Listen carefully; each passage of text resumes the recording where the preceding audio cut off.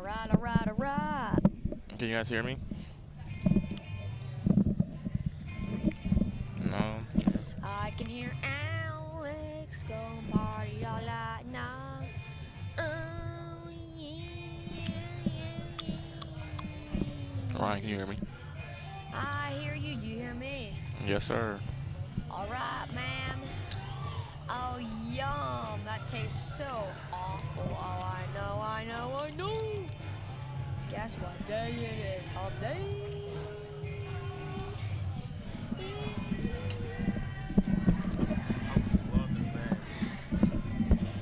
Alright, alright. Guess what day it is? Hump day.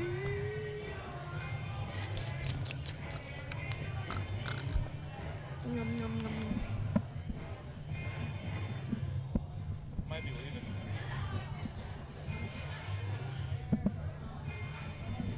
This is streaming.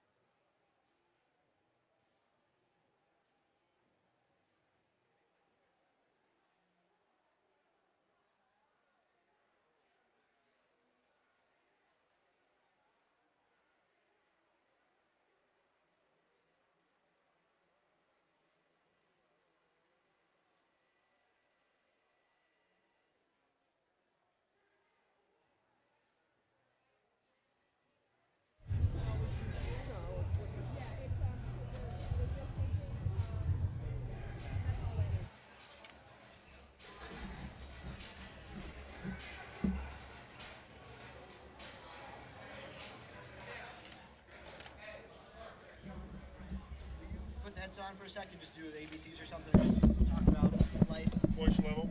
Yep. He went looking for coffee.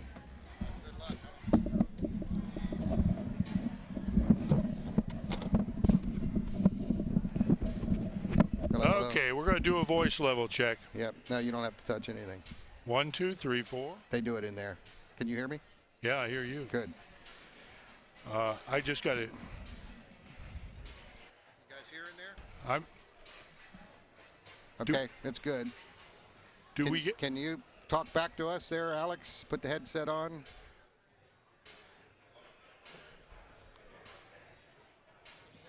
Yeah, you're too loud. That button there to the right. Yeah, it doesn't 1, matter. 2, 3, 4. That's just a little loud. But that's good. Okay. All right.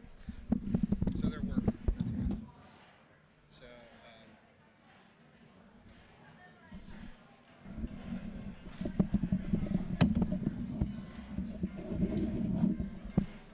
Hey.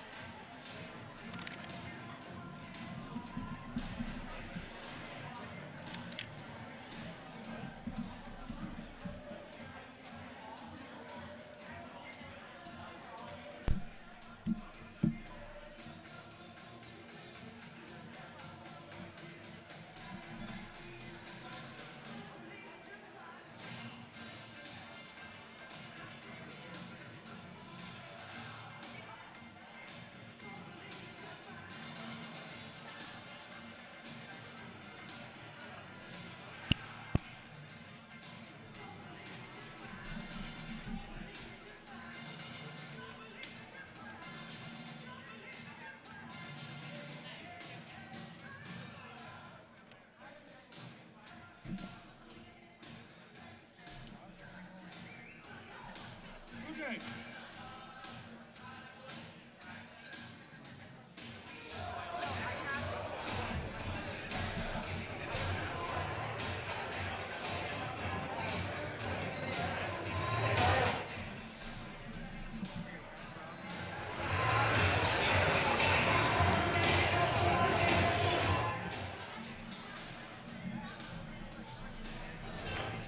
Is it?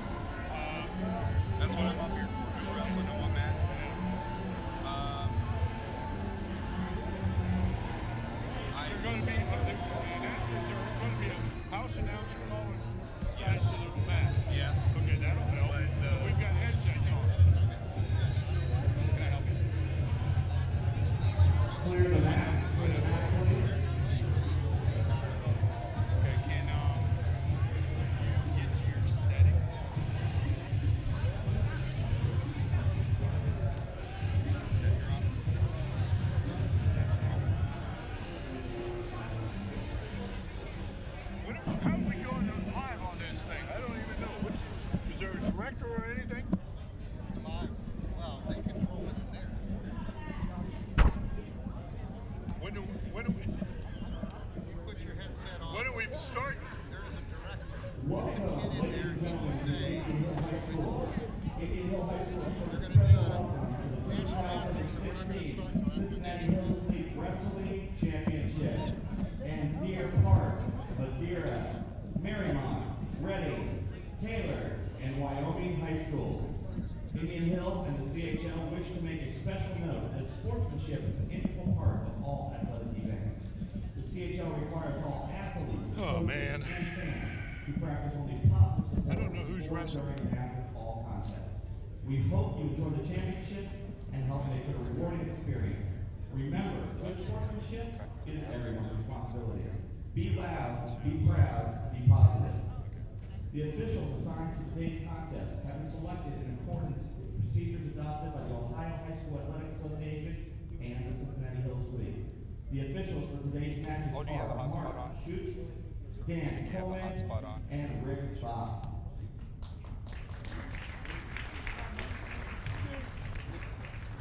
We live in a country like no other. We ask everyone to please rise and join from the award-winning Indian Hill High School Orchestra, Ava Dawn and Rachel Falk, for the playing of our national anthem.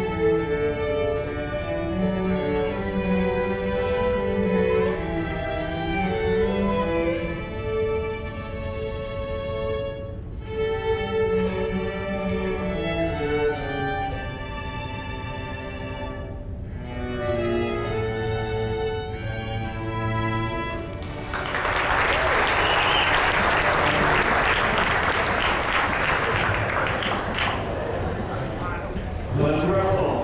On mat 1, Max Wilhelm, Taylor, and Colin Collier for Deer Park. On mat 2, Clayton Campbell, Reading, Ryan Luciano from Marymount. In the hole on deck on mat 1, Zach and Austin of Wyoming, and John Mark Williams of Indian Hill. On deck on mat 2, Andrew Clark, Indian Hill, Max Peters, Marymount.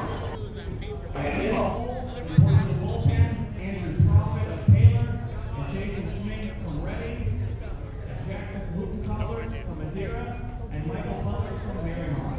Report in the hole to the bowl.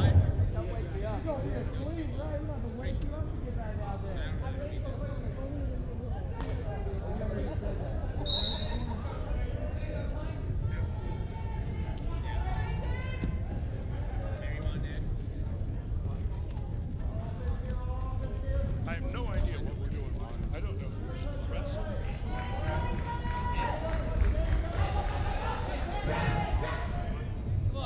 Ladies and gentlemen, you can follow the CHL Championship on your phone, laptop, or tablet. Just go to tournament under your Wi-Fi browser, and in the browser type http://192.168.27:8. There are shoes posted on the concession stands. Again, you can follow the I have no idea what we're doing. None. Directions and instructions are posted in the concession stand. Can't see the mats.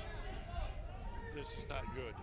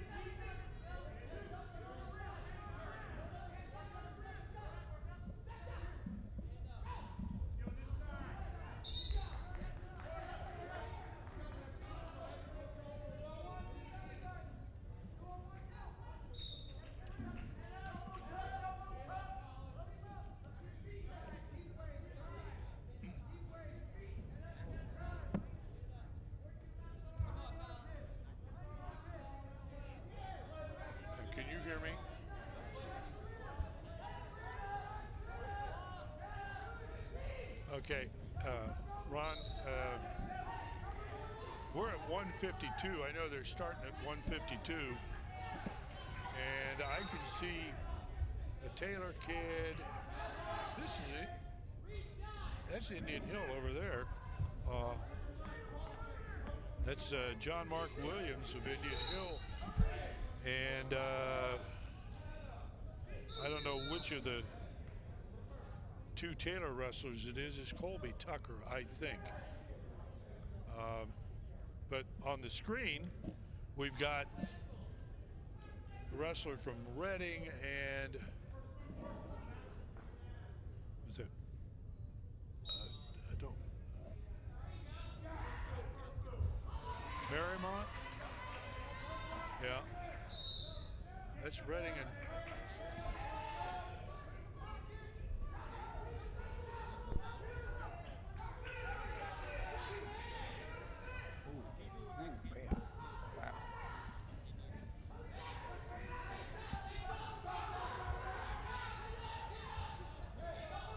You got to listen. You've got to listen for the house announcer, who's going to call the bouts on the guys on the mat. Okay, you know, wrestling on mat such and such. He's going to. The house announcer's going to do that. Then we're going to have to find him, and you got to. This is the. Here's the entries. Weight classes, okay. I guess it's this one. Well, no, this one is too. You got to. Yeah, that starts 106. Yeah. So we have to figure out who's wrestling from the house announcer call, I think, is the only way to do it. Well, I think Denny's working on that now, isn't he? Well, that may be, but, you know. Until we get there, okay. Yeah. On mat 1 with the win, Max Wilhelm, Taylor High School. We did decide this is Marymount and Van Possen, Wyoming, and John Mark Williams of Indian Hill.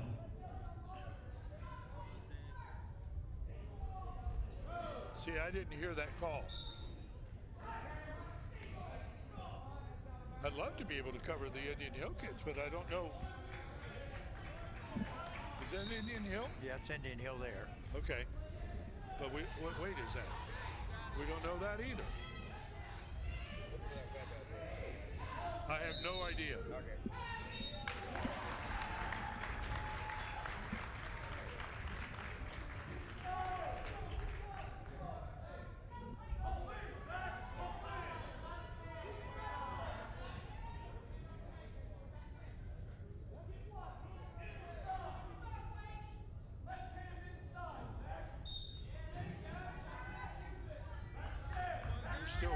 Still got this match going on over here.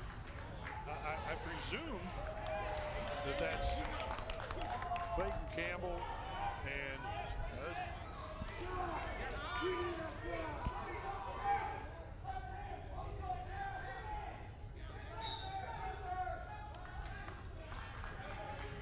is that Wyoming?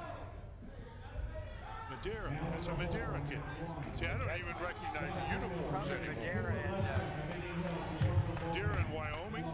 Wyoming. yeah. Cooper Leschuk, Indian Hill.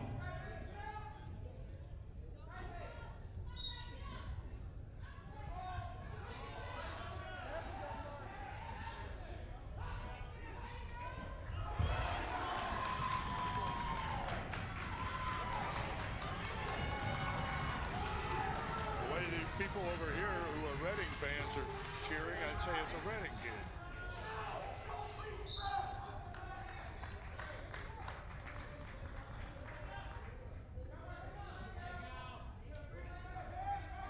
It's 5-3. Yeah. That's Reading. And Reading's That's a ahead Reading 5-3. kid. Yeah, Reading's leading 5-3. It's Clayton Campbell. But I still don't know.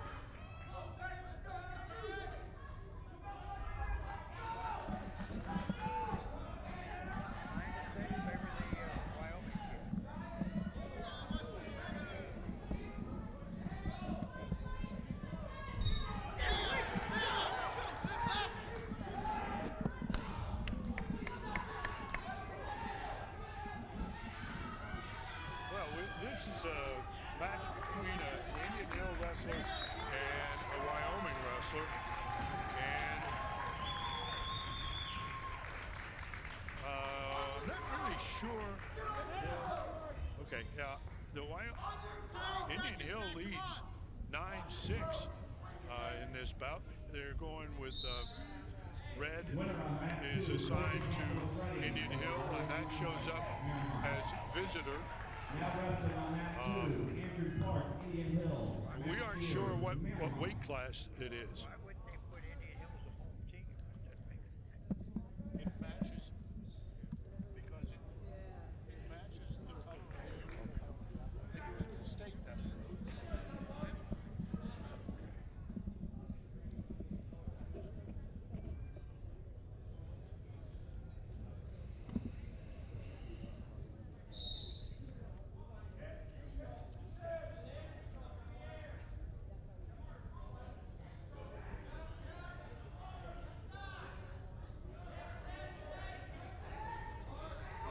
So we aren't too sure. In the hole for mat 2, please report to Now the we've bullpen. got Robert Martini of Taylor, Robbie Martini of Taylor, and Brad Upham of Indian Hill report to the bullpen. You are in the hole for mat 2.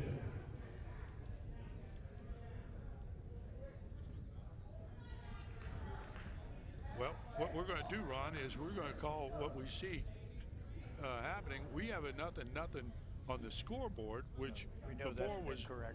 was 9-6, so that's incorrect anyway. It's Indian Hill.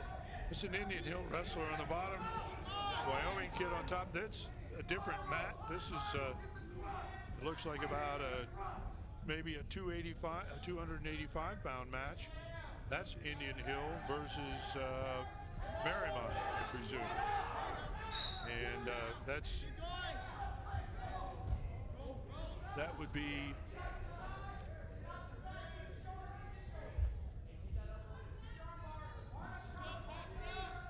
must be 220 because I don't show a No, you're right. 285 pound wrestler. I don't show one there either. 220 Corey Frank of Reading, but we don't show a Indian Hill wrestler. Winner on mat 2 with a pin, Andrew Clark of Indian Hill. Okay, well, Indian Hill, Andrew Clark Got a quick pin there. picked up a pin.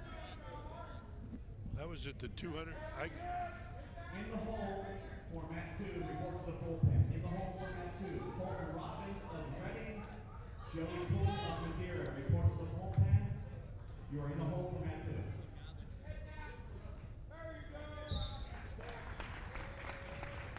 Oh, no, this Indian Hill match end over here? Yeah, It did. the pin. Another pin. Another pin for the Braves of Indian Hill. But I'm Dave Bean, and with me is Ron Lepker.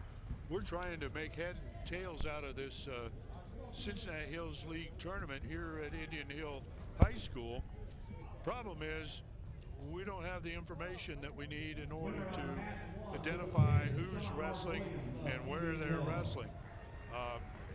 Technology is a wonderful thing. It's allowing us to stream this to you on the internet.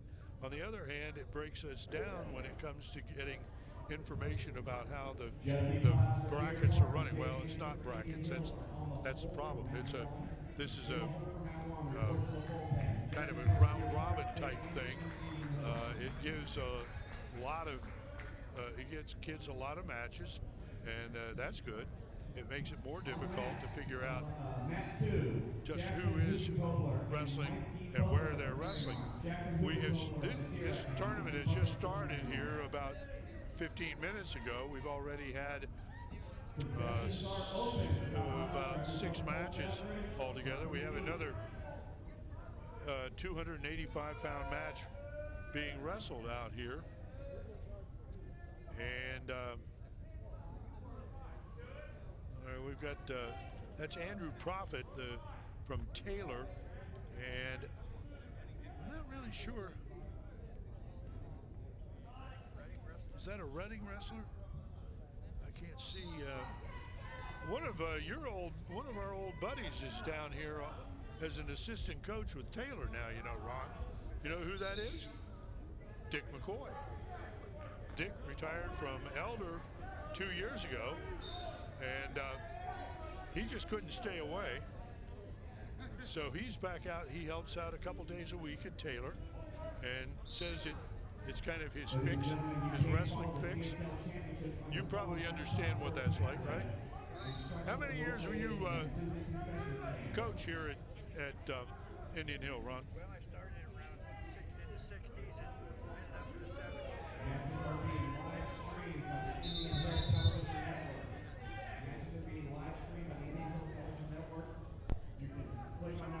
I can't hear.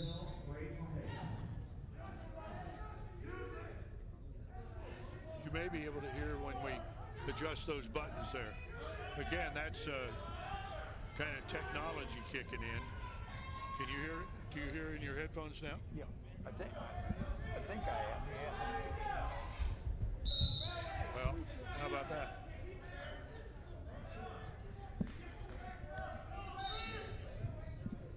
You hear anything now?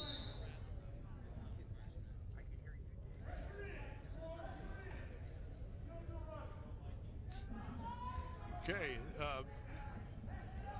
you do hear me. Okay. All right, that's the only one you need to listen to. So you started the program here at Indian Hill, Ron? Right, in the 60s, early 60s, I believe it was. I think it was later 60s because you were, let's see, I started the program at Finneytown in 1967, and you already had the program here. So, and you before that you'd been at Coleraine, right? Well, we started the program at Coleraine, and then we went to Indian Hill, and we had our first tournament here. I think it was Princeton High School had the first 8-team tournament, and we had the second one. And it was always a great tournament. Had always had the best teams in Cincinnati. Yeah. We ran tournaments a lot different in those days. We worked really hard we worried about being able to wrestle. Well, I think your first tournament was 6-man. I started a tournament at Finneytown in '69, and we started out with a 6-man tournament. The last year that it was held, some 45 years later, was I think there were 21 teams in it, and all wrestled in one day. You know, you use 4 mats. You use this round robin type operation, and you know that's the way things go now. I personally don't like it. I don't think it's good for the fans because you don't get the team aspect. You don't really get to look at who's ahead, doing what as far as the team standing. Well, I think that it's a very difficult thing in general today to make fan-friendly programs. It's really hard. There's been a big lean toward bigger and bigger tournaments, and tournaments are hard to generate, I think, fan appeal in. You get, I call it bleacher butt in a wrestling tournament. And if your kid wrestles once and he may sit there until 6 hours later. I did that last weekend. Oh, did you? Exactly what you're talking about. Well, you've got a grandson over there. That's right. You've got yeah. And I sat for 6 hours, and he had 2 buys, and finally he got, because there were only I think 4 kids in the weight class. Yeah.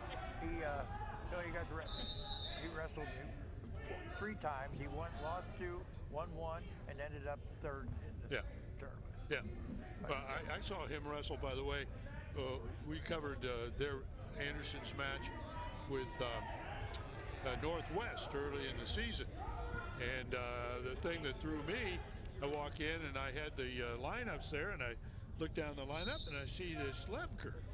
And I said, uh-oh, Now we're in trouble. His grandfather will probably show up. Well, Yeah, looks like we're always gonna have fortunately, you didn't come over there.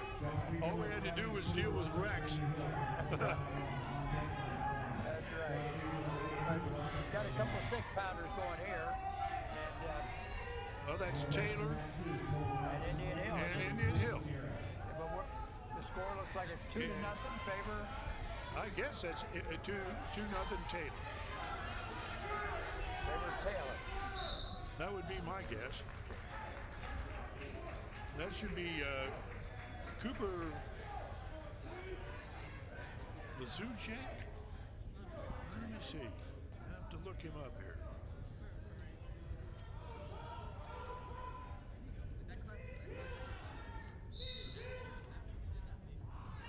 This streaming event is being brought to you by the Indian Hill Technology Club, and they're streaming this all with their cameras and camera operators and stuff.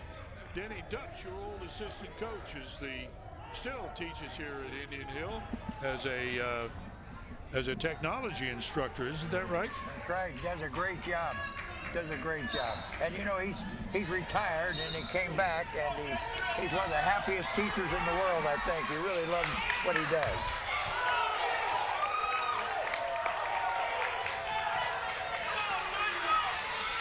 I don't know if this match is I don't think those are 6-pounders, Ron. Those guys are, I think, too big for 6s. Boy, I wish we knew what weight classes were out there. Anyway, we've got a 4-0 lead, I believe, for Taylor. Taylor's at 4-0, looks like, Dave.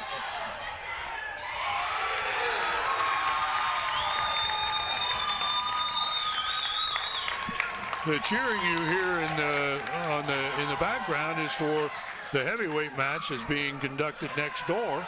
The Redding and Taylor 285-pound match is going on, while this match between Taylor and Indian Hill is being conducted on the adjoining mat.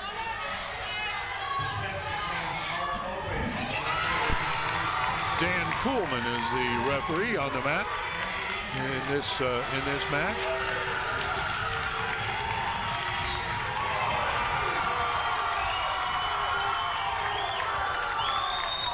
Well, speaking of Redding, you look back over the history of this tournament, going back to, well, the first one was back in 1985. Madeira started the whole thing off and won its first tournament in 1985. They came back in the 86-87 season and won it again. And then Redding started a run of 3 years. And then Loveland won the tournament 4 years in a row. And then Redding reappeared in 1998, 99, the 99 tournament. Taylor won the tournament. And an interesting side note here, Ron, neither one of us had a championship team in this tournament. That's for sure. That's for sure. And Redding is running on a record now since 2006. Redding has won the tournament every year. That's 10 years, I guess, huh? Well, they haven't won it yet, but they certainly have the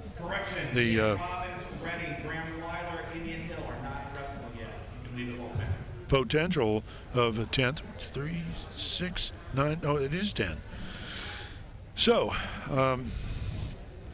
that brings us up to the present day, and now we've got an Indian Hill Redding match on mat 2 at this point.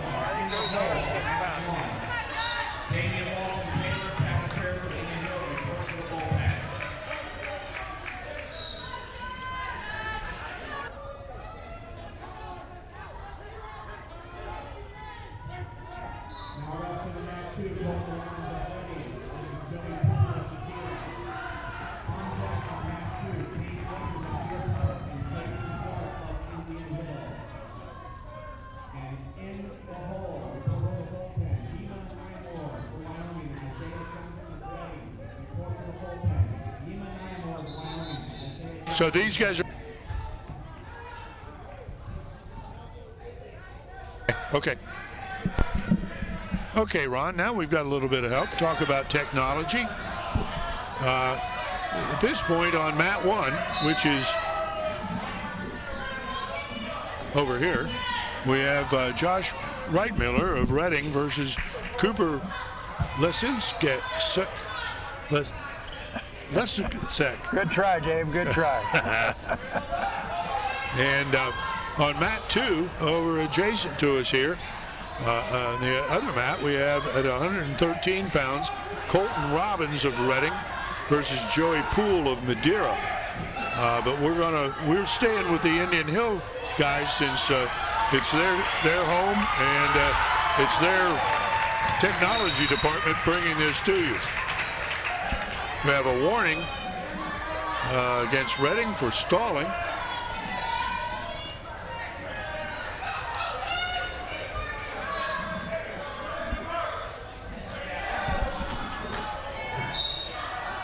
And that's Reitmiller there on top.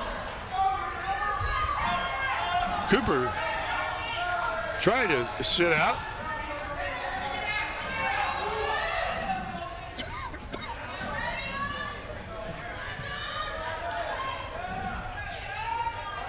Reitmiller is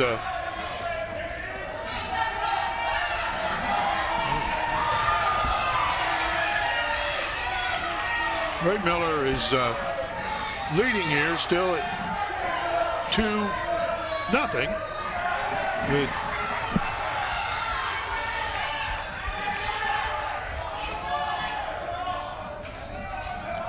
This is Cooper's first year wrestling.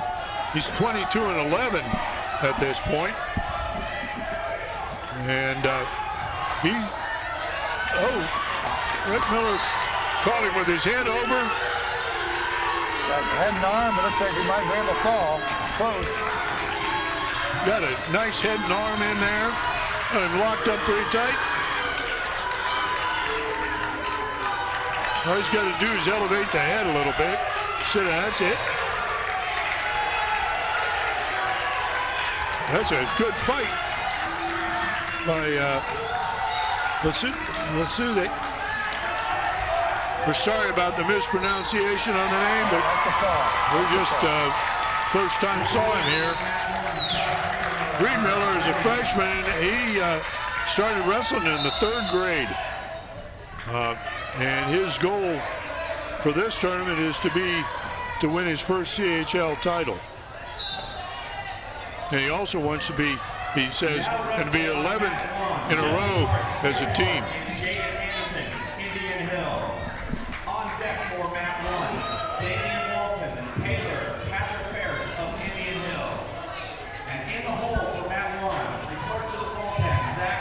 Okay, now we're waiting to get another bout on the mat. Should be coming up. Should be at 120 pounds. Jaden Anderson of Indian Hill against Jesse Potts of Deer Park.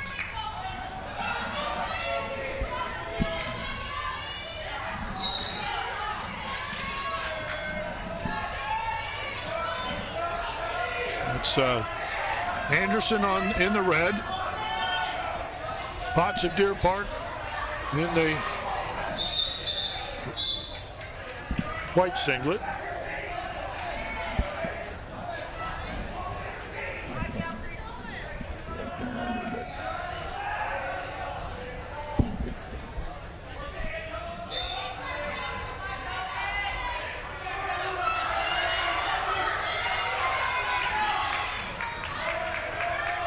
So far, no takedown yet. No, but Potts was a 113-pound league champion last year, and he's, I think, 21-11 at this point. Nice move. Deer Park kid looks tough. Yeah. Got a wrist and bar. Hit that dump. It was a beautiful dump that he took him down with.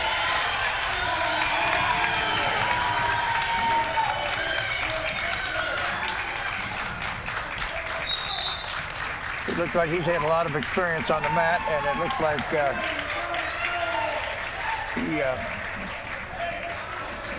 he's been wrestling a long time. Yeah, well, you know, he's the defending champ. Well, he was the champion at 113. He's jumped up a couple weights here, but that still is well, he's just jumped up one.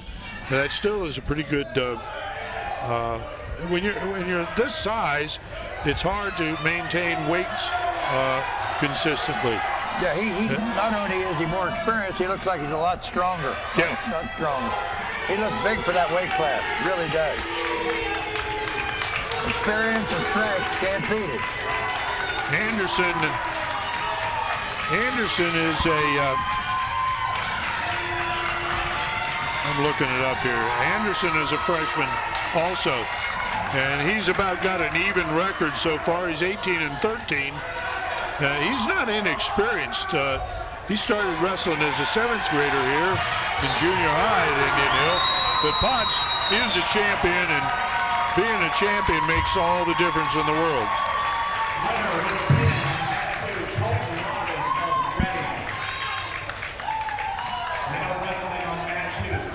Okay, Anderson has a choice, takes up.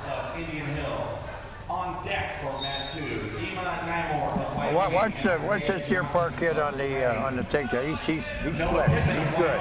Anderson's in on a leg, but he's stretched out. Now Potts is going to stretch him out. The front headlock. Well, he's quarter Nelson up on the head. Put a lot of pressure on. It's a long kid. A big, tall, long, lanky guy. Steps around, gets the ankle hooked. Well, he had it hooked. He got the two. There's his two. It's Mark Schutte, the referee on the mat for this match. There he's throwing. He's going after the cradle. He's gonna. He's got the cradle. He's got it locked. Now, the only thing I can tell him is that he's got the knee in the wrong place. He may get the pin, but he should.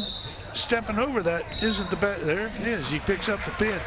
It's much better to get that knee instead of stepping up on the guy's hip, drive it into his hip, and push his hips away. It flattens him out. Right. You know how to do that. That's exactly right. That's exactly right. Well, let's see. We should be having another Indian Hill wrestler coming up here very quickly. Well, actually, we're going to have one maybe on each mat. We do. We have another Indian Hill Deer Park match going on right now on mat 2 at 126 pounds.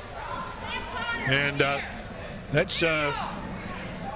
this is Kane Eggers of Deer Park versus Jason Clark of Indian Hill.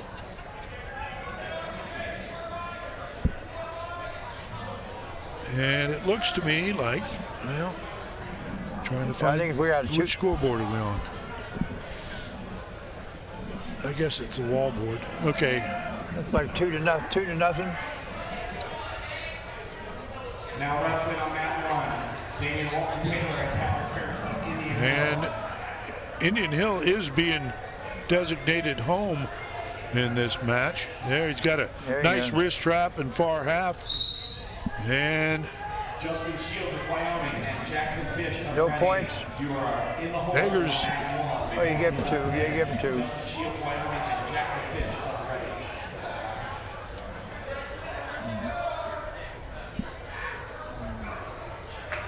There might be over real soon here. Eggers, he gets turned over pretty quickly there into a bridge, but that's not going to work because Jason Clark with a pin for the Braves. Next wrestling on mat 2, Ema Nyamore of Wyoming and Isaiah Johnson of Reading. On deck for mat 2, Noah Pittman of Wyoming and Jack Stowell. Looks like Indian Hill's got a pretty full roster in the wrestling. It's good to see Indian Hill coming back, Indian Hill wrestling coming back. Yeah, let's see. I can tell you.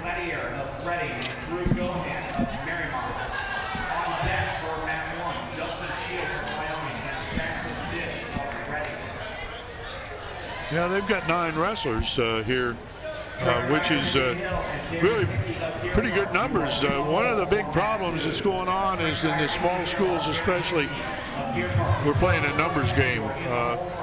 We had wrestling at Finneytown up until 3 years ago, and the numbers kept dwindling and kept dwindling. And part of the issue, I think, in this is that you need to have long-established coaching staffs that, you know, go year after year after year. Well, you know, so many of the coaches aren't teachers, and they don't get out into the halls and meet the kids and talk to the kids. That's right. Oh, nice throw. Nice throw. We got two experienced wrestlers out here right now. Good match. Now, I'm not sure how we do with this thing to get it to advance. Just Reading and Wyoming, Dave? Is that who we got on the mat now? We've got a, well, we should have, well, I'll be real honest with you, Ron, now I don't know. The information I've got just came to an end here, and I don't know how to.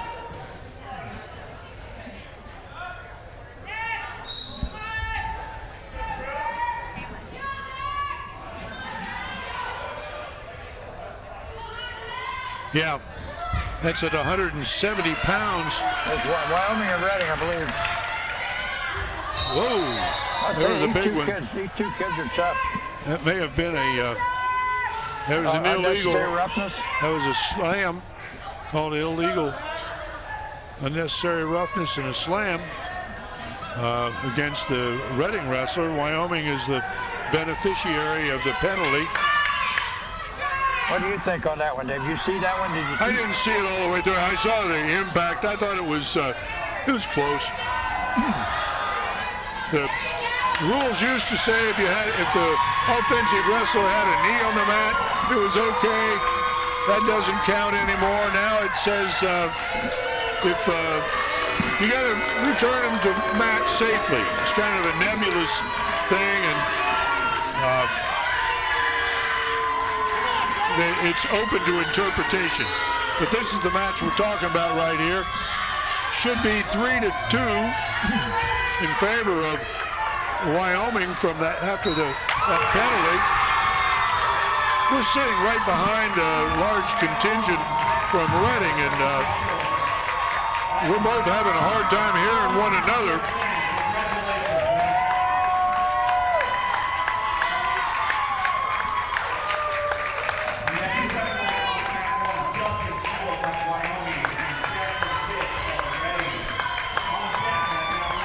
Still no, well, it's 4-2 now with Wyoming and at the advantage. It's Reading wrestler coming up, trying to get the double. Hips out.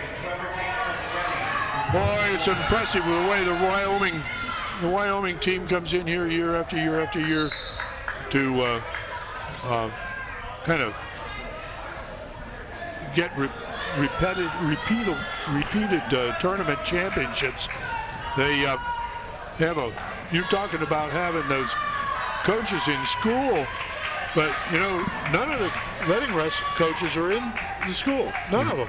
They all come from outside, but they are all community residents. They are, well, they go all the way back through, two of the guys are related to head coach Dick Engel, Dickie Jr. and his nephew. They've been there forever. They've been together forever. I was talking to Coach Dick Engel Sr. just a little bit ago. He was telling me that they don't even have to go over the rules for the team anymore at the start of the season. Kids coming in already know what the rules are. That's when you got a program that's there and it's going to go on and on and on. But somebody built that program a long time ago, and that's Dick Engel. Yeah, you go back before Dick, back to Ron Plasman, back to Toby McCormick, and going even beyond that, go back to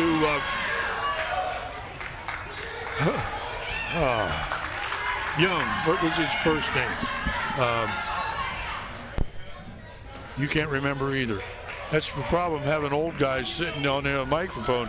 Our memories wear out pretty fast. I got lucky I can buy my car in the parking lot, let alone make back that far. Good match here. We got a good match going here.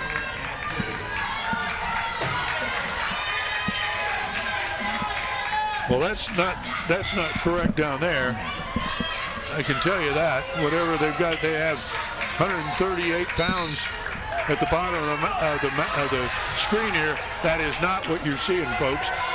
This is a Wyoming and Reading match. Dave, most of these are these Division I, Division II schools. Division II.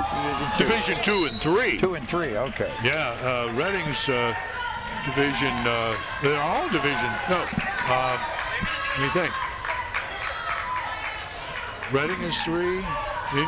Indian Hill maybe 2. Mariemont's 3. Madeira is 3. Wyoming 3 probably. 2 or 3. Wyoming's 3. No, Wyoming's 2. They're all 2 and 3.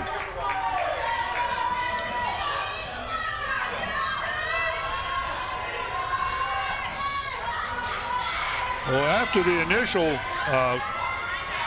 even match between Reading and Wyoming, this match has turned pretty much in the favor of the Wyoming wrestler. He's got a 10-5 lead now. I guess maybe getting slammed back there in the first period shook him up and got him going, because he's going out there now and pretty well dominating this match. Well, we got another period to go, and both these No, kids, they're starting the third period. Right.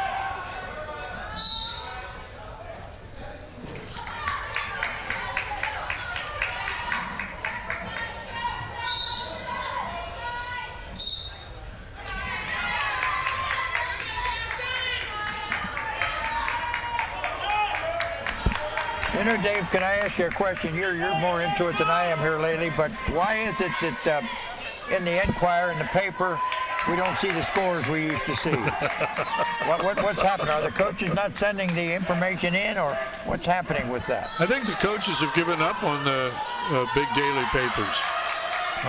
Big daily paper no longer really makes an effort, to my understanding, of following high school wrestling. I think a lot of it has to do with the rise of the community level papers. The community style papers have a tendency to follow, but they're usually a one or maybe a couple times a week publication. The other side of it is, and this is what is again, it's an example of technology. People that are trying to keep up with the sport keep up with it on the internet. And it's hard. It's really hard for, if you're not part of a program, it's hard to know what's going on with the sport. And that's been my objection for years now. We have the best sport that is held in secrecy of any sport I've ever been around.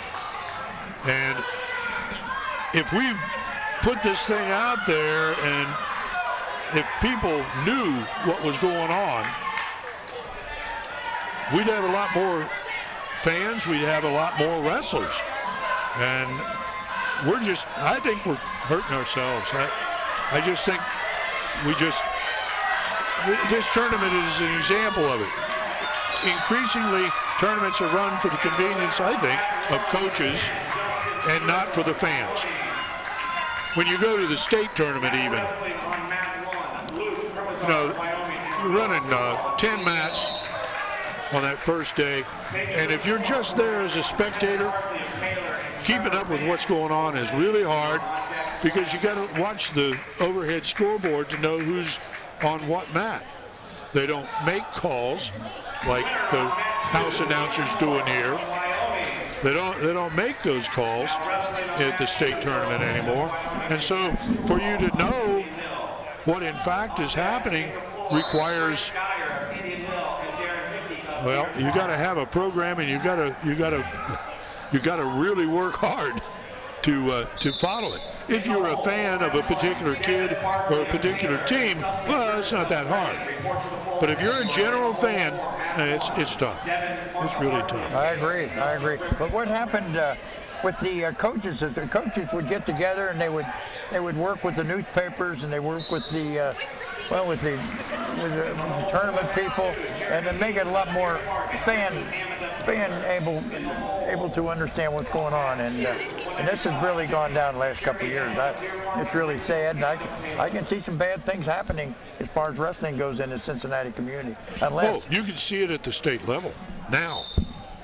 You can see that. You can see the drop off in influence now. At the same time, between here and Dayton, the shift is way to our side of the coin. Cincinnati dominates Dayton teams predominantly when you get to the district level, except in Divisions 2 and 3. Division 2 and 3, well, we're lucky to get somebody through anymore. To find one of our Division 2 or 3 kids at the state tournament anymore is truly remarkable. We just don't. Yeah, there's some Division 2 and 3 teams up in Columbus that are really tough.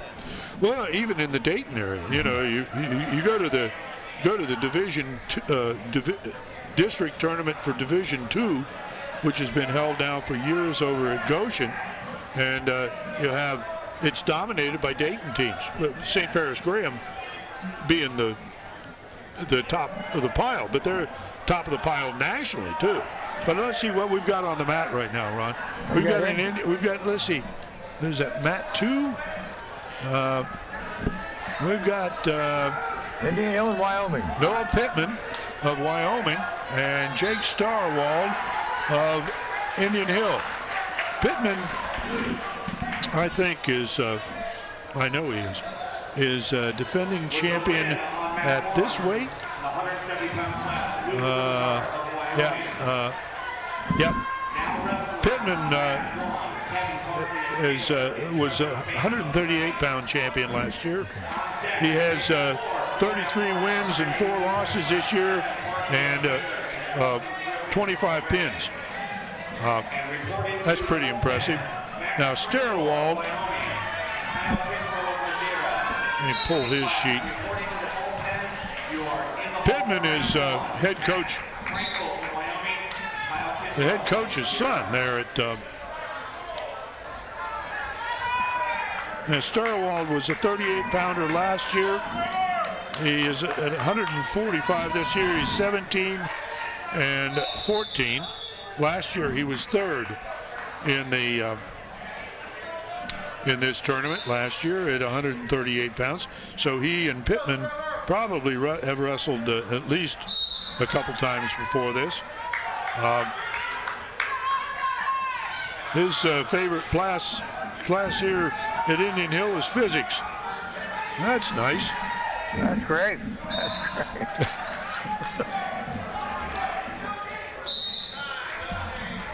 Well, this school, Indian Hill, is one fine school. This is one of the best schools in the area, and of course, I'm prejudiced. I taught here for about 27, 28 years. Right. And of course, I think it's much better even now than it was then.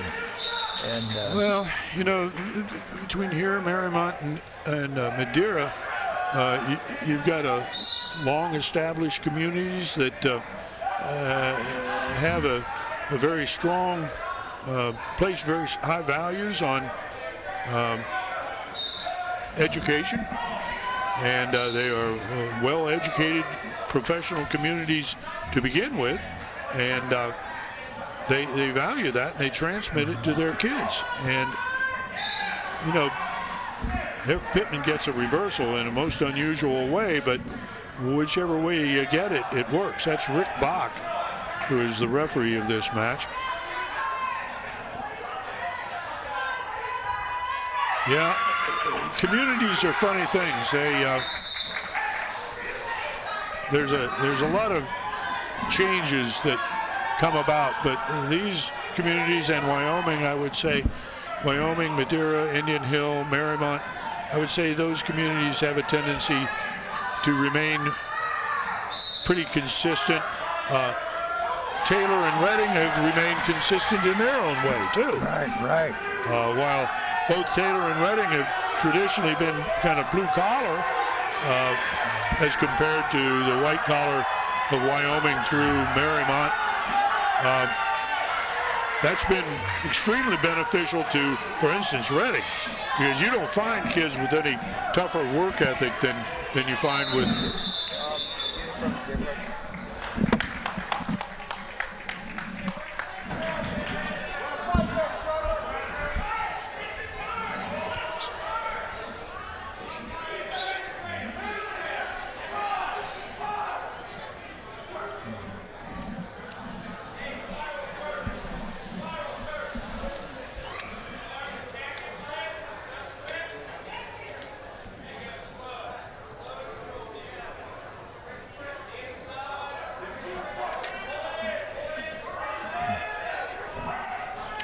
That's been one of the big differences. There's the cradle again, Dave. He's not going to pin him with that, I don't think.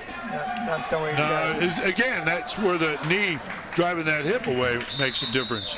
No, and he picks up a point there on the escape, and now we've got a score of 7-2. Board says 10-2. Okay. Oh, I'm just looking at okay. Yeah, the one on the up. screen, yeah. Okay.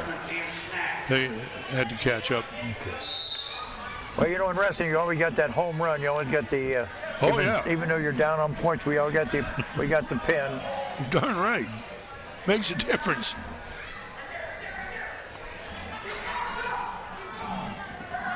Well, we lost our feed on our.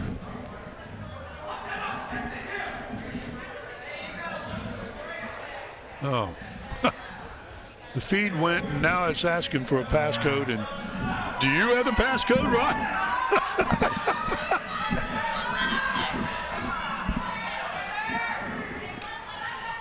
Yeah, your old sidekick, Denny Dubs, he knows all this stuff. He just came over and picked it himself. I'll fix it. Oh, yeah, Denny can fix anything on high tech. He's the greatest.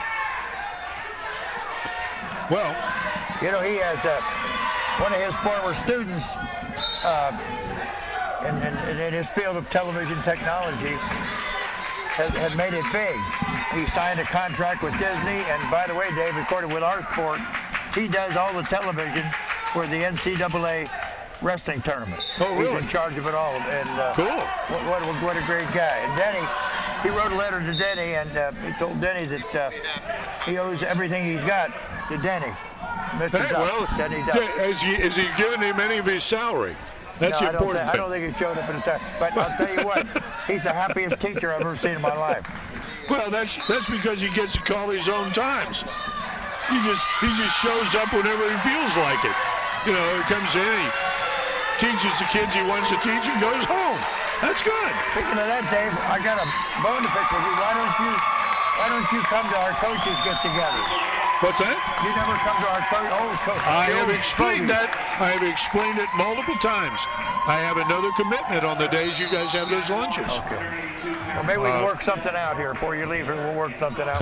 We'll get you over there. Because we have a lot of fun. It's a lot of fun. A lot of stories. I was going to say, a lot of stories get told. I know. Yeah. Okay. Well, Brian, Noah Pittman won that match there. And I didn't see the final score, but that was Jack Starwald went 3 periods with him. He stayed within, kept it as a regular win, so in some respects that's a pretty good thing for the Braves. A lot of times, Ron, I don't think kids get enough credit for avoiding a pin or avoiding the technical fall or avoiding the bonus points that are available in things. They go out, they wrestle hard, they keep it close so that the other guys on the team can pick it up. It is a team sport, though we don't usually see it in that light. but when you're wrestling duels and when you're in major tournaments, you see it. Ohio State winning the national championship last year. Yeah, they had a couple champions in there, but it was their 5th place kid that made it possible for him to be national champion.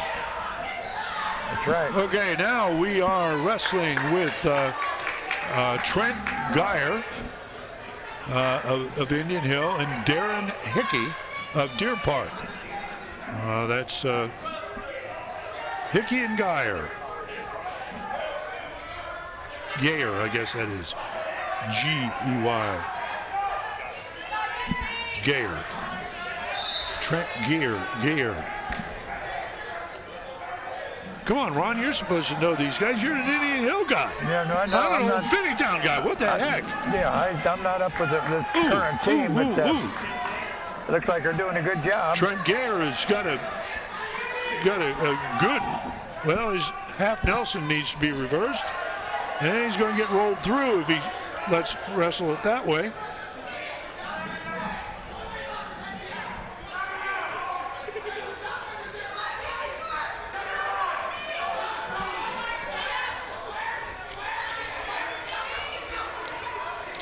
You know, all those years that I ran this tournament here at Indian Hill, the Indian Hill Invitational, and it was always a big tournament, and we always had a lot of the good teams here, but one of the bad things I can tell you that I never won it. And the school not far from here that won it a lot was Muller. Muller would come down, and they'd take the hardware home with them, and Coach Parker, which he'd tell me, he said, I don't know a lot about wrestling, but I got the right kids. Yeah. Wait a minute, that is 160.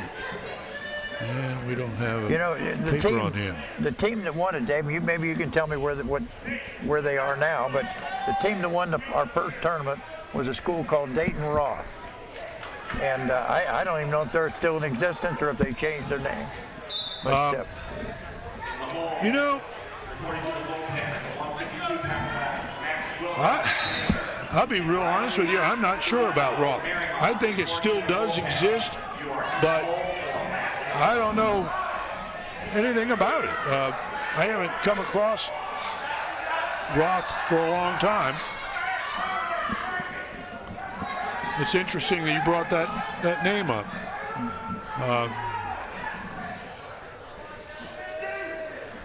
Yeah, that was our first tournament, and Roth did the job. He came down. I don't know how I got their name. And they were from Dayton, I believe. Oh yeah, it's Dayton. And Dayton they came school. down and, oh my goodness, that's a. I can't tell. You got to use both parts of the body, both ends of the body, or you get reversed. Like right here, we have Trent Geyer gets the reversal there.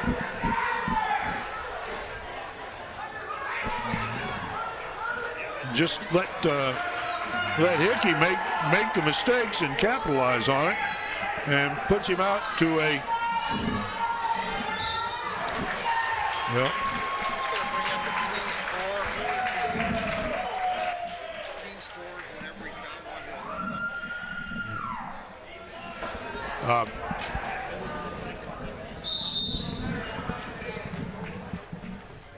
Seven to 4. Winner on mat 1, Devin Barkley for Taylor at the 182-pound. Now wrestling on mat 1 in the 220-pound class, Max Frankel of Wyoming and Kyle Kimbrough of Madeira. Taking the floor on deck for match 1 at the 152-pound class, Max Wilhelm of Taylor and Riley Dolino from Marymount. Trent Geyer, you need to close those hips up. You can't wrestle that far away. You got to get some more back pressure on the guy. Keep the bar in.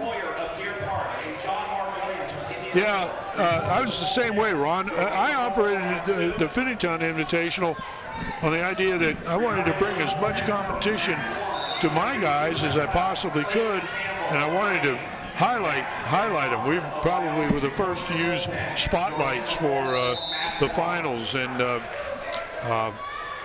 I started out by bringing a team from each of the leagues in the city into it. And the first team to win it at our place was Western Hills when Dick Murphy was head coach over there. But we never won it in 44 years. Never won it. That's awful. You run the tournament, you do all the work, and you never take the hardware home. Yeah.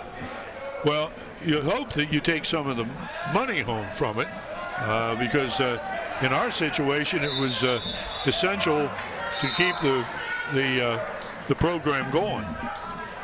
Well, Gayer is back. Is added a point. He got his escape. You know, I don't know how it happened, Dave, but you're talking about the scores not being in the paper. But and you probably can guess why this happened. But during my coaching tenure, we had a dual match score, and it was on the front page of the Enquirer.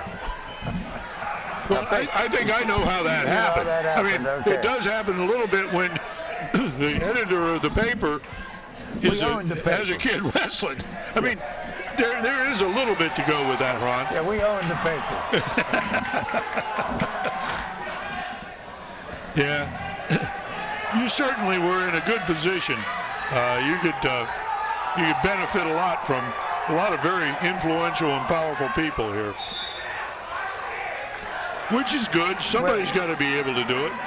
Well, you know, when I came to Indian Hill, I said, what is it you want? And the superintendent said, we want you to have the best program possible. And whatever you need to do that, we'll supply that for you. And it was not just in wrestling, it was in the classroom and all aspects of education. Gayer's got Hickey on his back here. He's had him on his back a number of times. You know, David was a guy. He could get. Oh, he got the pin. I was going to say he could have picked up a technical fall if he'd let him off his back and tipped him again. But I guess he wanted the big 6. So there's another. Well, in the tournament, that's a 2-point win for Indian Hill, which keeps them up there pretty well. Reading still, I'm quite sure we're going to be getting a team score at the end of the round, but I'm pretty sure Reading is up in the lead at this point. Back here on, well, we don't have a match right now. We've got another Deer Park wrestler coming up here on mat 2 in a moment. Ricky Hammond of Taylor.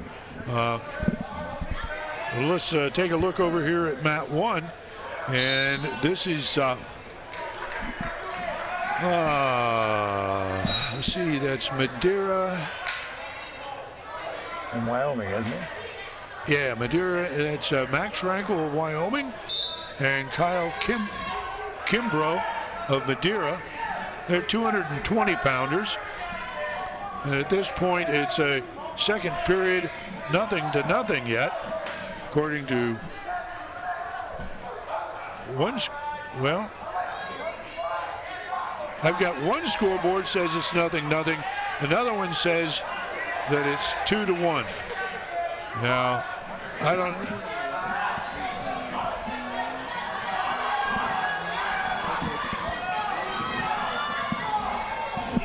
That was we just were informed the wall boards are for mat 2, and mat 1 is on the triangular board down next to the mat. So it's a 2-0 lead and a pin for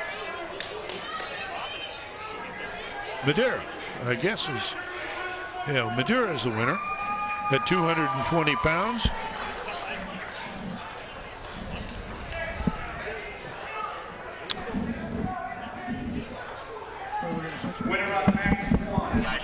That was Kimbrough. And now we're back over to mat 2. And over here we have Deer Park and Taylor. That would be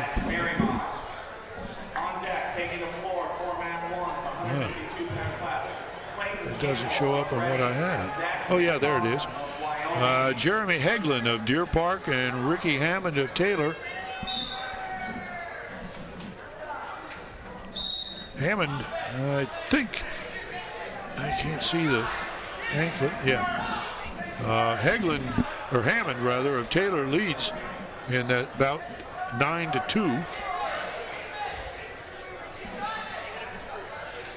These are 195 pounders.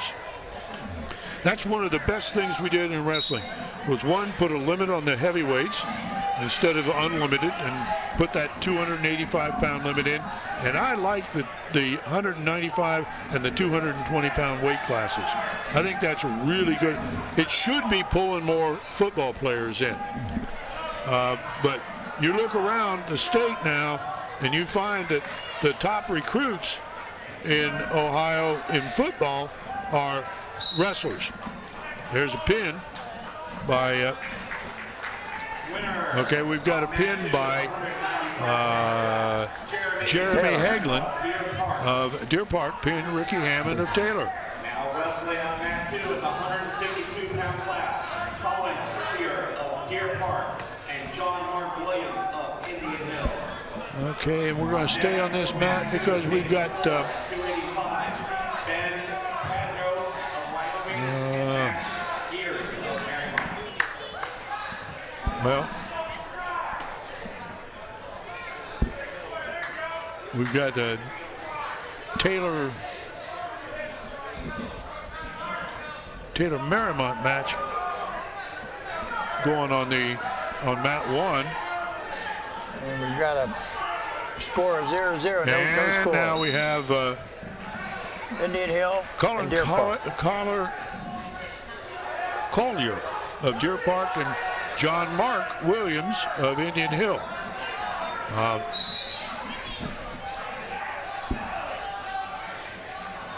You know, I haven't seen very many of these guys who look like they're the kind of guys that are going to be state champions yet.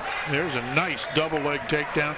Boy, that's sweet just to see somebody, and not only a takedown, but directly to the back and a pin.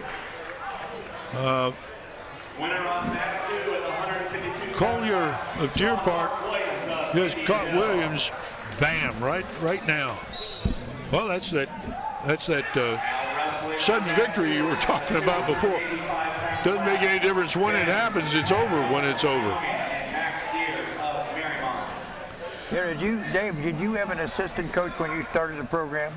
Oh, no. No. That's right. I know. I bet I didn't make as much money as you did. I got paid all of $50. Well, you know, when I worked at Coleraine, started program, I coached 3 sports and taught 6 classes a day, $4,200 a year. Yeah. And we were happy to get it. Well, I quit a job at Procter & Gamble, and I've been told that how dumb I was to do that, but I'm really glad I did it, and I enjoyed my career in teaching. And I would do it all over again if I had to. Okay, on this second mat, we were speaking of the 285-pound weight class. This is Brad Padnos of Wyoming versus Max Gears of Marymount. Padnos and Gears. Well, I'll tell you, it's hard to come up with these guys. You know, in a small school, oh boy, they're getting like 220, 285, 195. The big kids, a lot of the football coaches didn't want their kids to wrestle, believe that or not. They said no. Yeah, they wanted to lift weights. Yeah. That's all they wanted. Instead of lifting people. There's a lot of them that still do that. A lot of them still operate that way. I think those are the less knowledgeable. Well, they're the ones that are running the gigantic programs. They can afford to do it because they've got stacks of kids, and yet you go around, you look at Moeller's last 2 state championships in football. 4 of the guys that were critical to the football team were wrestlers and state champions in their own right. Well, big takedown. Max Gears. You got Padnos moving, and once you begin to move the weight, it goes. Now, that doesn't mean that you just, well, like we say, it used to be unlimited. Remember when Charlie Gales was state champion, the first state champion out of Cincinnati? Charlie Gales was gigantic. Now, I've seen Charlie since then. Oh, have you? Oh, yeah. And he's not that giant man out there anymore. He's lost a lot of weight, and he looks great. But it's hard to think of him today as being that guy that was well over 300 pounds. I got a story about that. My cardiologist's name is Dr. Kiriakis, and he wrestled for me. He was a sophomore, and one of his first matches, I sent him out against Charlie Gales. Okay. And not only did Dean get beat score-wise, he got punished a lot. Yeah, oh yeah. And I walk into his office, he's in a wrestling stance, he said, "I'm gonna get even with you, Lepker." he said, "What you did to me," he sent me out against that guy. He said, "He destroyed me." But, I had a heavyweight back then that went out against Charlie in the district finals. And Bob was, he was one of those water heavyweights. He had to drink water to make weight. 175. It was about 180. Okay. Well, you had to make 175. Yeah, that's right. That's right. And we wanted him to get up. We wanted to get him a little bit bigger than that, so he'd spend his time on the water fountain.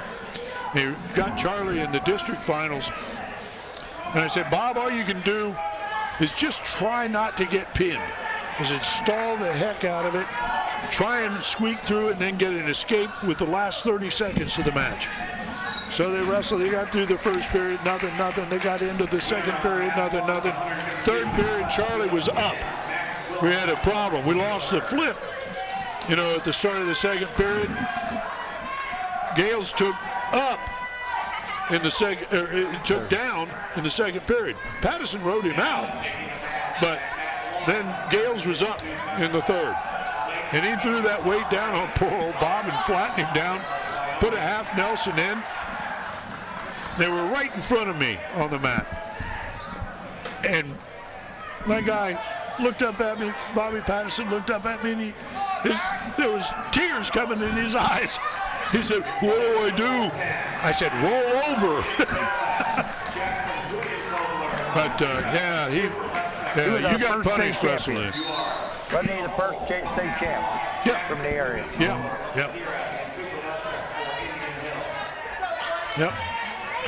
We've had a lot of them, that's for sure. Yeah, okay, well, this is closer than what I thought it might be. Here at the end of the first round, we have Deer Park and Madeira both have 8. Wyoming has 13, Taylor 16, Indian Hill 16, and Redding's out in front with 22 here at the end of the first round. We have team scores after round 1. The team scores after round 1. Reading, 22. Indian Hill, 16. Now, I presume that what we have done here is that the way most of these tournaments go now, there's no real break between rounds. So I think we're rolling on as the pairings take place. We just keep rolling. So we still have this 285-pound match going between Marymount and Wyoming, and Marymount leads 3-2. I'm sorry, Wyoming leads 3-2. Had the wrong. Well, the guys are big enough. They put the anklets on their shoulder straps, and I missed it.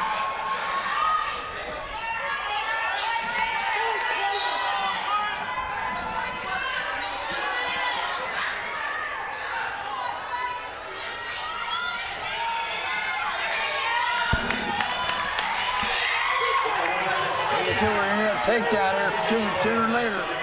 Oh, he had a good opportunity there.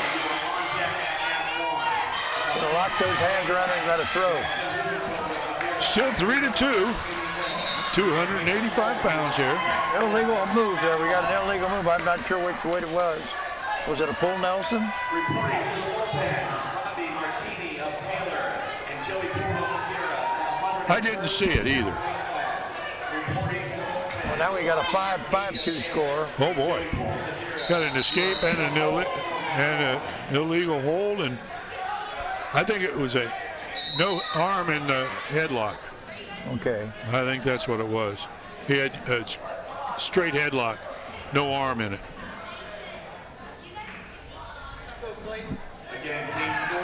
And Wyoming comes out the winner 5-2. In second place with 16 points, tied Indian Hill High School and Taylor High School. Okay, we should have. Wyoming High School. I'm not sure what we have. Tied for fifth place with 8 points, Madeira High School and Deer Park High School. You know, I've got a grandson that was a state champ in swimming, and he swam last night, and I'm not sure how he worked out at the sectionals up at Mason. Oh yeah. He swims the 500, and That's a long way. I'd drown. Yeah, well, that's a long time to swim. That's right. A great swimmer, and he loves it.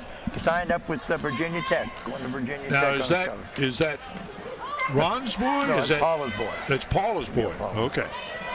Okay. A swimmer, huh? Yep. He's going to Virginia Tech. Virginia Tech. Yeah. Well, that's good. That's a nice place down there. Isn't Is that Black? Is Blackbird? That Black? Yeah. Yeah. That's where they had. Didn't they have a shooting down there several years ago? Yeah. That's right. Yeah. That was tragic. On mat 2, Andrew Clark for Indian Hill and Andrew Crawford for Taylor. Okay. What about now? They're gonna run the sectionals like they did when we were coaching, right? Oh yeah. It has to be a bracket system from the sectionals on, because you gotta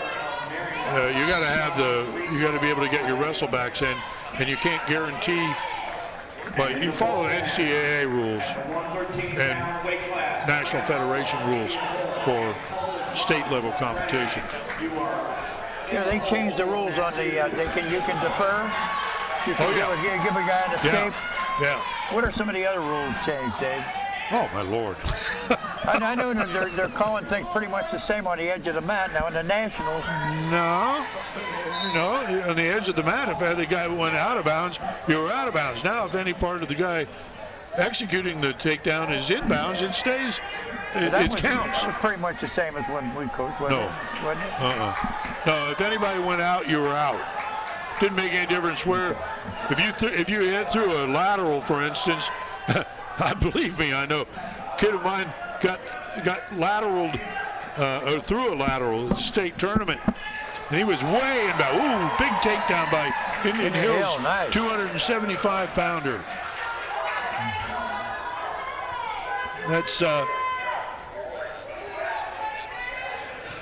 well, I got to get this thing updated. I can't, how do I do that? Okay. That's Andrew Clark of Indian Hill and Andrew Prophet of Taylor. Yeah, that's who it is. It's Andrew Clark, Indian Hill, with the takedown, and is in control. There the Prophet attempts a roll.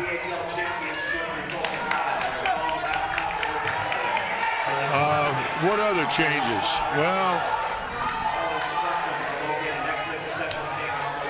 the scoring is different now in duels and tournaments. Even you have a simple win is in a duel is 3 points.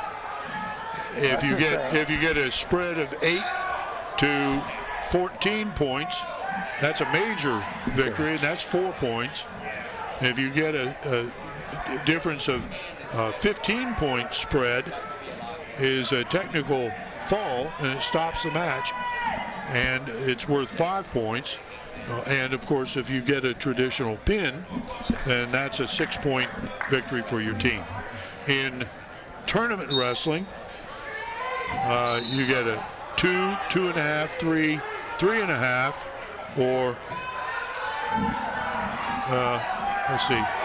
I can't think of it right now. I got 16 things going on here. But anyway, you still get bonus points in tournament wrestling the closer you come to the victory by fall.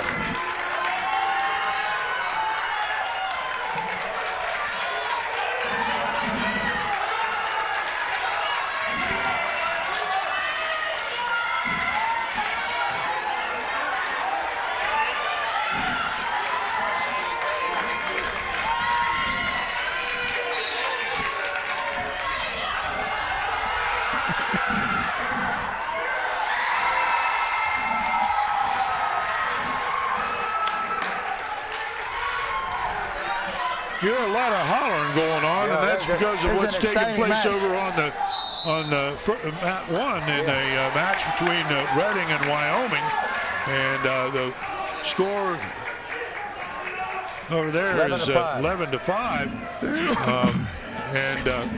Again, we're sitting right here behind the predominantly Reading spectator support area, and so they're obviously cheering for their guy. While we're watching this 285. Now, here's one for you, Ron. I was thinking about this the other night. Do you remember being at a tournament? I think you were there when you and I and Jim Mahan were refereeing at Milford in what was the Eastern Hills League tournament. Were you in that? I don't think so. I don't think so. Who was, these guys are, there's a takedown. This is a comeback kid as Andrew Profit comes back with a takedown.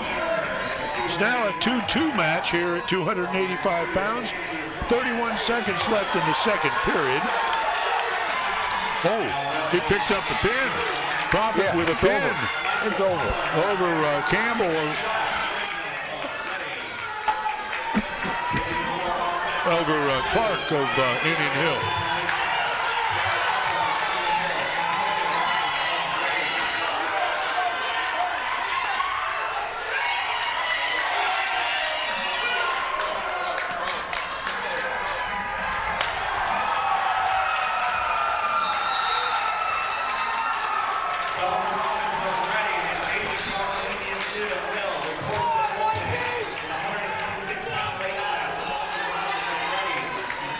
Okay, we're going to go, we've got this match coming up here now on mat 2.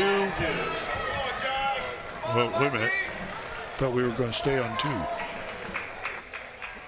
Okay, we've gone to mat 1. No, we are at mat 2. Here we are, mat 2.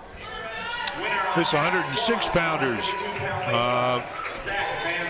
Michael Butler of Marymount and Josh Rodmiller of Reading, and wrestling on mat 1. We'll move back there.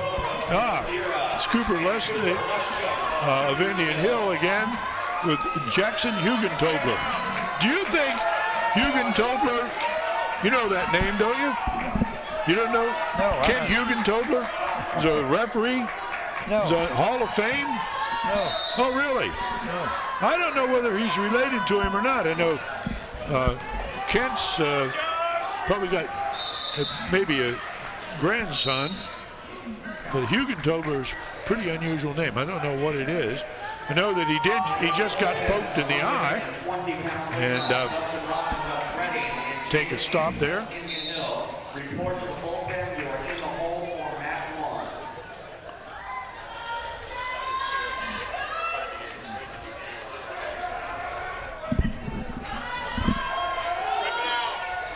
Hugentobler with the takedown. Cooper's back to his feet, gets his escape. Hugentobler's a big kid, man. He's a lot bigger than Cooper of Indian Hill. It looks like he wants to use that ankle pick. He should. He's got arms that reach across the circle. And what weight is this, Dave? 106. Well, there's a change. How many times have you seen the weights change in wrestling, Ron? That's right. That's right. Yeah, it was 98 when we started out, wasn't it? 98 pounders. Yeah. Well, then there was 103. Then there was a 105 once. Now it's 106.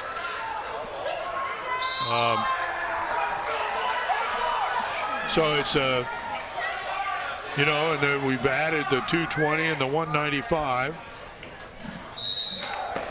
And then 172, 160, 150. Yeah, the weights change a lot over the years. I remember Maple Heights was always the big powerhouse when I was coaching. And you scrimmaged them once, didn't you? yeah, we flew up. Yeah. Yeah. How sweet it was, how sweet it was. Only team I ever knew that flew to a scrimmage.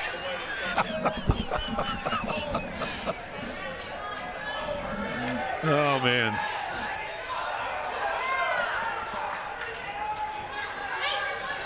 So all in all, how many years did you coach, Ron? I'm not sure. I'm not sure how many. I coached at St. X. Do you know how old you are still? No, I can't even keep track of that. I know I got a birthday coming up. Uh-oh. No, God gave me, and Easy would remember, he said, my birthday is 3/3/33. Oh, okay. He said he gives it to guys that aren't real smart, so they Okay. can remember their birthday. That's good. 33? You were born in 1933? Yeah. You are an old guy. That's right. Jeez. That's right. Well, the Jugendtobler leads is on the defense here in the second 8-3. period, and he leads 8-3. Indian Hill kids look young. They look like they're maybe 9th, 10th graders. Well, the Indian Hill boy is a freshman, and Jugendtobler is he's a freshman also. Jugendtobler's 28-2. That's pretty Wow. darn good Wow, as a yeah. freshman, huh? Yes, sir. Cooper's 22-11, and he's Jugendtobler's got some background on him. I don't know that record suggests that he's got more than just wrestling here. Right. He's got some experience. Yeah.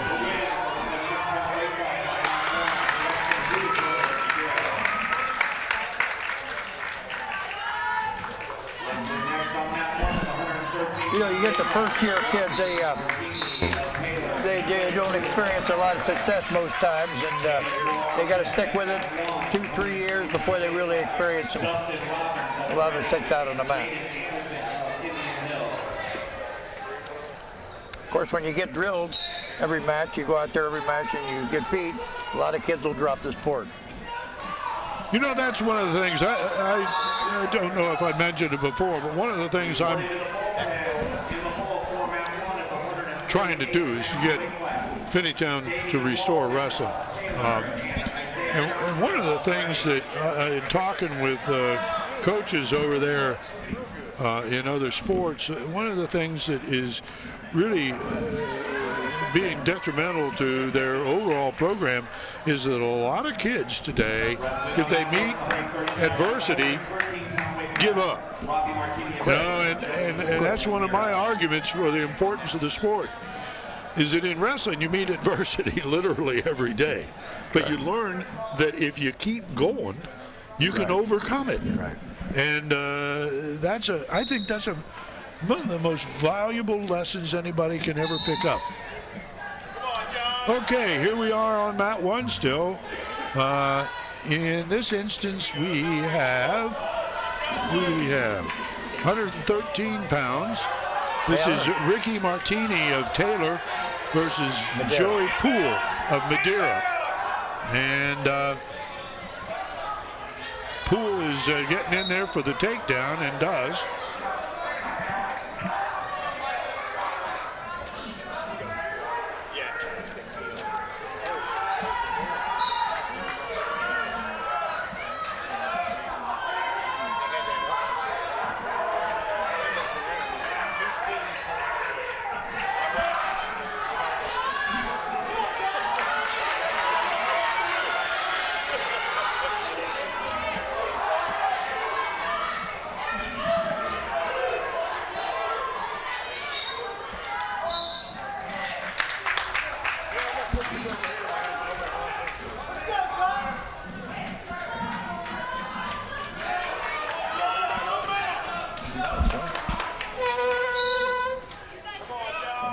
That's Okay, nice. Taylor That's with the good. win.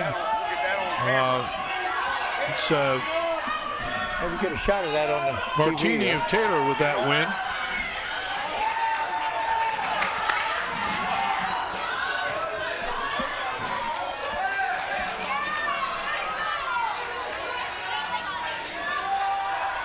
And we're going to stay right here on this mat. We're going to pick up, this will be at 120 pounds. What school is that? Jaden What school is Anderson that? of Indian Hill. Reading? And his opponent should be Dustin Robbins of Reading. What? But he hasn't. What weight class is that? It's 120 pounds. 142.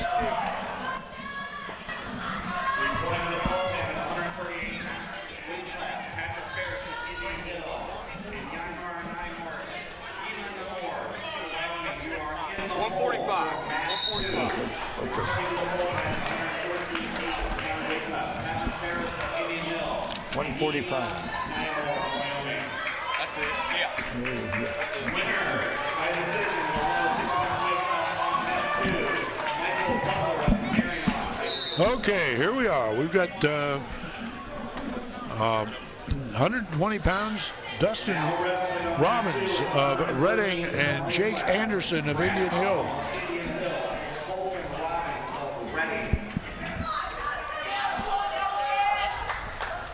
Taking the floor and on deck on round 1, 138-pound weight class, Damian Walton of Cleveland and Isaiah Johnson of Reading. Taking the floor, 126-pound weight class. Hold on to that leg. Jake Hold on to that Anderson, leg. Don't give it up. Don't give it up. lock up through Back there. on your Go for base. work for the stalemate. Used to call those guys string wrestlers. They were like trying to wrestle a string. Yeah, that's stalemate. Come on, ref. Call it stalemate. Oh, he still got a hold of the leg. No points. I don't,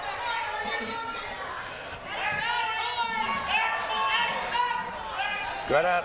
Well, that's a boy. Get your hips out of there if you can.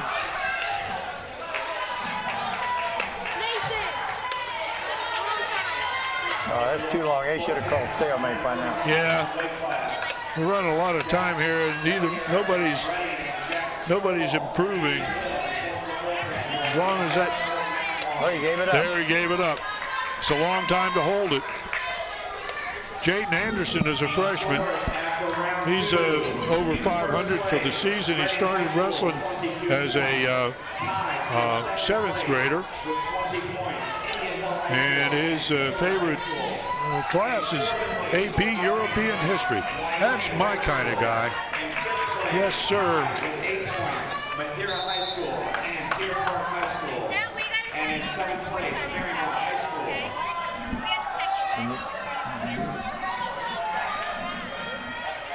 We did that. Oh, we did. Oh, Oh, that's a new one. yeah. We've got new team scores. And things are, they changed a little bit. Deer Park and Madeira remain tied at 8. Marymount has yet to get a win. Wyoming has 19. Taylor has moved into second, into a tie for second with Indian Hill at 20. And Reading remains on top of the pile with 22 points. So there has been not too much change, a little bit.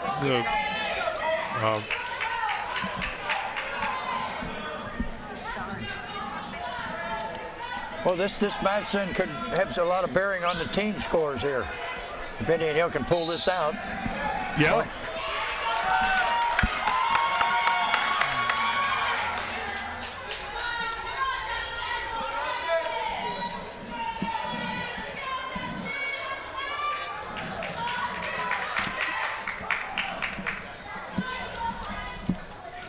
Got to work up to your base.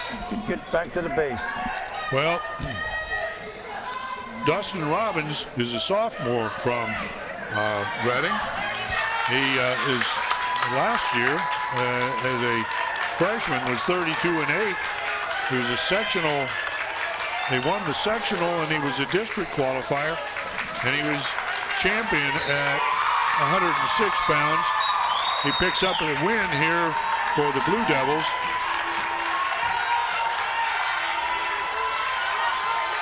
He has 57 career wins there at Reading as a sophomore. Think of that, a sophomore with 57 career wins. That's a lot of wins. What weight is that? That was 120. He was champion last year at 106 pounds. We're going over the other mat now. Got another Indian Hill. Yeah, we have an Indian Hill Reading match going over here right now. We have 113 pounds. Well, now wait a minute. I'm not sure whether that's the 13 or 26. That looks like 26. Well, I don't know. Let me see. If I do this, I could do anything. Uh-oh. There's another pin for Reading. Yeah, we're not helping Now, the cause that was here. 113 pounds. That could very well be 113 pounds. Could be 126, though.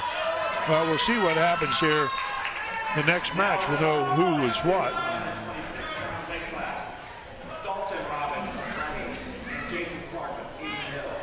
I think that was...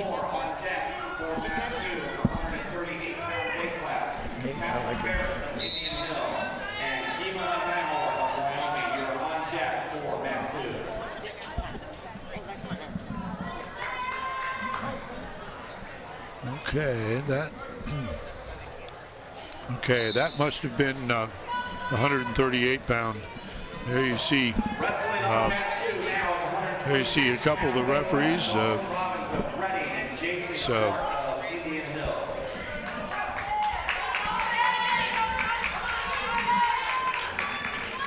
Dan Kuhlman and Mark Schutte there on the side.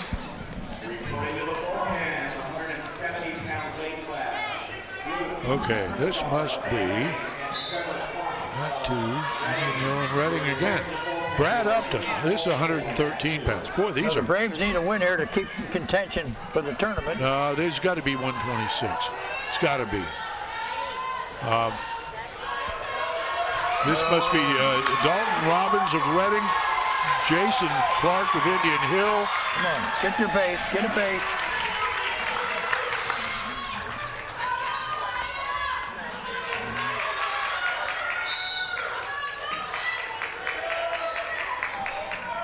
Stands up, no hand control. Got to get hands on. No, that's so important, that hand control. Got to get hands on.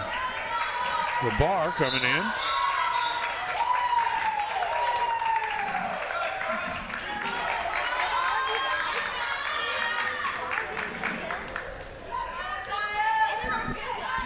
I thought it's, you know, we're having trouble with names of kids we don't recognize, Ron. How about trying to identify the coaches? Easier, right. Well, you know one, and that's Dickie Engel. You saw Dick as a competitor back with Toby McCormick. So, you know Dickie. But how about that? Who's the coach now at Indian Hill? I'm not real sure. I'm not either, because I've never met the man. Nate Iger is coach here at Indian Hill. Do you know Brian Pittman, who's at Wyoming? Oh, bar and stack.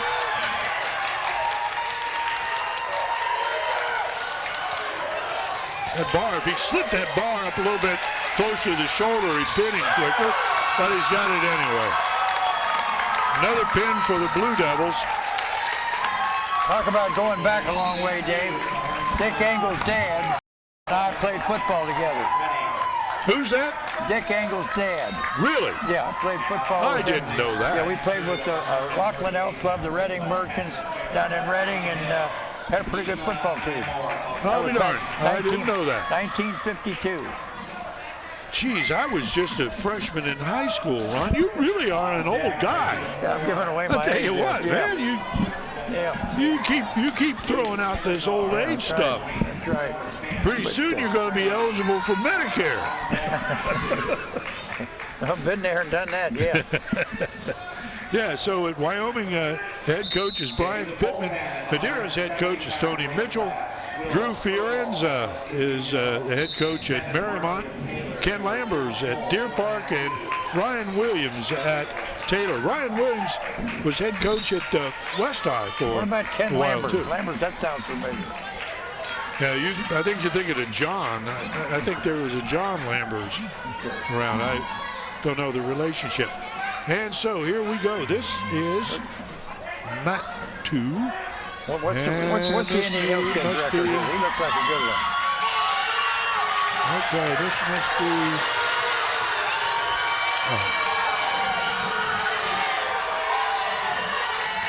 We've got 2 Indian Hill and Reading competitors.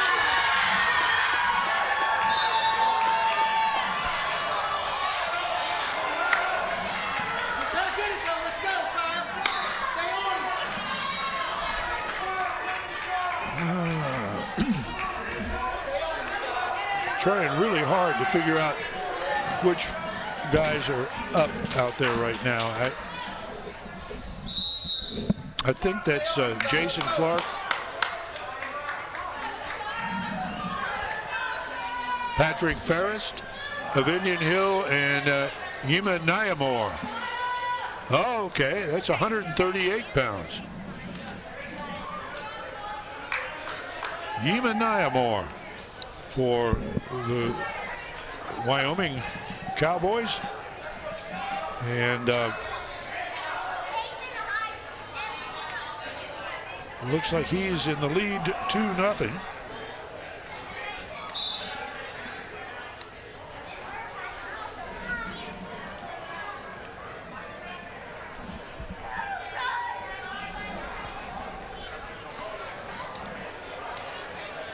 And Ferris is down. He trails 2 by 2 here with 30 seconds left in the first period. He's fighting hands. That's good. It's good coaching. Get a hold of the hand. Whoop, lost it. Get your feet. Come to your feet. Nyamor uses that high leg hook really well. You know, that's one of the big differences today too, Ron. The amount of experience these guys get in the summers. Summer wrestling is really big stuff now. There, see him hook that leg. Nice job with it. It's the end of the first period. Nyamor of Wyoming leads. Patrick Ferris of Indian Hill. Ferris is going to take the top position.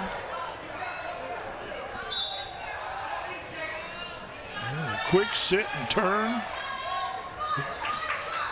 Went straight to the reversal. Did not go for one. Took straight reversal move. Nyamor's back in control. Now here's a guy. Ferris is a pretty muscular young man. And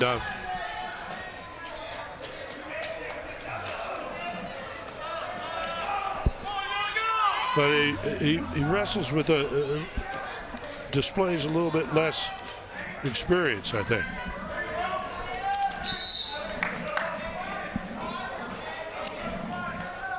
Tell you, the cameramen are doing a good job here today. Oh, they're doing a great job.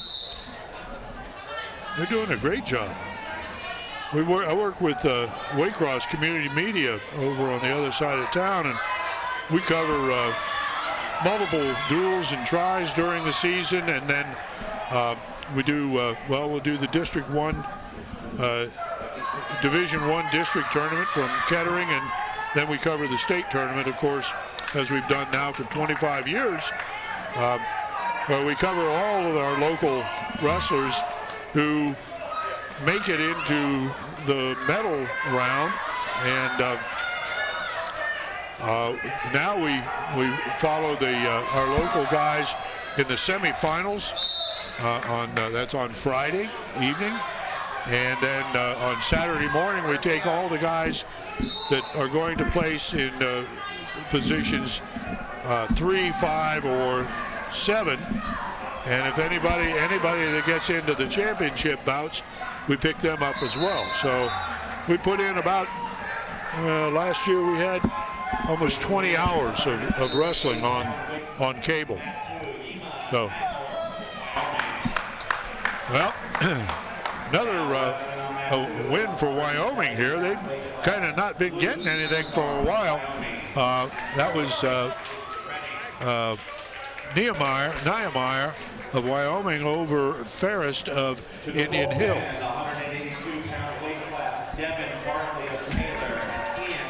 And where are we going now? I didn't hear from the production.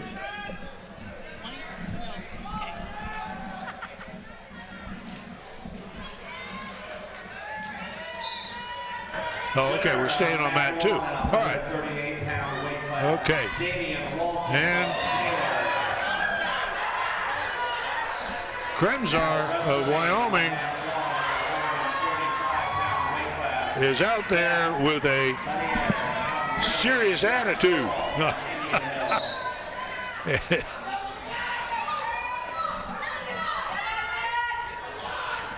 Trevor Fent of Reading got taken down. He was lucky that he only gave up the takedown because he came close to being put right on his back.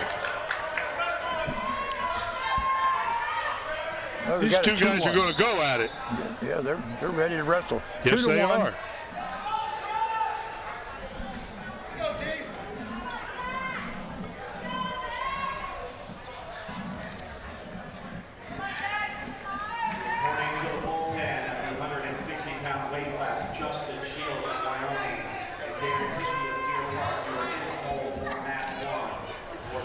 Okay, Luke Kremzar is a senior this year. He's one of the few seniors we've seen here. He's a 170-pounder. He started out back as a freshman with a 4-26 record. He's reversed that almost. He's 26-10 thus far this season. Last year he was runner-up in the league and was third in the sectionals and therefore a district qualifier. Next year he plans to go to Transylvania College. And he's got a chunk on his chin there.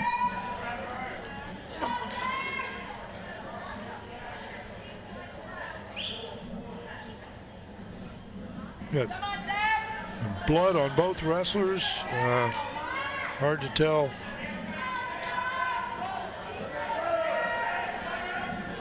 Who got it first? Whether it was a nose, we didn't see it actually.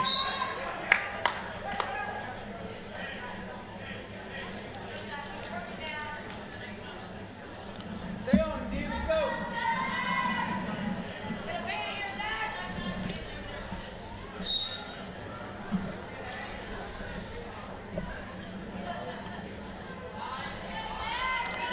With blood time, they don't have to, they have a maximum of 5 minutes on blood time, but that's pretty liberally applied.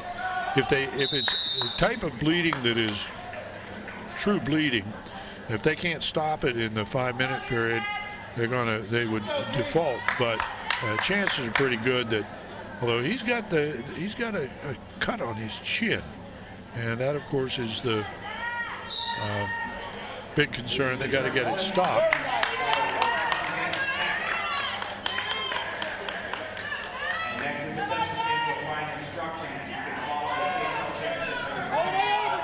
Luke Kremzar of Wyoming and Trevor Fant of Reading.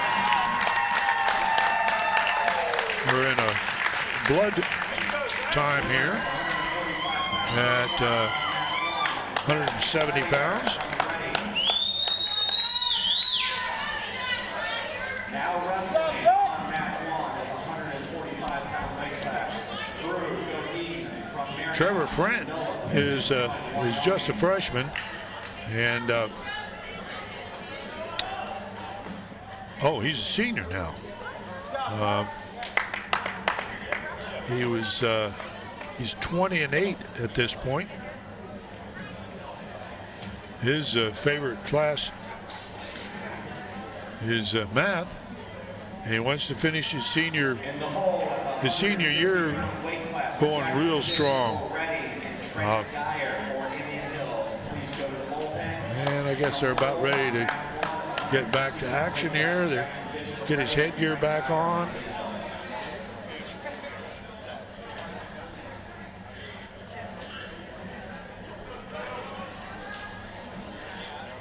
That's Trevor Fran. Another senior. Got two seniors. There's Coach Dick Engel on the right, and his son Dickie.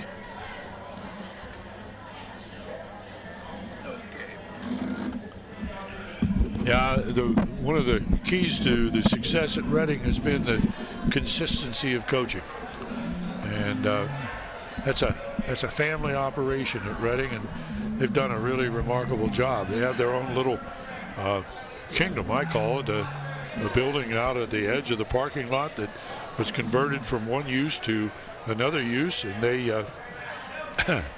they have their wrestling room there, and they've got their locker room there, and the coaches' offices and everything. It's just a perfect little place. It's all theirs, and they do a great job.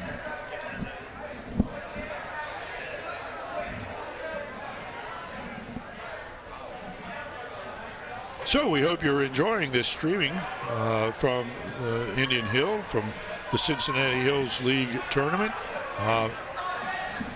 The coverage is being brought to you by the Indian Hill Technology Club, and we have, Ron said it before, we have really great work being done by the camera people. They've been on top of everything consistently. They're attempted a head and arm and throw that don't know whether that's going to go anywhere or not. There, he's pulled it through, got a head and arm, and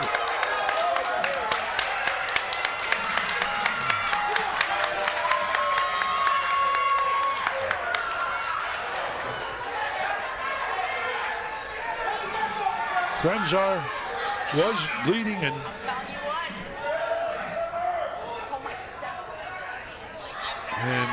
Frank is back with that head and arm again. This is a tough call because they roll back and forth across their shoulders in this an awful lot, because Frant is way over in that, and now he pulls it back. He's got to sit up in that. He won't give up that head and arm. He's got to sit up in it.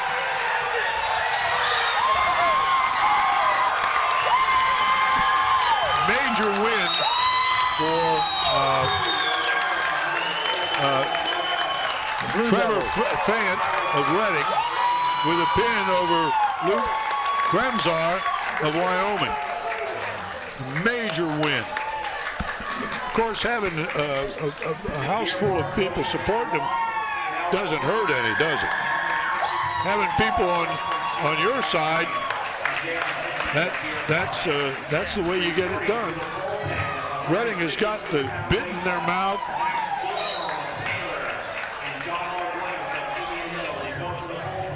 That's Coach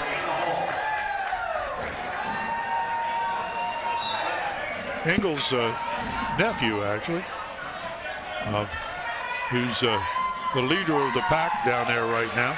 And we jump over to mat 1, and over here we have at, I'm going to say it's 138 pounds. What do you think back there? It's a little heavier than that. I'd say maybe 145. Well, there's 170s and an 82 and a 170. Here we go.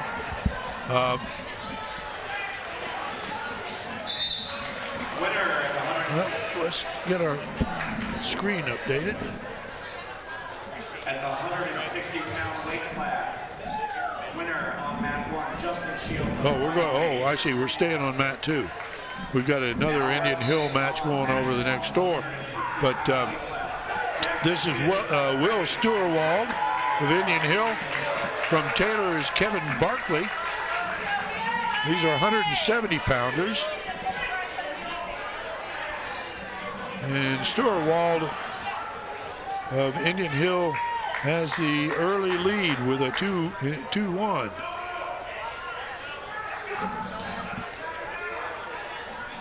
Still the first period.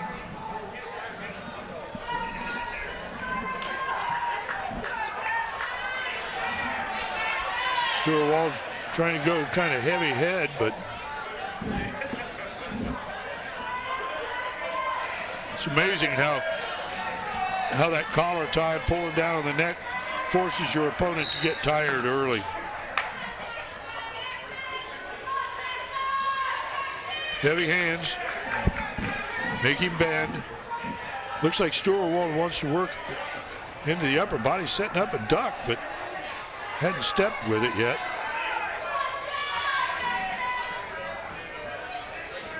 In the hole is a 285-pound weight class.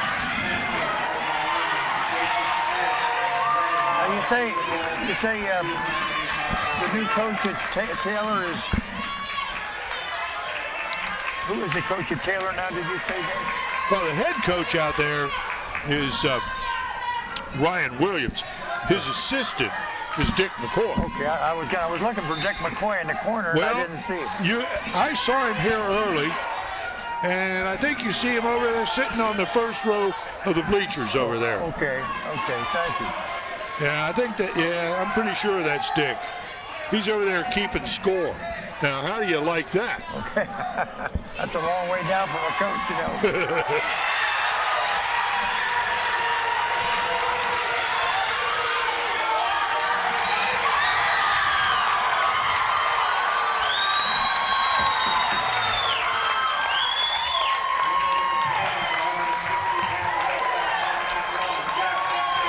The Indian Hill boy shows some legs, and looks like he's gonna. Stewart Wall's got that tilt in there pretty good. Keep those hips up. Legs in.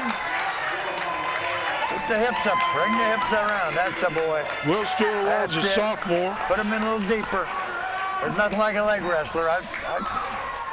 Strongest part of your body is those legs, and he knows how to use them, it looks like. Yep. He's Don't 13. let him sag. He's just even on his season so far. Is 13-13, but this is the CHL tournament, so you're going all out to win your weight class. There's a time to give it up. I think maybe he better be thinking about getting the hips up, getting back on top. Either that or that's it. That's it. You got to get up and get pressure on. There you go. Come on, rep. Get down there and start counting. Okay. Uh-oh, don't be sitting on those hips. Uh-oh. If the Taylor kid brings his right arm through, he's dead. But he didn't. So now, he's going to get drug over.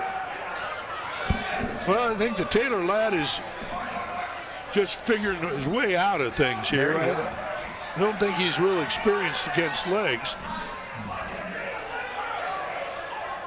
Oh, Indian Hill kid's doing a really good job. Good job. Got to build up an 8-1 lead. And that's as they go into the third period. So with 2 minutes left in this 170-pound match, Will Stewart of Indian Hill leads Kevin Barkley of Taylor 11-3. Once the referee got the scoring straightened out over there.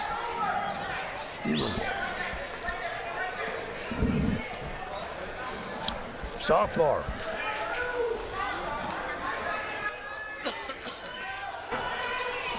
Reporting to the bullpen in the hole, 220-pound weight class, format 1, Corey Frank of Reading, Kyle Timbrow of Madeira. Report to the bullpen here in the hole tonight. Okay, third period. Barkley of Taylor is in the defensive position. got to try to pull Storwell's head over. Too soon. And he didn't quite get it done. He pulled it straight over, and that gave Storwell the chance to spin back downhill and come back into control position. Winner by a pin on mat 1 in the 152-pound weight class, John Mark Williams of Indian Hill.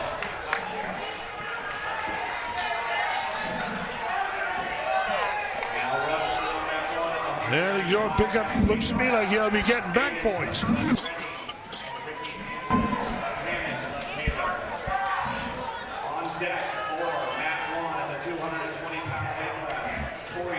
Danny Kuhlman's the referee. Another 3 points on the back for Storwell.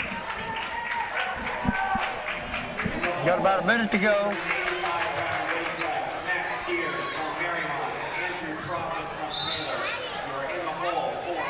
And they go out of bounds. Come back in as 14-3. That's a major decision at this point. And these guys don't calculate quite the possibilities here. With 45 seconds left in the third period, he still needs 4 more points to get that 15-point edge. So a couple tilts. Once you get the back points, you got to bring him back to his base, change your hold, and take him back. You get your back points, but you got to change holds every time. That's head coach Ryan Williams out there with his wrestler.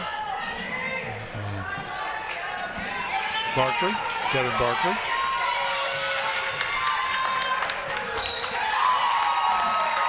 And we're ready to go again.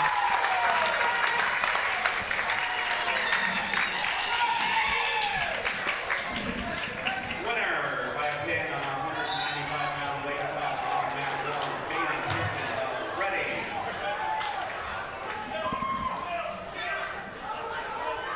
All right, he came out. Got his point. Still got a little time. Got about 30 seconds.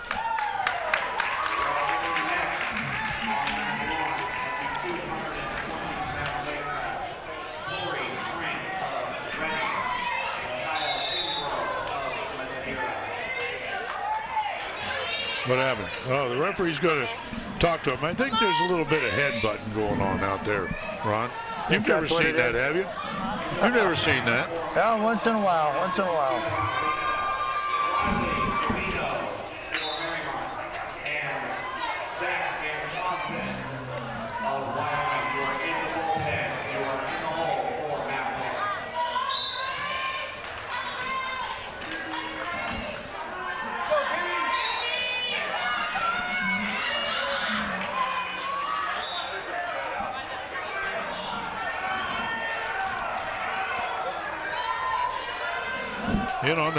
In on the leg again. Storwell waited too long. Doggone, he could have had a technical fall in here. If he'd have gone back, he picked up a takedown and back points right then. He'd have had a technical fall that had been bonus points for his team.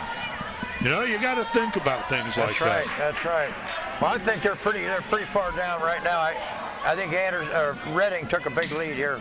Well, Reading is obvious, but you know, hey, wait a minute, you got second place in this conference anymore. I think being second is pretty good. That's right, and we got some bunched up there at second place. Yeah.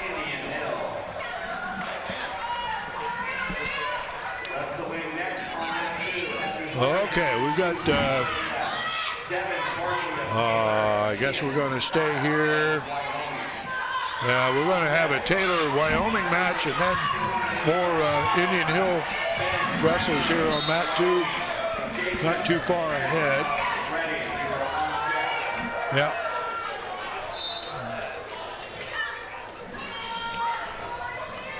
Okay, this is a match between Devin Barkley of Taylor and Ian Casada of Wyoming.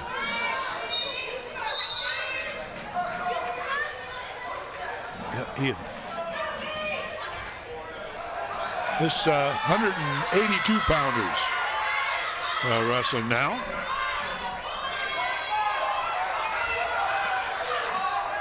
And a good double out of Barkley. That's right, Barkley. There's two Barkleys. They're back-to-back weights. Kevin just lost in the last at 170 pounds. Devin, the older brother, I think, is here in the lead now over Ian Casada of Wyoming. I was listening to the crowd. I think Redding's got the majority of the fans here today. They got a lot of followers. They do, and as I said before, having that crowd behind you makes a difference. I mean, it gets you.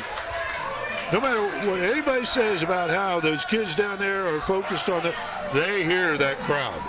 And when the crowd's behind you, it makes a difference. Oh, it certainly does. Did you ever go to, did you go to Nationals when it was out at Iowa City? University of Iowa? No. Oh, you talk about a crowd. Dan Gable used to, he had it set up where when he would stand up and raise his fist, the crowd knew to call stall, stall. When he stood up and he raised his hand and threw 2 fingers up, it's a takedown, takedown. You can get 15,000 people hollering that. Whether the referee had already called it or not, when Dan called it, the referees usually did call it. Something to see, something to see. Yep.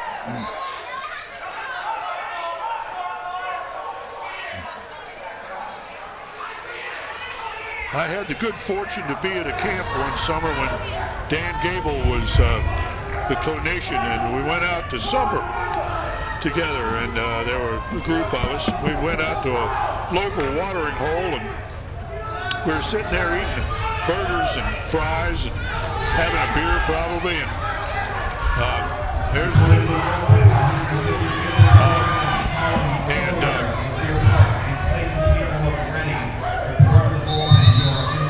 Gable was sitting just beside me, and I noticed that he only had one hand above the table. And he'd take a bite out of the burger and put it down, and then he'd put his hand under the table, and his other hand would come up, and he'd get some fries, and then that hand would go down, and the next one would come up. I sat there and watched that. I said, what the hell's going on? He pulled his hand out. He was working with a grip developer, even during his meals. He was something else, what he certainly was. Yes, sir. Never lost a match till his final match in college. Well, we've got now we've got the 2-0 lead. Wyoming and Taylor, right? Yeah, this is Barkley and Casada. Barkley's got a 2-0 lead. And he's down, but he's going to roll. Peterson. Casada, he's got a Peterson in. Oh, he let go of the cradle. Reverse cradle. Oh, my goodness, why did he do that? We got 2. And Casada's come back. We got 1. Okay, so it ought to be 5. That'll be 5. 5-2, I think. Now I'm lost. They need to get the scoreboard up. Go out of bounds. This is 182 pounds. Devin Barkley of Taylor leads Ian Casada of Wyoming.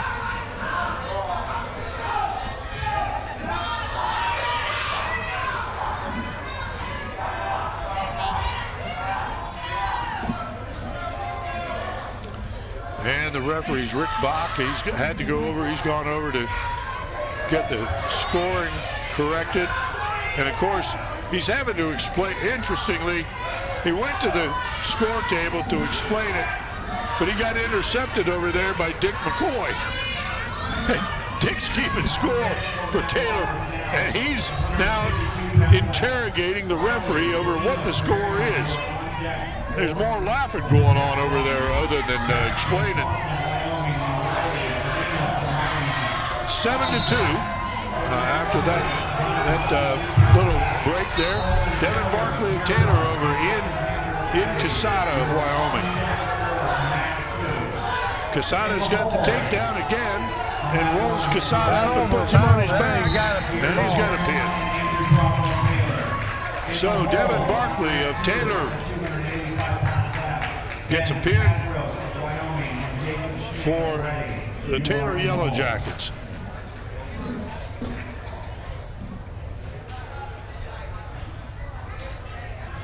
Winner on mat 2 at the 182-pound weight class, Devin Barkley of Taylor High School. Okay, we're coming up here at 285 pounds. And I think we're staying Now wrestling on mat 2 at the 152-pound weight class, Colin Cloyer and Clayton Campbell.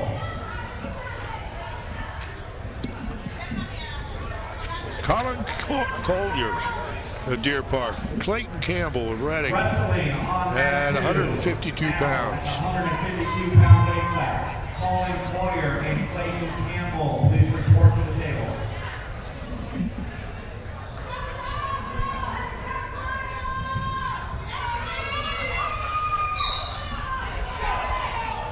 It looks so easy, these guys sitting in the corners. You know, they're sitting there and you know, Ron, how hard the job of coaching this sport is. A lot of time, a lot of time. You know, it's like you get in a football game and you've got 3 assistants and coordinators and things like that to do strategy and tactics, and you run through a game, and here the coach has got to be everything, and he has to teach the kid to be everything. A strategist and a technician. It's a tough business. Tough business. This is Colin Collier in the red and black of Deer Park. And I think you're familiar with the Reading Blue Devil singlet. Really appreciate that. I complained for years covering the state tournament. I complained that you couldn't tell who the guys were from up in the stands because you couldn't read the uniform symbols on the fronts of their jerseys or their uniforms. And I asked the coaches, put something on the back so we can identify you. And so a bunch of them have started doing just that. You can pick out the Blue Devils wherever they go. It isn't a guess as to who's there. Oh, nice roll through tilt.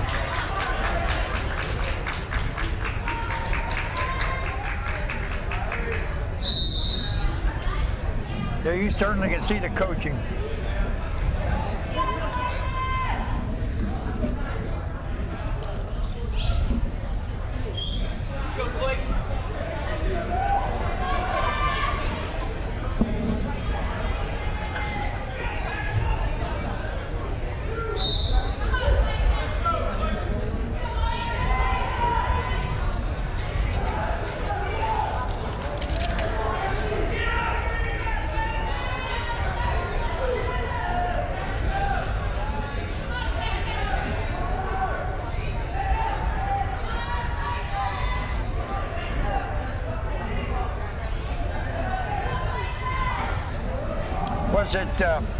Was it Pennytown that had the female wrestler?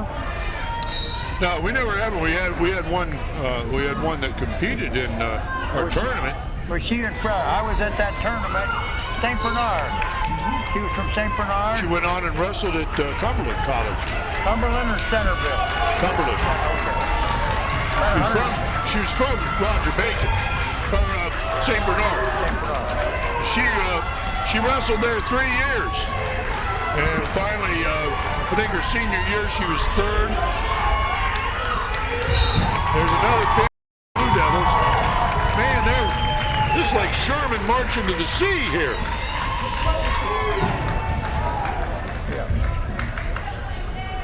Wow. I haven't kept score, but I got to tell you that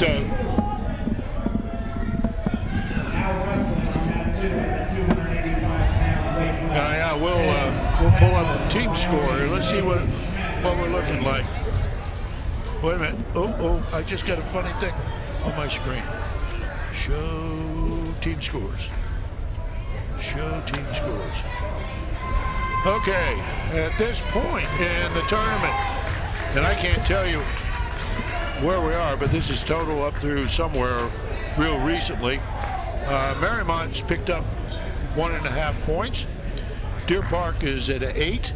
Madera has 15.5. Wyoming 28.5. Taylor 32. Indian Hill with 35.5. And Reading, as you said, Ron, picked it out pretty good here. Picked up 60. It's gone up to 60 points. They've got 13 pins out of the matches they've wrestled so far. Out of the 14 wins they've had 14 or 13 pins. They've lost 7 matches so far in the tournament.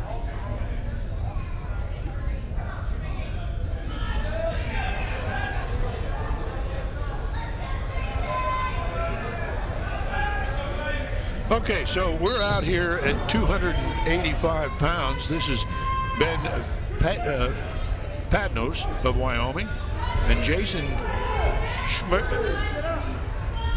Schmee of Reading. 285 pounds.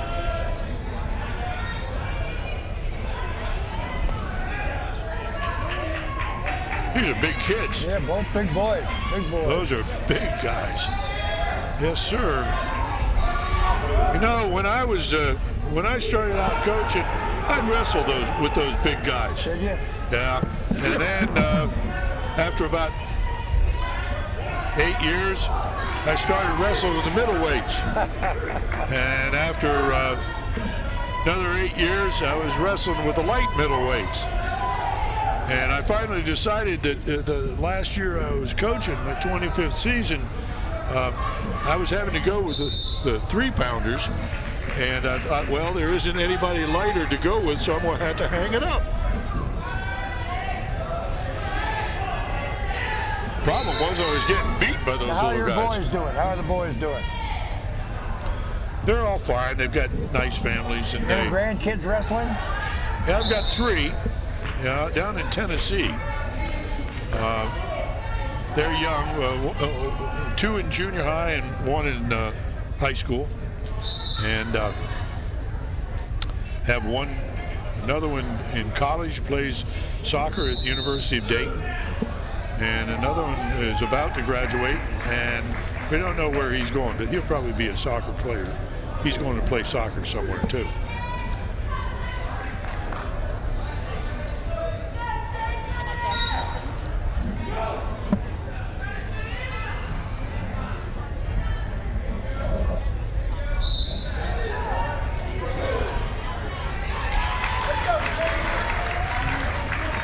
That looked easy, didn't it? It's a 1-0 match right now. We've got an escape only here with, well,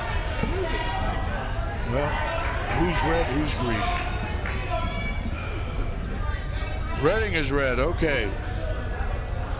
Reading picked up the escape off the start of the second period.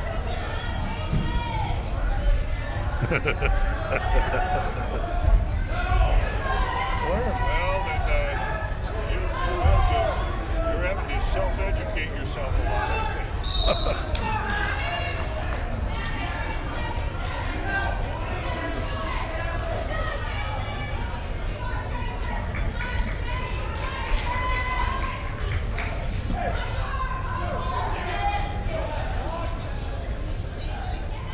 Hey, does this wireless mic out here work? Could we get Ron down on the floor to interview somebody down there?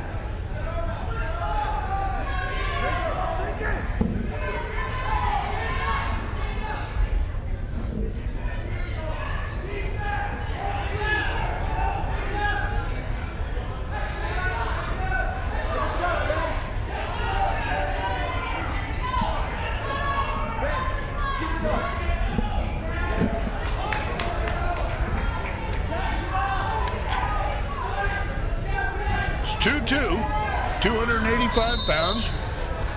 Pedros of Wyoming and Schmieg of Reading. And we've got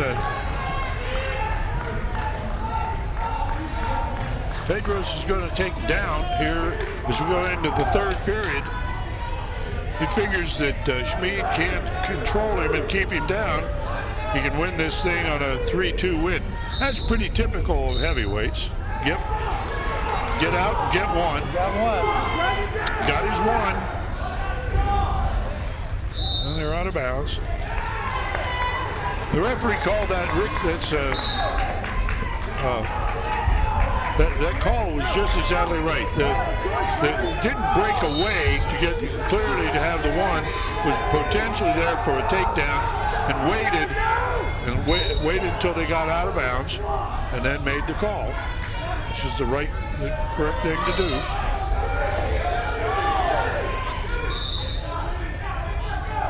The kid from the Reading's going to have to do something. He wants to pull this match out. He's down by one. We got about 1 minute and 25 seconds to go. I was watching Big Ten Network last night, watching duel between Nebraska and Northwestern, and boy, they call stalling in a hurry in college. Oh boy, I mean, they call it right now. That's stalemate. If you aren't improving, man, they put you back on your feet right now. And if you back out, it's a point. If you push a guy out, that's a point for him. They call it. What TV do you see this on? Do you Time Warner? Yeah. Well, we're on.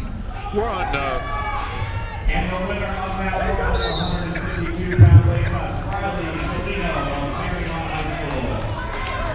Now wrestling on that 285-pound weight class. Yeah, they were just commenting from the director's office or studio here that this show will be resident on YouTube. So if you want to see it later, you go to YouTube and you look for Indian HIHTN on YouTube, and you can get this whole program. You can also get the programs we do at Weight Cross on YouTube. Or you can get it streaming by going to Weight Cross directly, and you can get it streamed from them. You get about anything you want on YouTube. That's...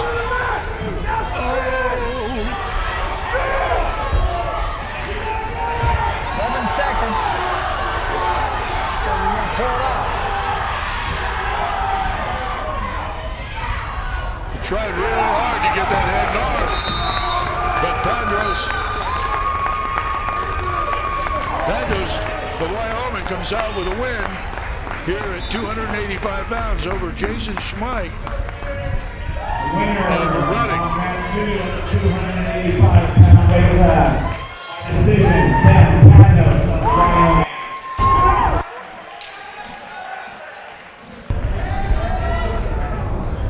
So we've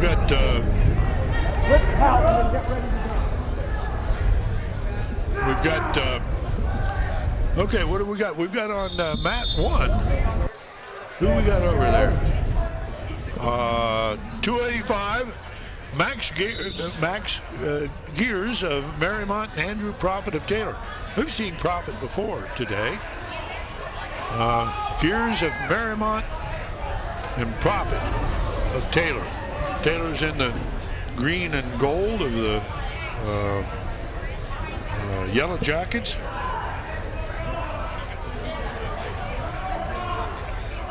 There's nothing. This is 45 seconds left in period 1.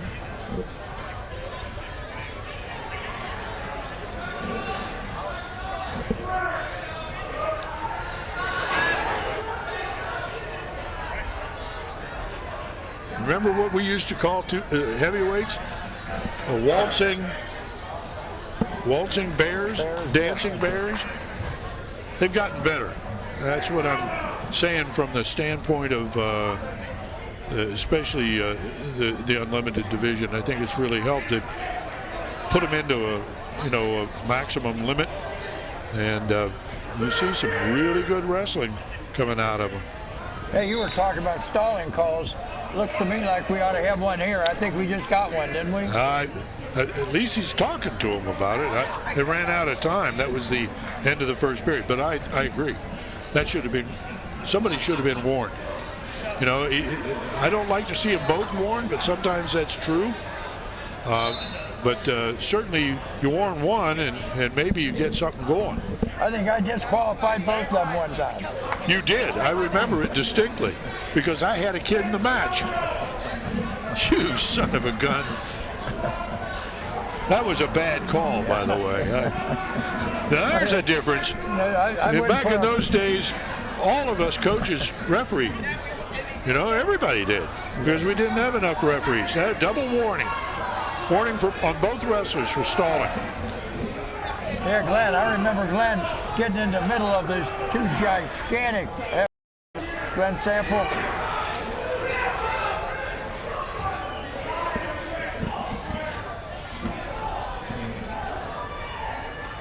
Yeah, we've come a long way in this area.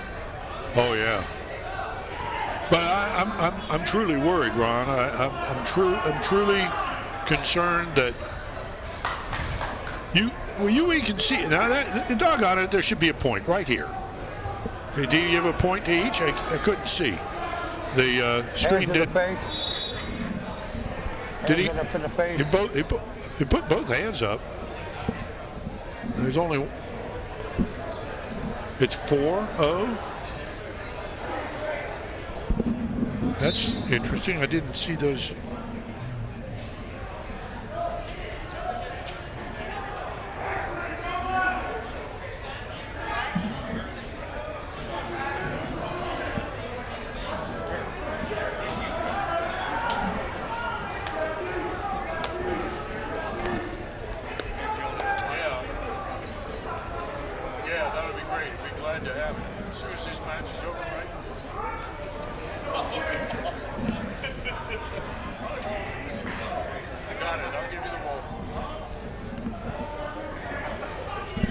Boy, you know, we're in a little bit of a break here in the tournament. We're down to,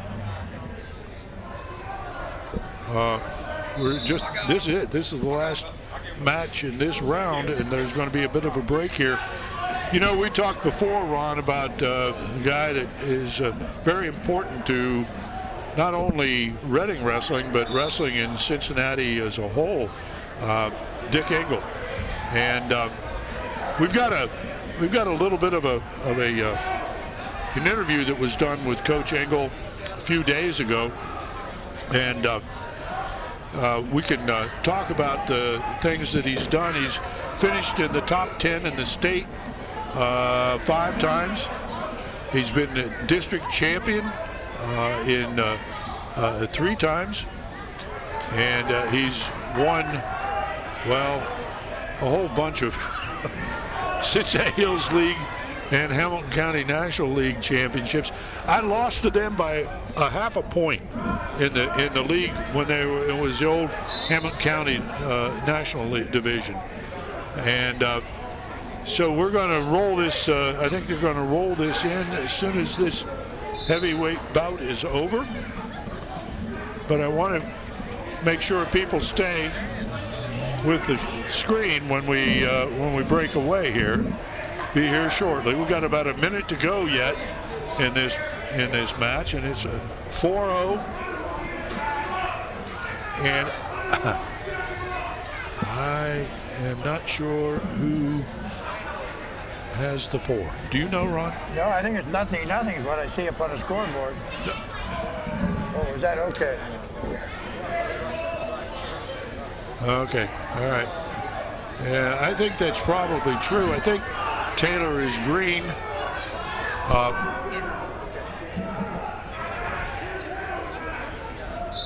And they're out of bounds. There's a push out. That should have been a point. Boom. That's a push out. Yeah, we see a lot of it. Now, doggone it. This could be done better than this. Now they're playing hand fight. And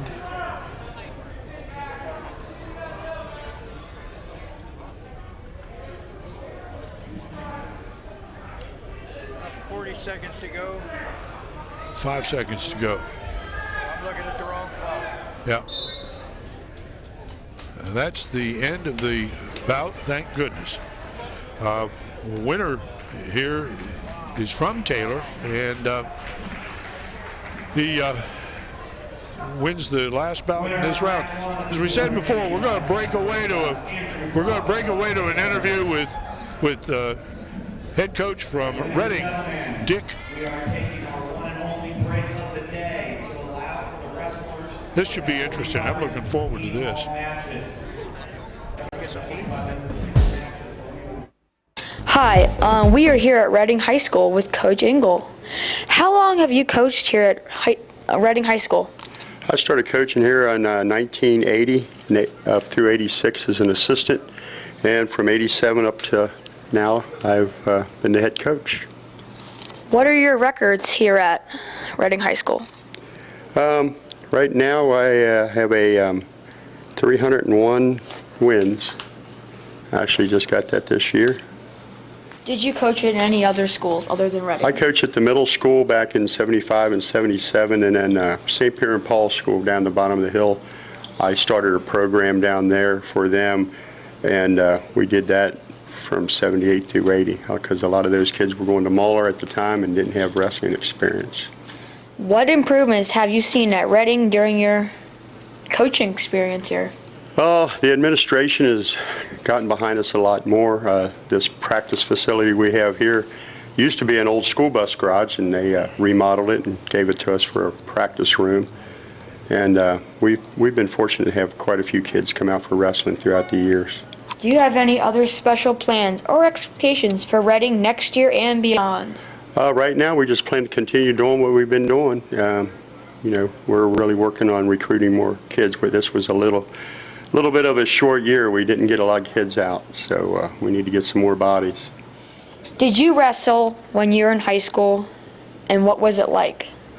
Well, I wrestled here in the 70s, from 70 to 73. A lot of what I do now and what I've, not just in coaching, but in life, is you got from the coaches at the time. We had some very good coaches, and most of the stuff we do here with our wrestling team is what we did when I wrestled for Reading back then. Is there anything else you'd like to say about wrestling and how it's impacted your life? Well, our program has been, I think it's unique in the area. We're a small school, and our kids continue to come back year after year. It's sort of like a big family. Two of our coaches are our first two state champions. We have 4 total, and they are slowly taking over the coaching stuff. You know, I just more or less stand around and take all the publicity. Hey, that's good too. Well, all right. This is Reading High School, and thank you for watching. We are here at Reading High School with Coach Engel. How long have you coached here at Reading High School? This will be my 16th season. Do you have any special plans or expectations for next year and beyond, or this year? Same as always, get to the league title, win a league title, and go as far as we can individually when we get to the state tournament. Is there anything else you'd like to say about wrestling, how it's impacted your life and your students? Just giving us the teamwork, learning how to get through life, tough situations, adversity, and then passing it along to the new generation. Your experience being a state champ. Just trying the same thing, pass it down, try to have somebody else beneath me win a state title. We are here with Coach Kelly. Coach Kelly, how long have you coached at Reading High School?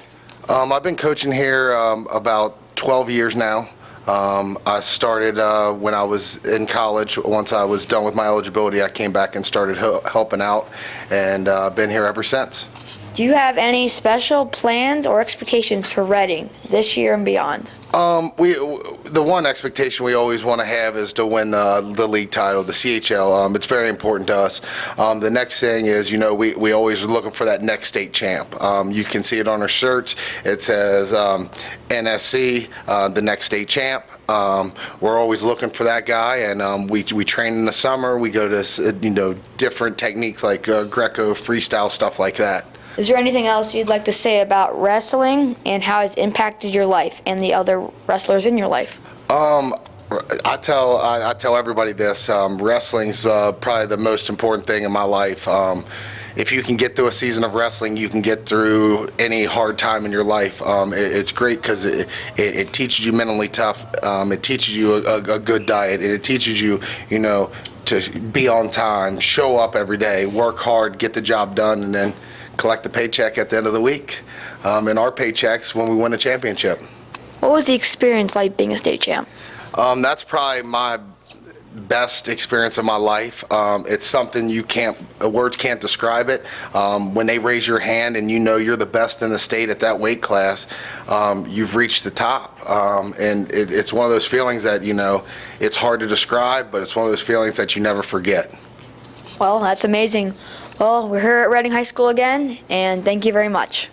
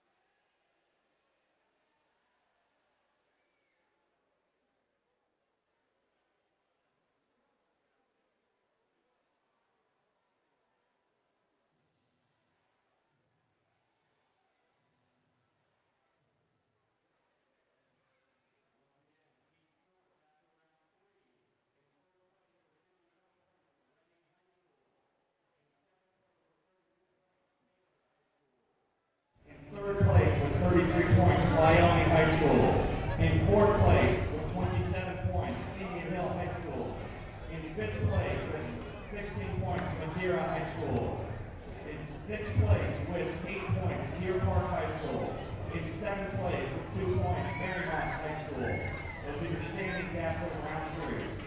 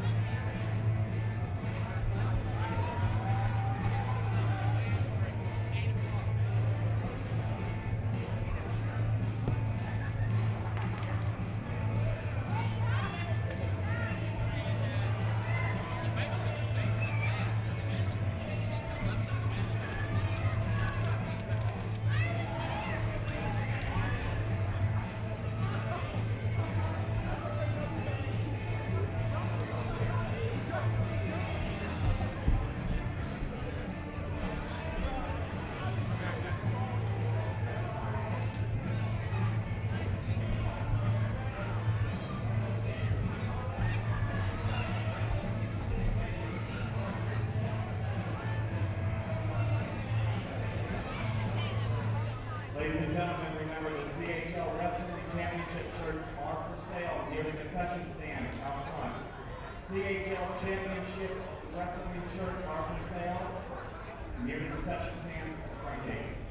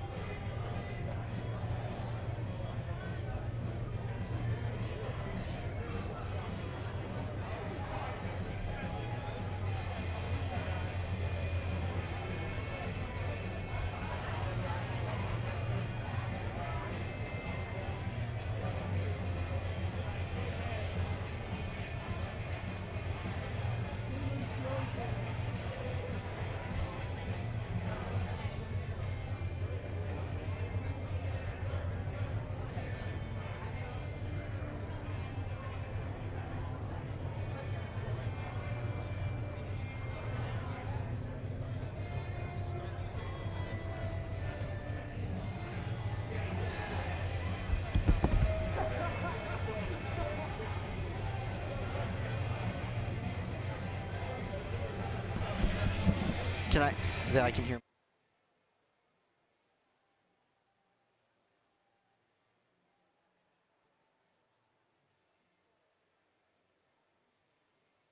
Back up for the announcers. There we go. That's working there. Oh, that's too much. Too much. Turn it down a little bit. Turn it up. Turn channel 2 up a little bit. Channel 2 up more. Channel 2 up. The headset I'm not going on right now. Let's do it quickly. We're getting ready to get everything started. Keep turning up the announcers, please. I need. You can hear me, correct?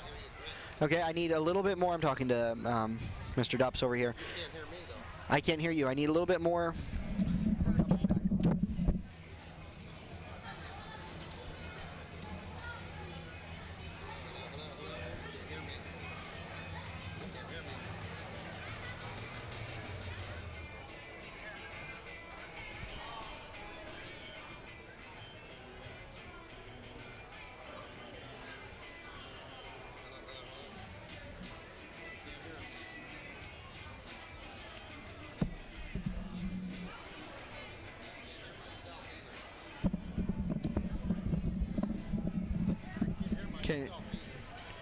Okay. You can hear me, correct? I can, but it's less. Okay.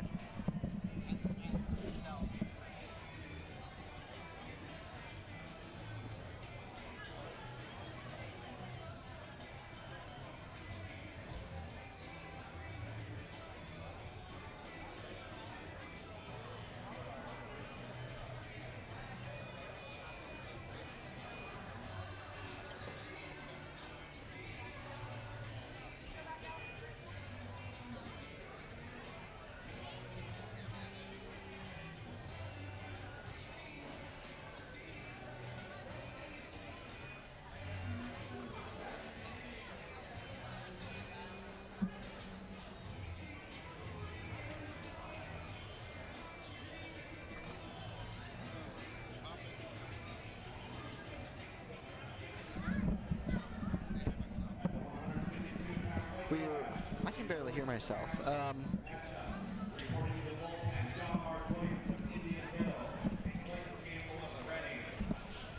Can you hear Mr. Dupps inside this control room?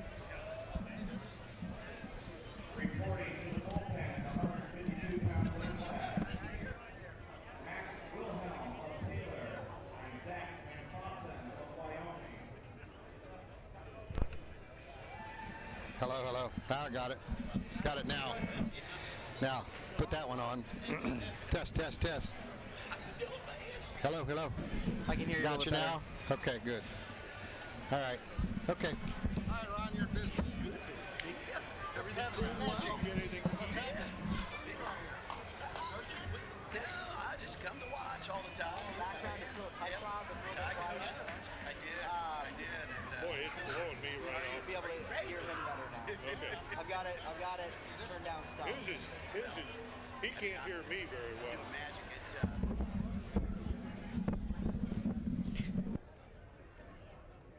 We will begin wrestling shortly.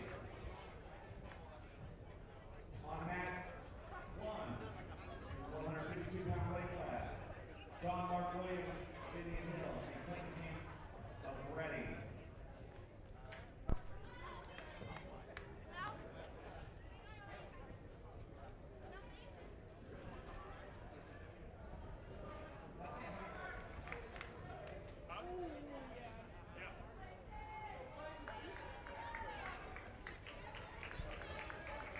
On mat 2, 152-pound weight class, Max Wilhelm of Taylor and Zach Van Fossen of Wyoming.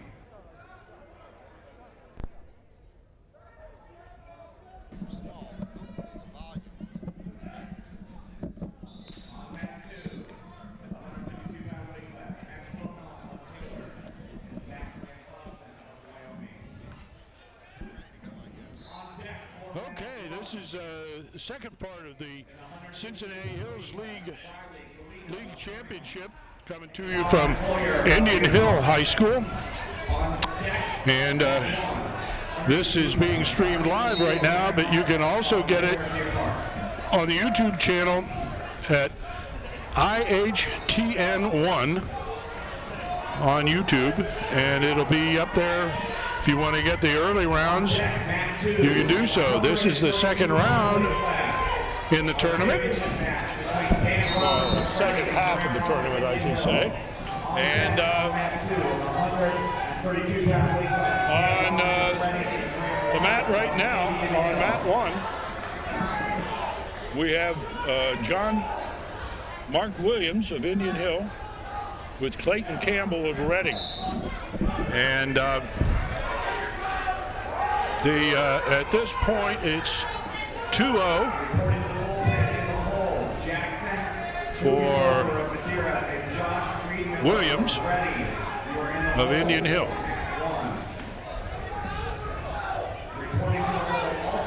If you didn't see the interview with the Reading coaching staff, especially their head coach, who is an iconic individual and member of the Ohio High School Hall of Fame, you should do so. Come back to IHTN1 here on YouTube and see that interview, because Dick Engel is, if anybody has a name for it other than iconic, I don't know what it is. Certainly he wasn't the first of the great coaches at Reading, but he's the one that has really dominated the CHL and the sectionals for the last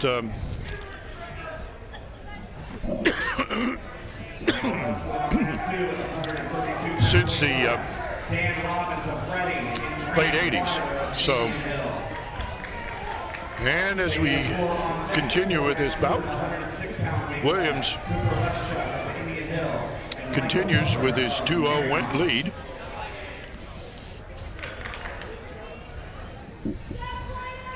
This is the 132-pound championship.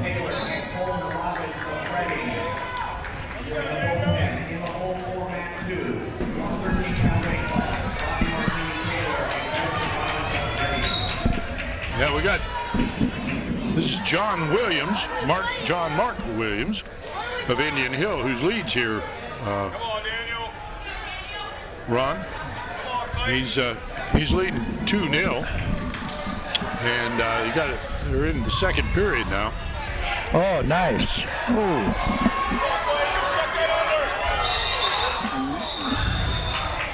And so we got an injury. Yeah.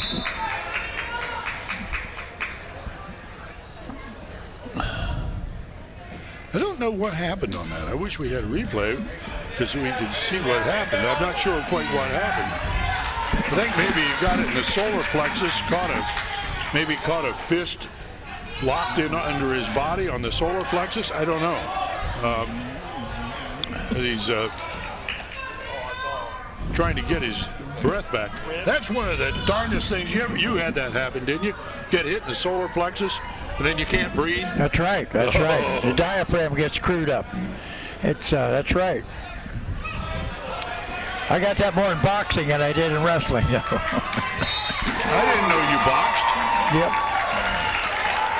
Single boxing. Not a very successful boxer, but I boxed. By the way, what a great lunch we had here. What a great lunch. We want to thank Mrs. Steigerwald. Is that the way you pronounce it? Steigerwald. Yeah, it was a wonderful lunch, and was a former student of mine, Wendy Waker. And thank you, Mrs. Steigerwald. Thank you. Yeah, anybody that feeds Ron gets multiple thanks. We're back to action here. What do we got? What's on that score, Dave? I can't read it. I'm going to do the team score. This is at the beginning, just at the end of the wrestling in the first part of things here. Is after the third round, Marymount has 2, Deer Park 8, Madeira 16, Indian Hill 27, Wyoming 33, Taylor 36, and Reading 54. Now, that's, I think, different than what we saw posted at one time. So I think there's been some adjustments made in that That team score. Let me see if I can check that here. But we got, it looks like we got Indian Hill. Yeah, I've got a different set of scores on the laptop. I am really impressed. These guys brought all this technology here, put it down. They actually let me play with it. And I could check the team score that was posted there. So that score, now Williams is really up now. He's getting good control of this thing now. It looked like he might have hurt his ribs. Somebody may have a problem with his ribs. Yeah, he's still hurting. He might have an injury that he had coming into this match. Well, Campbell at 100, it's 152. I misread the screen. Let me enlarge that. I misread that. I thought that 5 was a 3. That's what happens when you get these old eyes.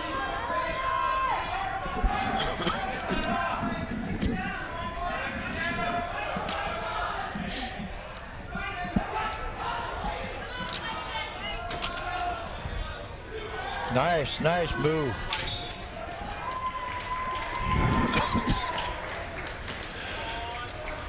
John Mark Williams. John Mark Williams. He's 23-8 at this year, or this stage of the season. Well, he's got a couple more wins in here today. He started wrestling in the 6th grade, and his favorite class is his history class. Another good man, I'll tell you what. All right, good. I like those guys that like the history classes. Now, are these 6-pounders? Oh, those are 6-pounders. No, we've got on. Now wrestling on mat 1, the 152-pound weight class. Riley Galino of Marymount and Colin Boyer of Deer Park. Okay, I'm not sure. I guess we're going to go to mat 2 now, and we'll be taking a look at Robbie Martini of Taylor and Colton Robbins of Reading. These are 113-pounders.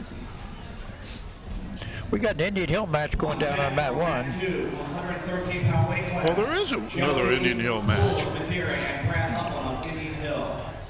Like 12-pounders? No, that's Deer Park. Oh, that's Deer Park and Marymount. Yeah, that's Deer Park and Marymount on mat 1. Should be. I don't know which we're going to go to. But we've got, there we are. We're at Riley Galino of Marymount and Colin Collier of Deer Park, 152 pounds. For some reason, Dave, I don't think that's the right match. Well, yeah, I think it is. They don't look like they're 52-pounders. Well, you got to keep in mind there's a lot of bumping going on. I know that I was talking with the Reading coaches, and they've moved almost everybody up a weight class here. And so 52s or 45s in a lot of cases, I'm sure. And so what, you can't go by what it looks like anymore. I've learned that the last year or so. These guys move weights around. You got to see it in a duel. Man, they jump weights everywhere.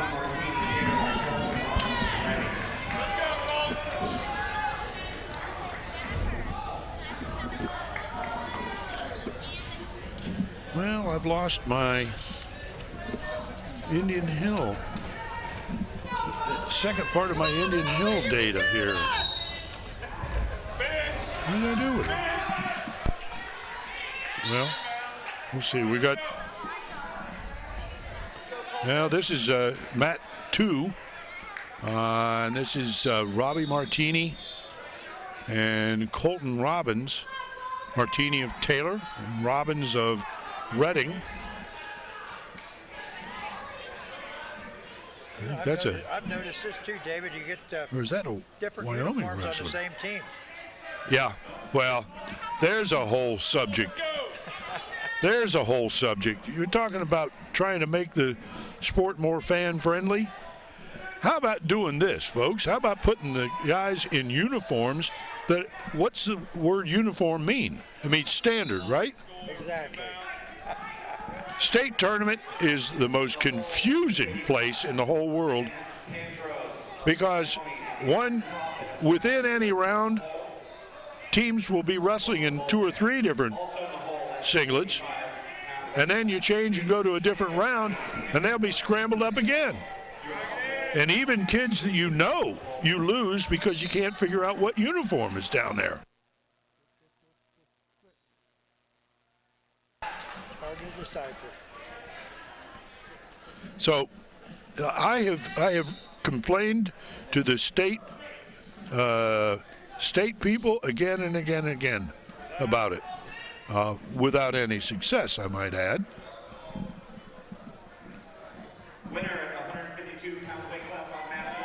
Another question for you, David. How strong is our coaches association? I haven't been there in years. How strong are they? And they can make a lot of changes. State Coaches Association, I think, is about the way, well, it's better than it was back in the day. The State Commission pays more attention to the Coaches Association.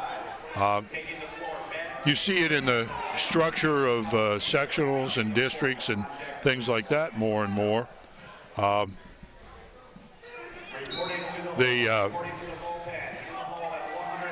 The local association has a good membership, and guys get together, they talk. That association runs a awfully fine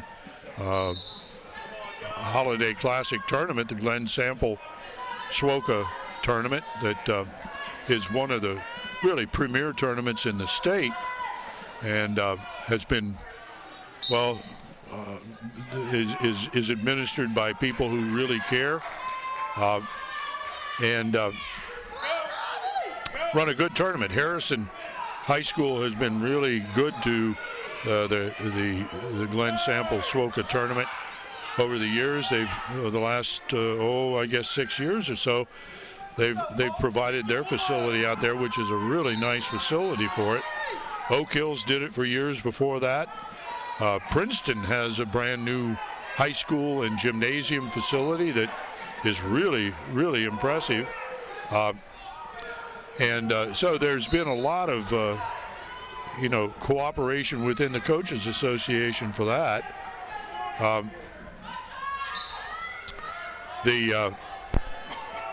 The association as a whole still honors achievement. They have recognized the state Hall of Fame guys are recognized through rings that are provided by the association. We still have a very viable Hall of Fame that operates here in Southwest Ohio that you're part of, and in general, I'd say the association is still pretty active. As with most associations of that nature, there's more dependence upon a limited number of people than you would like. You'd like to see more people involved, and if you need to get things done, the same guys do it. So that's something of a detriment, but that's pretty characteristic of most organizations I've found.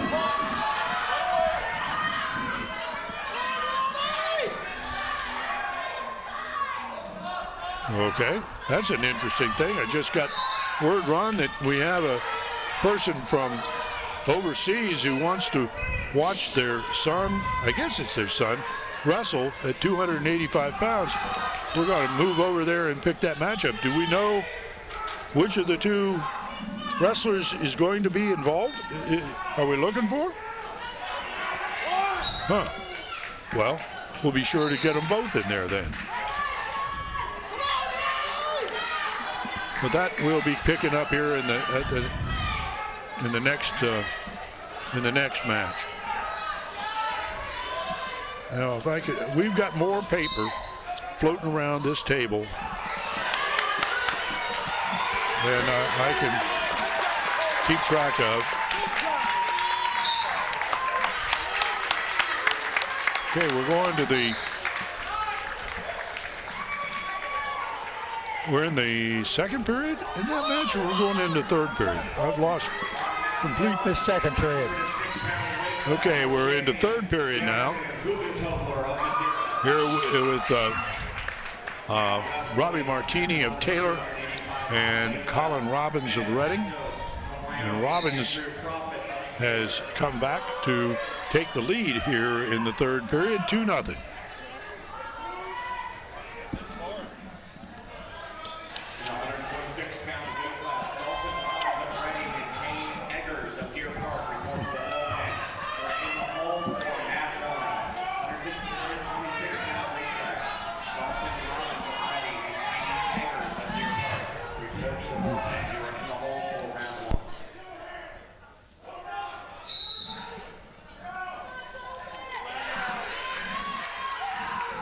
And a 2-point reversal.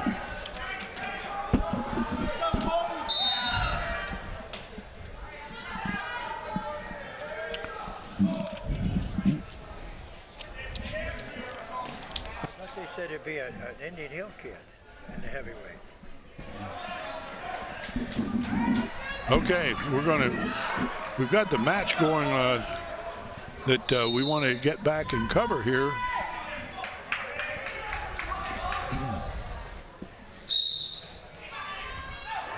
On mat 1.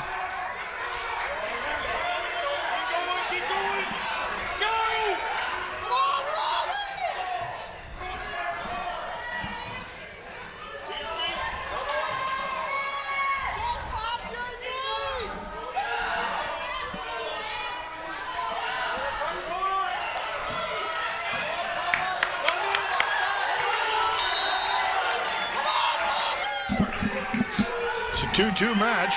Very exciting match here. Very good. Oh, now we're over here to the 285. This match here on mat 1. This is Ben Padros. About 30 seconds. Pados of Wyoming versus Andrew Profit of Taylor at 289 pounds.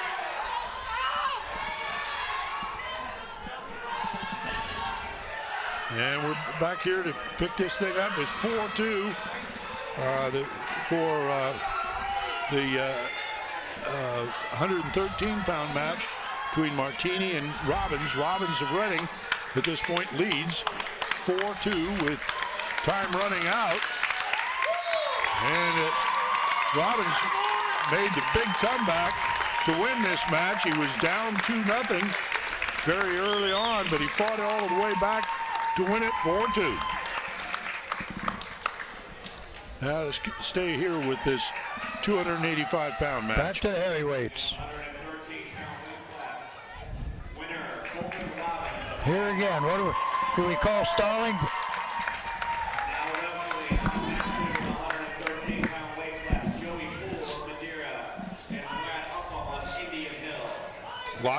Locking up to hit a throw.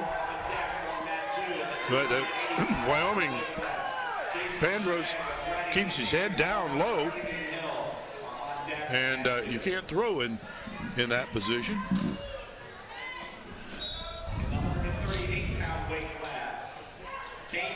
These two are going to do a waltz out here pretty soon.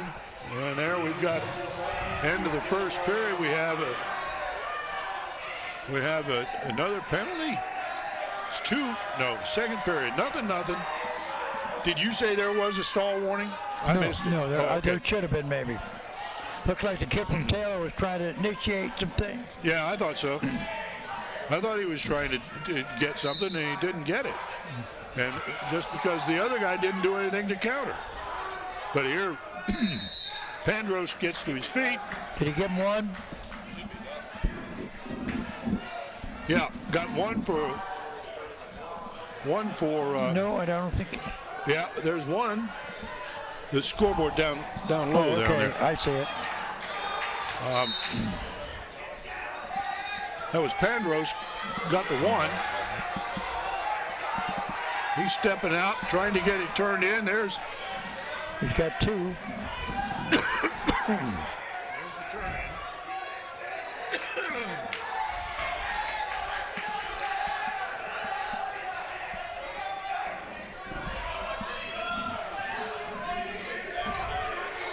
Prophet of Taylor keeps trying to get hooked up on that for that head and arm. Yeah, it's time for a stalling call, I think. Going to have to develop something of a different attack here.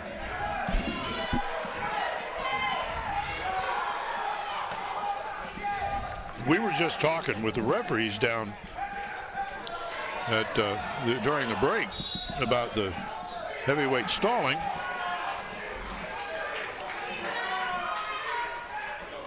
Rick Bach is the referee in this match.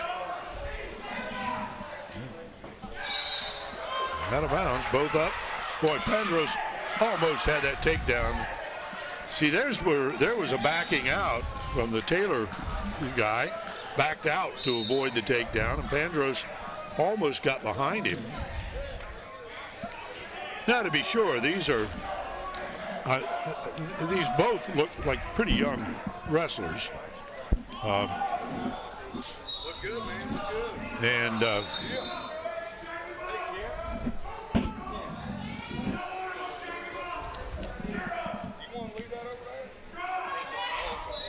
And Pandros is a senior, and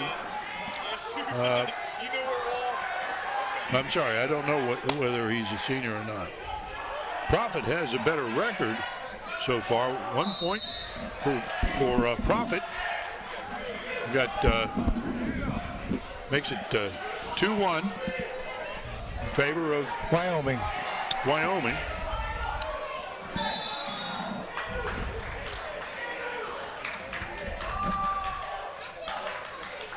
Okay, we got Taylor down here, third period, 2-0, and I imagine that Wyoming's going to give him one, but not two, and it might end up in a 2-1 match. Yep, it's 2-2. Well, now we've got a takedown situation. Somebody's got to get a takedown, or we're going to go overtime.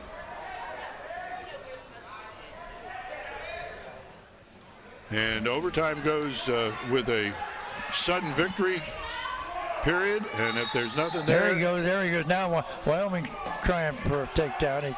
He's working now. He knows he's got a tie score. Wyoming kid is working hard to get in there. That's Prophet. I'm sorry, that's Pandros. Double underhook. And they go out of bounds, and there's a point. The point for Pandos being pushed out. Is that right? Yep. No, I don't see the. No, I don't see. No, there's a warning. I guess that was it. I think there was a point before for something in the first period. There was a fleeing in the second period. They got a point for that, and then there was another point for the escape. How is this match going to end? I wonder. It looks like it's going to go to overtime. We got 43 seconds. Third period.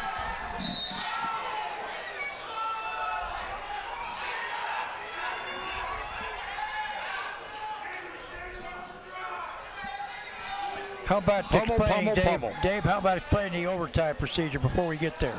Well, we get a 1 minute sudden victory, first of all. Whose choice of position? Sudden victory. They start on their feet. Okay, I mean second period. And then if there's no winner in that period, then you go to the guy that scored the first points. Basically, gets the choice of top or bottom. Okay. That's new. I didn't know that. Yeah, okay.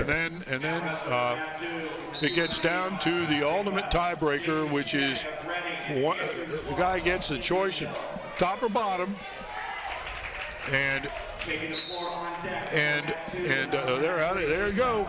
We're going OT. They're both up on their feet. Yeah, sudden victory. There hasn't been a takedown in this match yet, so that might be a minute. It'll be a 1 minute period, right? Yep. Yep. It's the first overtime we've had today. Here we go. 1 minute overtime. First points scored win.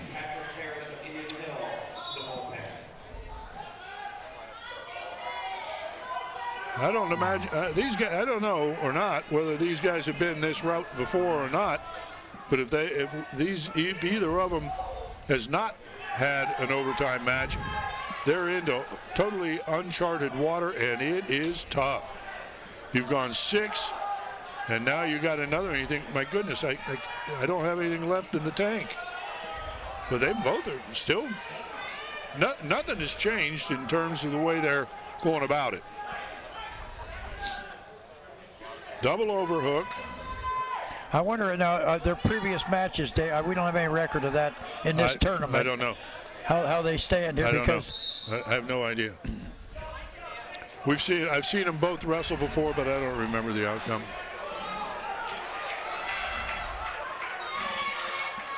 They might both be undefeated in this tournament. They could be. There's a headlock.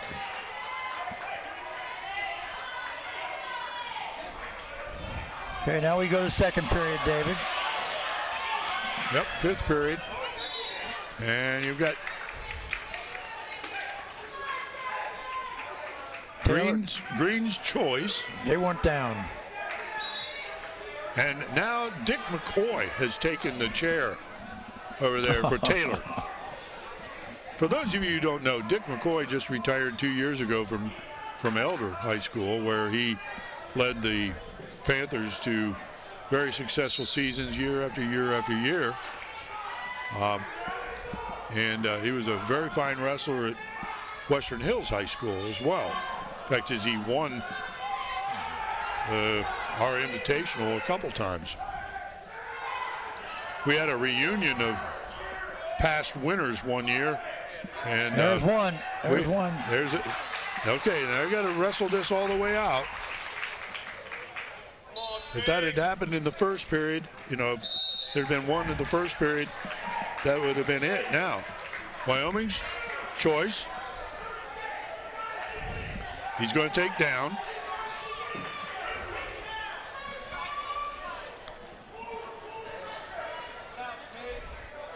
Okay, so it's Prophet's.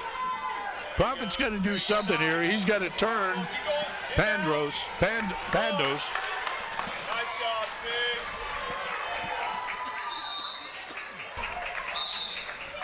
Uh-oh, somebody got a stalling green. Yeah, and that's on the guy that's got to get that's on the guy that needs the point. What the heck? He pushed him out. I didn't see that. They pushed him off the mat over here.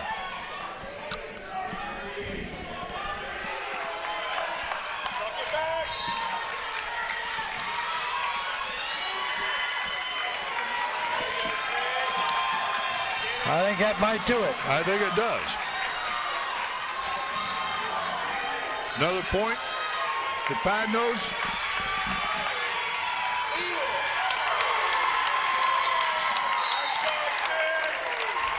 And there you have it, folks. An exciting match in some ways with Ben Pandos of Wyoming. Whoa. Whoa. You did enough. We got 3-3, David. 3-3. Oh. How did it come? I didn't see that point coming. Well, we don't have that scoreboard in front of us here. So, well, I don't know where that point came from. Boy, I wish we had a replay. That'd be nice.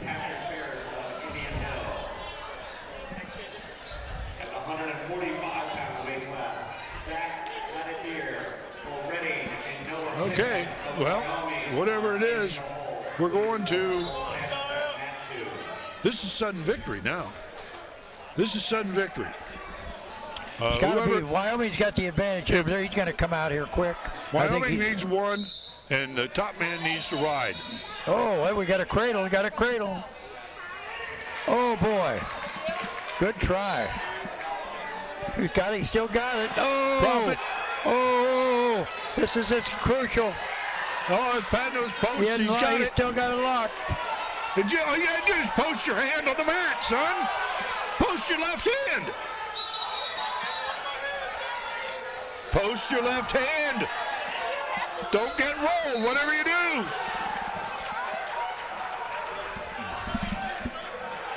Well, we still got a 3-3 match. No, he didn't get any points. He may think he got some. Well, no, the top man rode out. Top man rode out. Okay, explain how this is going to be decided, Dave. If the top man in the sudden victory or the ultimate tiebreaker, if the top man rides the bottom man out, he wins. If the bottom man that's Taylor, gets out, right? Taylor? yeah, Taylor wins because he did ride him out. yeah. He didn't break the cradle. If he'd have broken the cradle, he'd have been out. He said he could have posted his arm and if he'd have broken posted the his cradle. arm and broken the cradle, he won. He didn't post the arm. Now let's see if. Well, I know who's the winner. There he is. There he is. Okay. Good match. Oh, good match. When we got to overtime, it got pretty interesting, That's didn't right. it? Yes, it did. They're two pretty knowledgeable heavyweights. I like that match. I did. Two of them worked hard. Both of them worked hard And on both that of one. them were, I think, good wrestlers. That was a good one. Oh, well, very, very exciting match. And now we're going to go over here to mat 2. And we've got Taylor and Wyoming, it looks like. So this must be Andrew Clark. No, that's Indian Hill. This must be Martini of Taylor. Yeah, it is. No. Martini, let me check here. Let me see if I missed a hole. Okay, we've got Yuma Nymore of Wyoming versus Damian Walton of Taylor. Taylor and Wyoming. Yep. Nothing.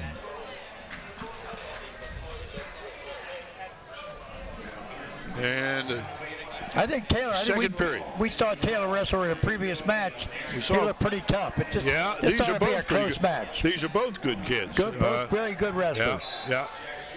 There's a set out. He's Nine coming more. up onto his feet. Good hand control. Drop that shoulder and get out of there.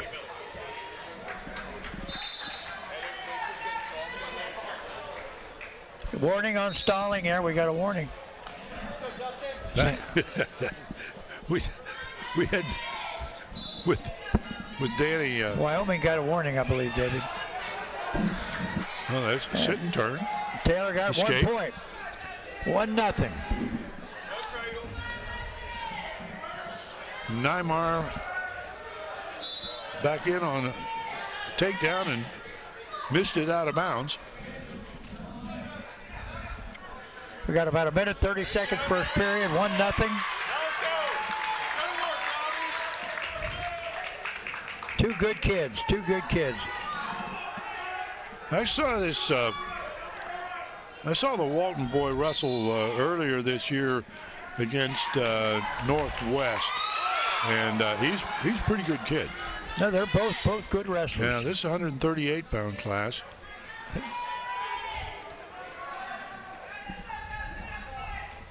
Did a little shrug by, spin.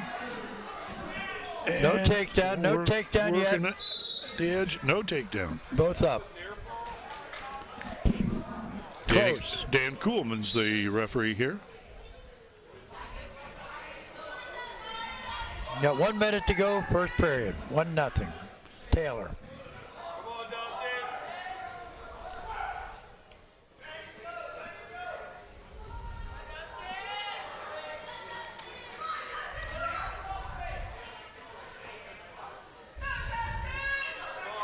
These are the Cincinnati Hills League finals coming to you from Indian Hill High School in Cincinnati, Ohio, or Indian Hill, Ohio, I guess it is, isn't it?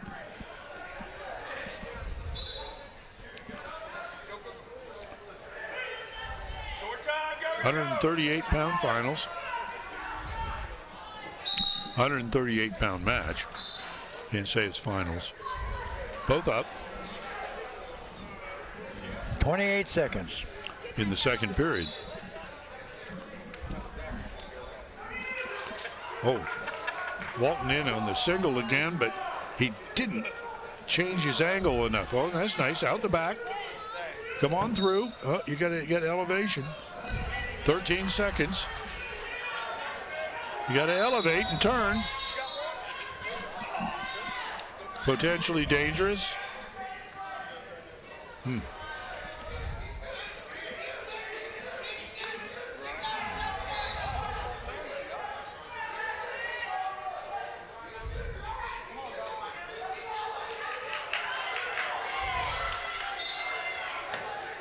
It's going to be interesting. Here we go.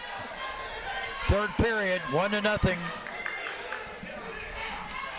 Yeah, this Wyoming is down. It's going to be another close good match. Good matches here. Good wrestling. Heman Nyamore of Wyoming is down. And he's losing 1-0. And here he's coming out, trying to get his 1-point escape.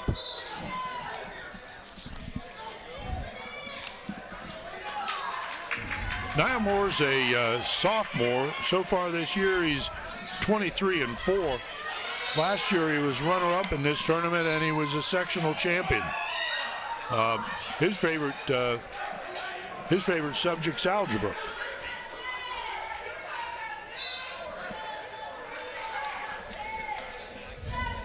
He's going to keep getting up on his feet. Is he going to be able to get an escape and tie up the match? He's got to get hand control. He's got to establish hand control when he's coming up. He's got to get hands on and come up and fight the hands. But all he's doing is getting to his feet. He's got half of it. Head lever out of the Taylor kid.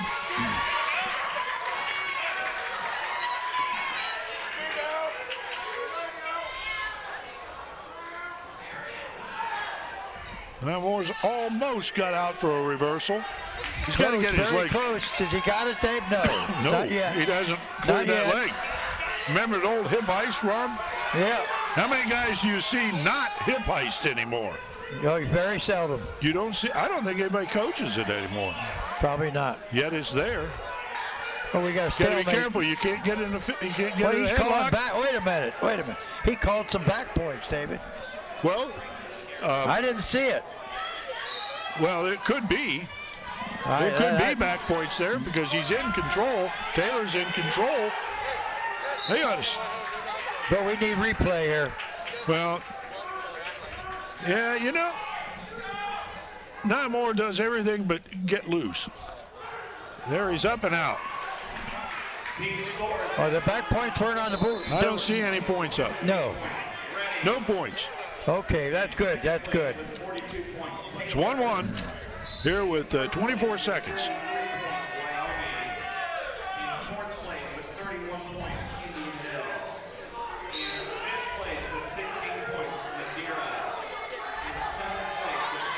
Oh, man, how about that? Nyamore. I can't believe it. Oh, man. Take down. 40 seconds to go. Wyoming ahead of Taylor here. Now remember, Nyamore was runner-up last year here. Boy, he got 2 points on the back on top of it. I didn't see that either. Well, I wasn't watching the screen, and I was trying to look between people. So that's the end of the match, and that's a good, exciting, good match between the winner, Yema Nyamore of Wyoming, and Damian Walton of Taylor. Well, Good David, match. we've got the scores after round 4, and here they are.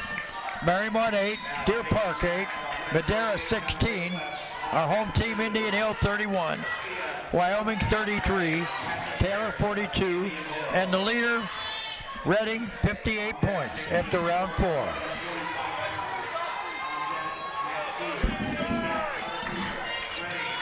And that's different than what is shown on the on our internet connection to the score table. Now, I don't know at what these are scores through current. And the current score that I have in front of me has Reading with 86, Taylor with 50, Indian Hill with 43, Madeira 37.5, Wyoming 33, Get a chair. Marymount 16.5, and Deer Park 8. I don't know. I can't resolve the conflict that we have here. All right, what do we have on the mat now? We've got Indian Hill and Reading. Here on mat 2, Isaiah Johnson of Reading versus Patrick Ferris of Indian Hill. Well, this is important. These are the first and second place teams here, right? Indian Hill. Oh, Taylor's in second. Yeah, Indian Hill's way down here. Indian's still 31 points. Oh, they were fourth, yeah. On that one, on the other. Nice sit out, turn in. There you go. That was nice and tight. That was your hip heist. That was nice and tight. Good move.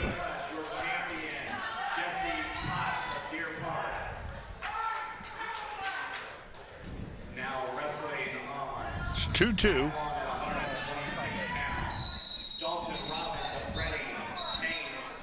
Old Indian Hill wrestler. On deck, mat 1 to take the floor at 145 pounds. You want to sit down? You want to sit down here? I'll get it. I'll see if I can get it. So it's 2-2 here in this match between Isaiah Johnson of Reading and Patrick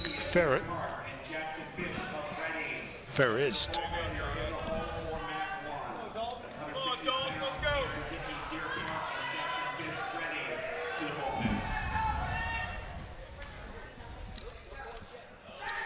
Ferris did a nice job there, almost picking that takedown up by keeping his feet in bounds. See how he put those toes down, keep them in bounds? Yeah. It's like those wide receivers that know where the line is, you know, and can get 2 feet down when they're traveling 80 miles an hour and 30 feet in the air.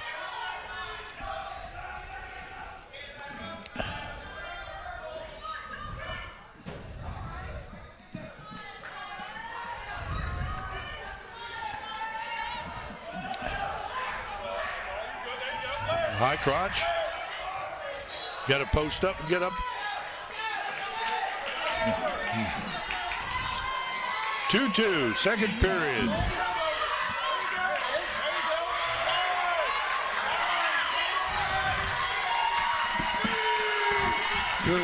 Indian Hill chooses down.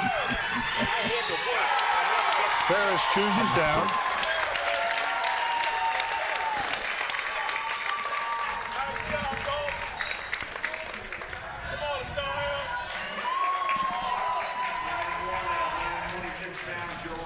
Well, we lost completely, Ron. I tell you, I feel really badly because I know that there's a couple Reading kids that are within striking of winning. Oh, I found it. I just found it. We've got 152-pounder from Reading. Pinson and the 45-pounder from Reading. Latisse, both of them are within 1 or 2 wins of their 100th victory. Well, you give them a takedown. Reading just got a takedown.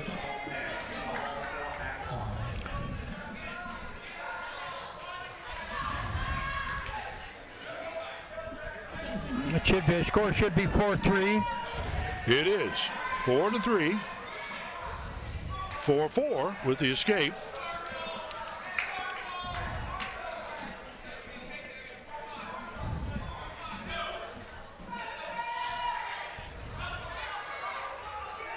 Oh, nice. That was nice.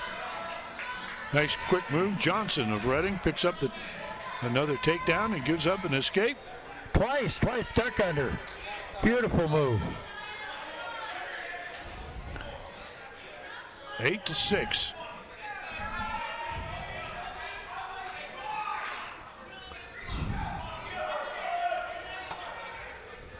Well, Ferris is a real powerfully built guy.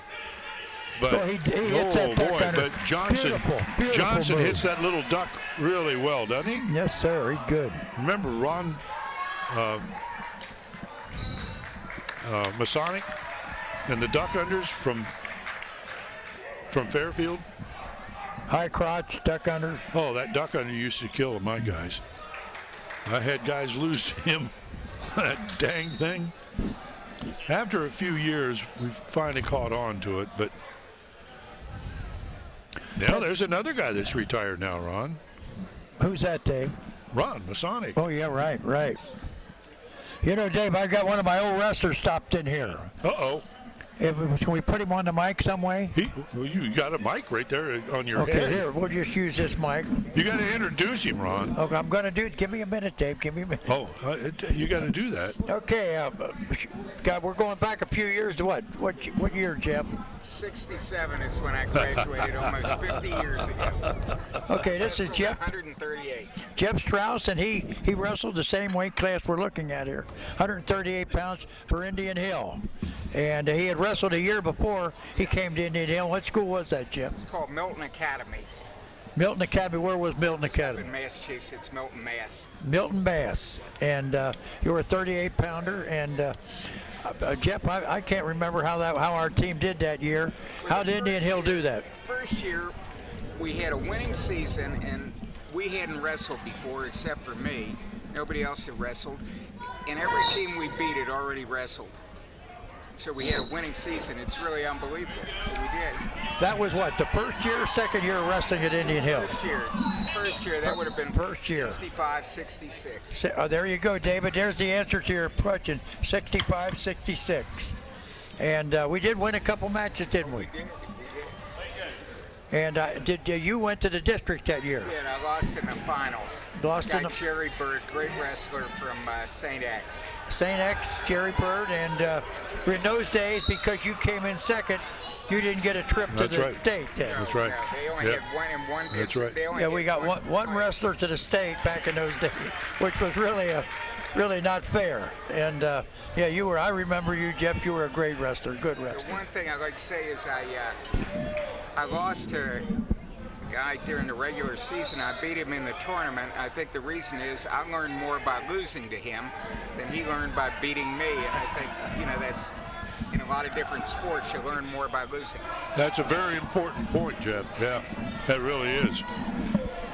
Yep, you do. If you do it right, you learn from your losses. Yeah. And too many people don't learn from their losses. They just say, "Oh, I lost," and forget it. And that's You're unfortunate. having a great you're talking time about here at Reading learning. today. Here Reading. we've got a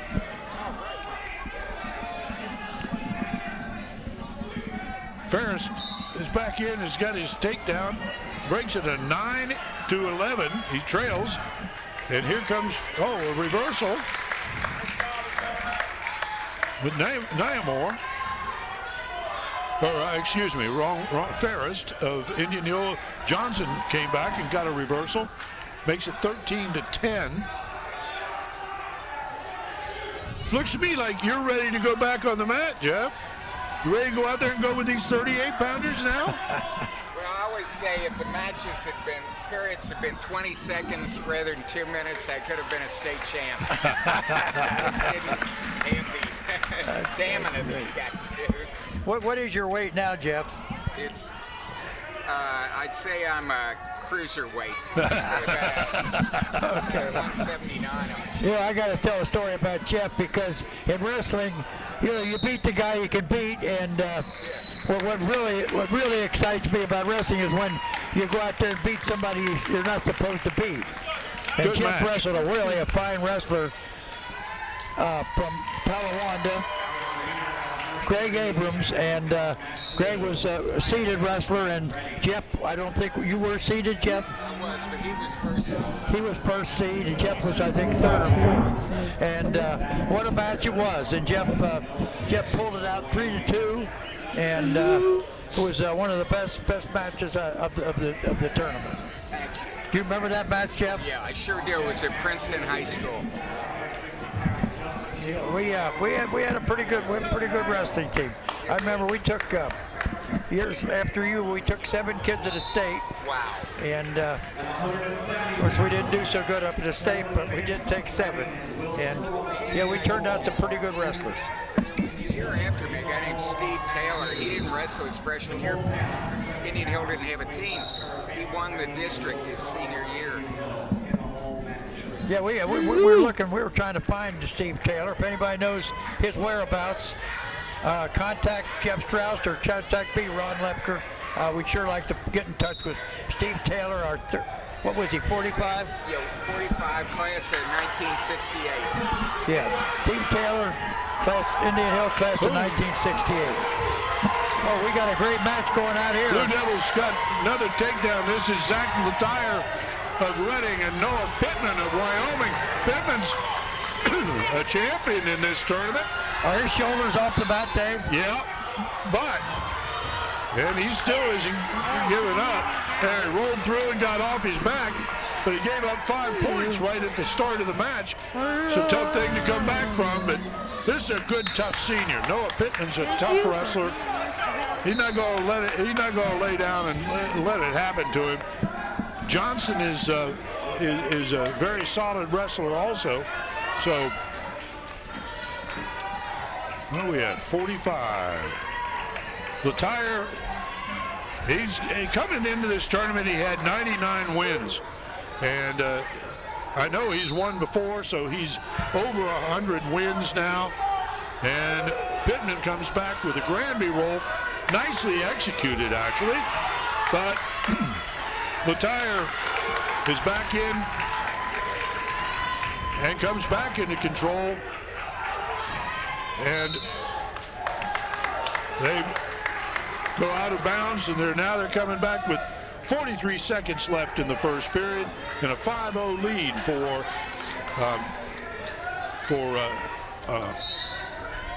Zach Latire.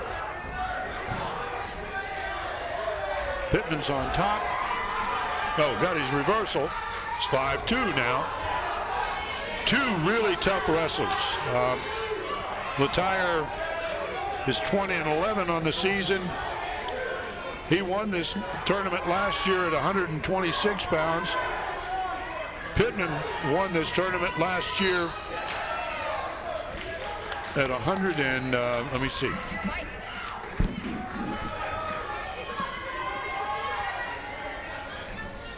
There we go. Pittman won it, Pittman's only a junior.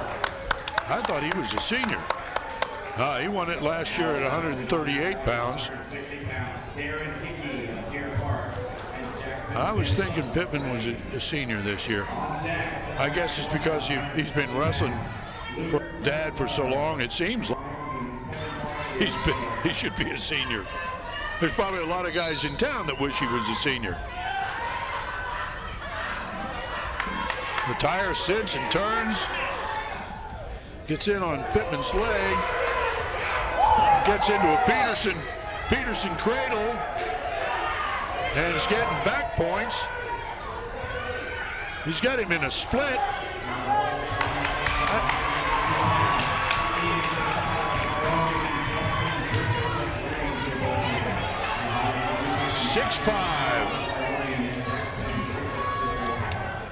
6'5 with Latire ahead.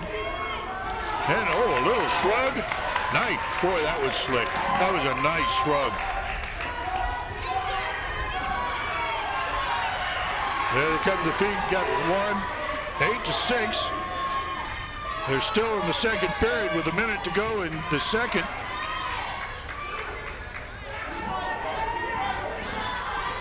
Oh, big, nice ankle pick. And Latire comes around, steps all he's got to do is, he's got 2 feet. Ah, there he's tied up. Latire comes out, now he's up at 10-6. Then comes to a cross face, looking to turn, and he does. 2 on the back, 12-6.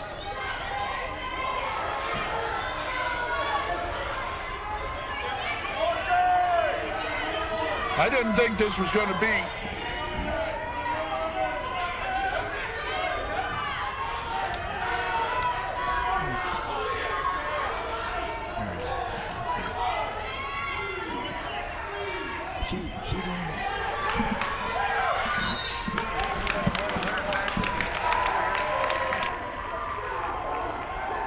Is that him?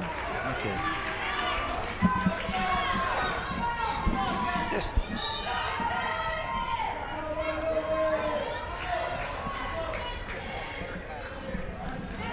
Got the sign there, a big sign. Okay, we have Pittman. Noah Pittman is down. This is the third period. 2 minutes to go. He trails 14-7 to Zach Latire, who's going for 100 and something wins.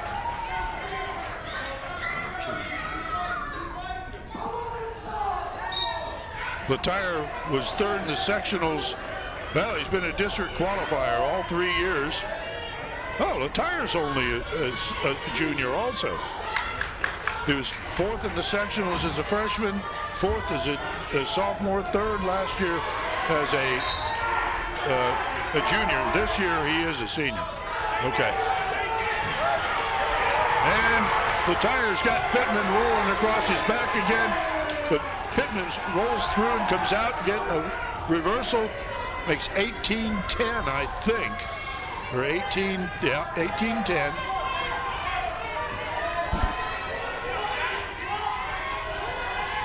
Latire's coming to a base and turning in. Pittman's letting him turn in. I'm not sure what Pittman just gave up, the escape. Went to his head, gave up the escape.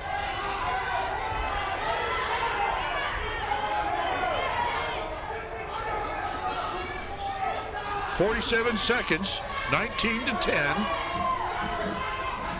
Zach Latire of Reading leads Noah Pittman.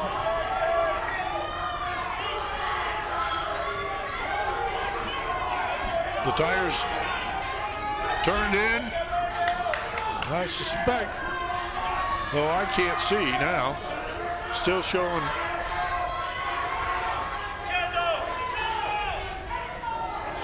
No, that Pittman's hip has gone to the mat. That's a reversal for Latire. That should make it 21-10.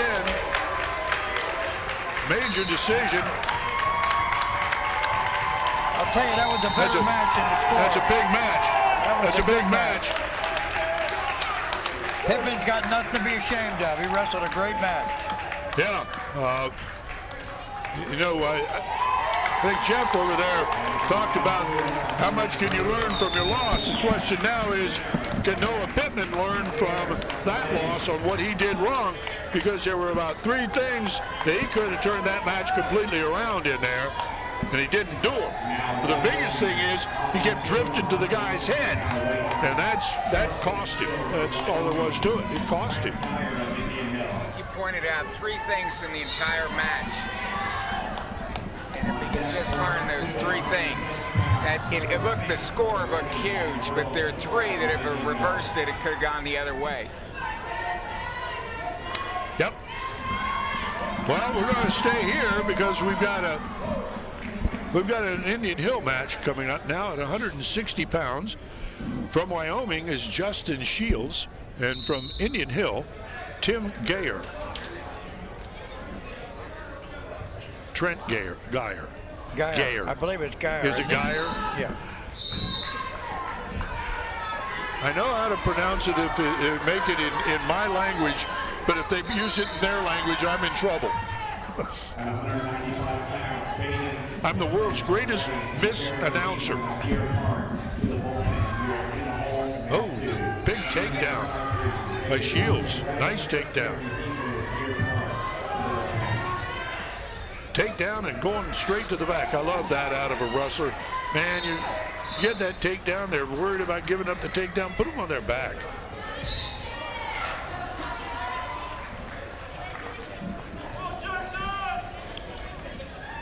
And that's about as That's almost as quick as you can make it.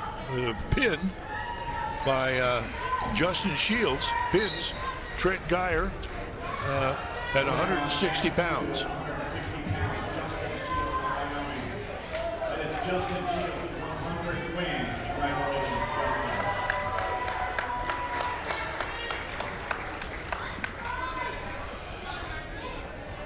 And let's see, what do we got coming back up here?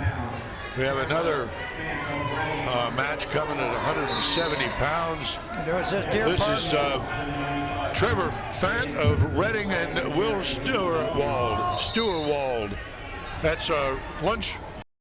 Yeah, that's our lady that provided lunch. That's her center. And a former student of yours? Right. Did she actually let you eat? Yeah, her name was Wendy Winker, and I do remember her in class. Good yeah, student. well, you definitely say you remembered her since she gave you food. That's right, and it was good. Of all the hospitality rooms I've been in, I think that was the best one. It was a great room. Well, Fant of Reading is in pretty deep here. And Stewart-Wald, he needed to sell out on that before he got blown onto his back, because there's pin.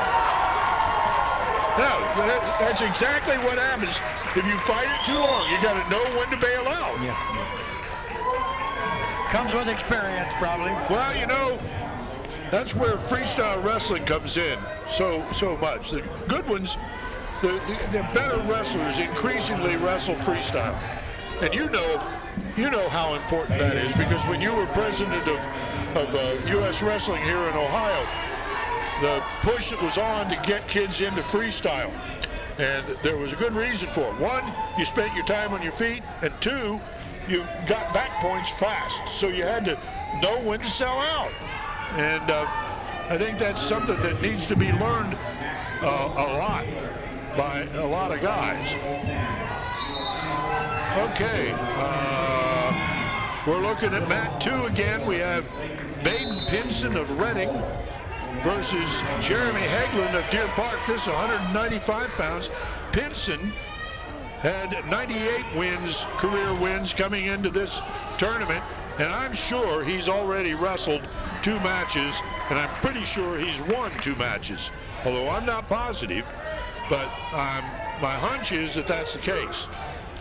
But he's not got an easy go of it here, because Jeremy Hagelin of Deer Park got out of that attempt by Pinson and almost got the takedown himself. Wait a minute.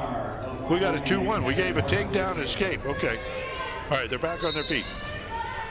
So Pinson got the takedown, and then Hagelin got the escape. So we're still in the first period, 1 minute and 15 seconds to go. These are the league finals at Indian Hill High School for the Cincinnati Hills League. This is 195 pounds. This program will be available to you again over the years here on YouTube at IHTN. I think it's IHTN1 if you want to look for it to see it again.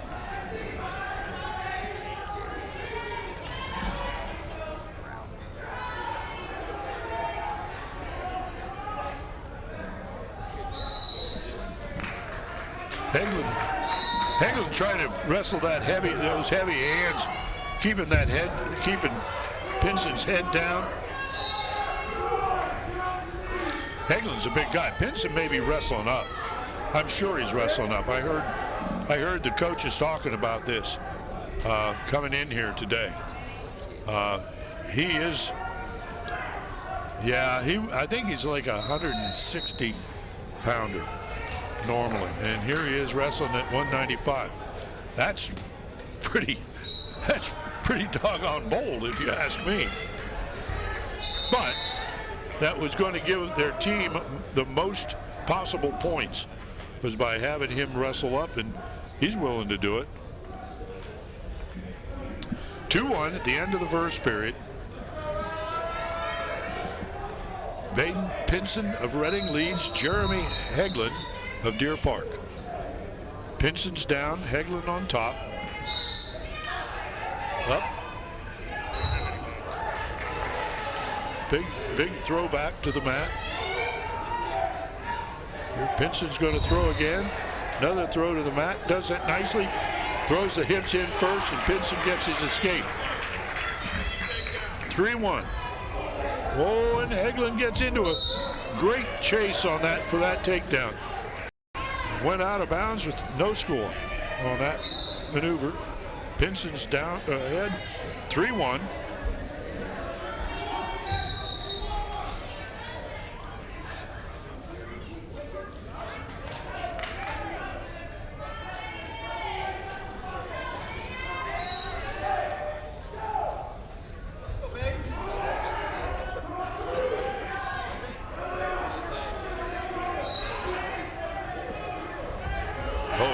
Head tap and double, and Heglin steps into the double. Nice hip work. Picks up the near leg. He's got a cradle locked up. No, he didn't lock it. But he gets the takedown. Makes it 3-3.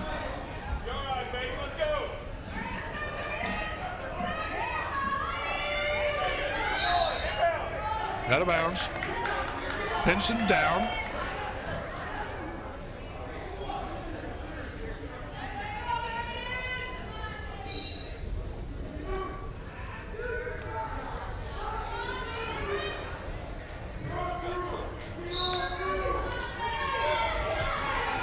Escape.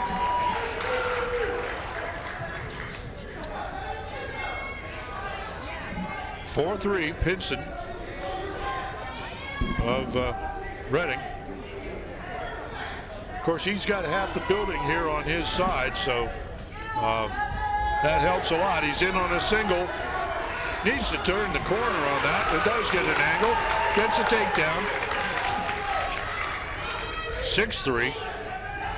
Heglin coming to base.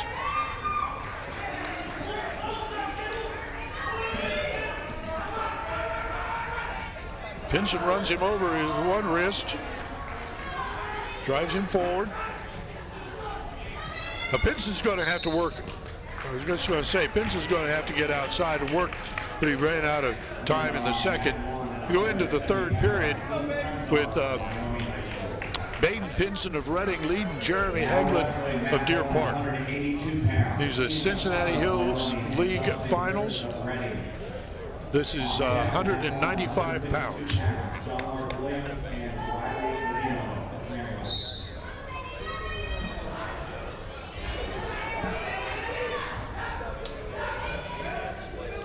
Pinson's got a hard time controlling Heglin because Heglin's that much taller than he is. That's a lot of length to control. So he gives up the escape. Heglin now moves the score 6-4. And Pinson in again on a leg, but Heglin pulls it away. Bring him to the mat, pretty much down about his knees. Got a good headlock, but got to break him down.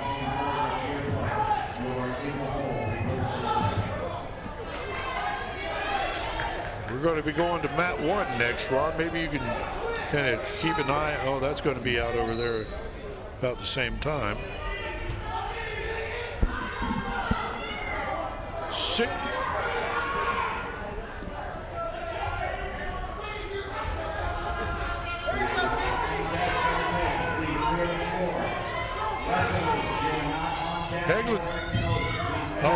Heglin goes with a high arm and gets hit by an underhook block.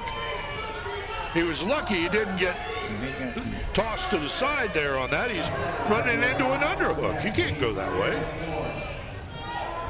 Hit that single again.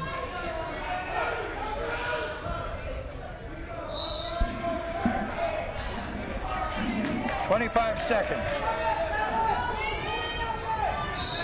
4-6. Deer Park needs a takedown to tie it up. Yes, they do. He's not going to do it that way. Well, he's let Pinson get an underhook on him, and he keeps trying to shoot a single with an underhook. He warns. Well, Pinson's willing to take the warning. That's not a problem. No. He leads by 2. He's willing to take a point. Out of bounds. Reading pulled it out. Another win for the Blue Devils. Okay, we're going to swing our attention, I think, over to mat 1 now. There we go. And let's see, who do we have out there? We got Reading and Wyoming. Oh, okay. This maybe is 182 pounds. I guess that must be 182 pounds. That's Ian Cassida of Wyoming and Dustin Griffin of Reading. And there is 2-1. It's 2-1 with Griffith in the lead. He quit. He would have been a good one, too.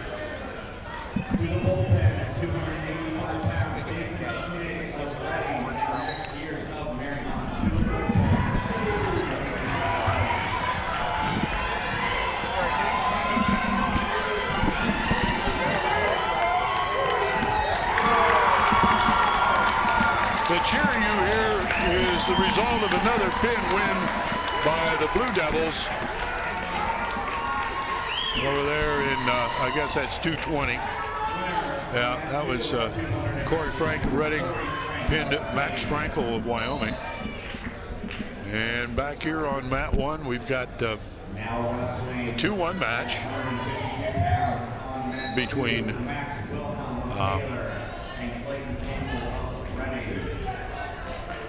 Reading and Wyoming, isn't it? Yeah. Ian Casada and Dustin Griffith. It's Griffith on the left. I'm sorry. He's in the white singlet. You know, Dave, these finals are almost like a dual match for Reading. Yeah. This whole tournament's kind of been a duel for Reading. You know, the number of matches they won by pins. Reading is Division III, and I think maybe all of these guys are Division III now. Dave, I got something I want to ask you about. You know, you have something I never had, and that's a state champion. Yeah. You want to talk about him a little bit? Well, everybody gets blessed by being in the right place at the right time, and that was me. I was in the right place at the right time. I'm probably the only coach, I know I am. I'm the only coach in the state that had state placers in all 3 divisions while coaching at the same school. That's pretty rare. But to have a state champion is something extra special. Craig Keller comes from a wrestling family. He had 4 brothers, all of whom were wrestlers, and they really made it possible for him to win the state tournament because he blew his knee out at the end of October in his senior year. Had major surgery, complete reconstruction of his left knee. He came back to practice 5 weeks after the surgery, came to practice every day, and every day 2 of his brothers were there for every practice. And they worked with him exclusively. And after we were done with the whole team, they would keep him out on the mat and continue to work with him. And you've probably been through the problem of knee surgery and rebuilding, getting the knee to bend again. And they used to get him down on his knees in a defensive position, have him kneel, and then they'd sit on his shoulders to drive his knee to break the adhesions in there. And then they'd pick him up because he couldn't walk. They'd pick him up and carry him to the therapy room and pack his leg in ice for the next 40 minutes. They did that every day, 7 days a week. And which Keller was he? Which Keller? What was his first name? Craig. Craig. And he He tore that knee, lateral on medial and anterior cruciate, the 13th of October. On the 6th of January, he won he was runner-up at the St. Xavier Invitational. That was the last loss he had the rest of the season. He went into the state tournament only having had like 18 matches. He was 18-1, but he went in and he was healthy. The other guys were all beaten up. Huh? He just got better as the year went on. Now that's not the state champ I was thinking of. We had another state champ. That there was somebody named Joe Halbig. Halbig, yeah. Yeah, well, he was 6th. Oh, okay. I'm wrong. I'm wrong again. Yeah. But Craig was the state champion, and there were a bunch of guys. That, now, how with a program, all that success. Joe Halbig is dead. I know. I think I knew that. Yeah. But all that tradition, all that pictures on the wall, everything you got, and they drop wrestling. That does not make sense. It shouldn't have been allowed. Well, the explanation, what do we got? We got a 6-2 match with Reading, 6-3 match with Reading ahead. In this, we're at Casada of Wyoming and Griffith of Reading at 182 pounds. The explanation that was given is that there had been such a decline in interest on the part of kids, they couldn't see that they were going to have any kids. Oh, Casada tried to throw and threw himself all right, put himself on his back.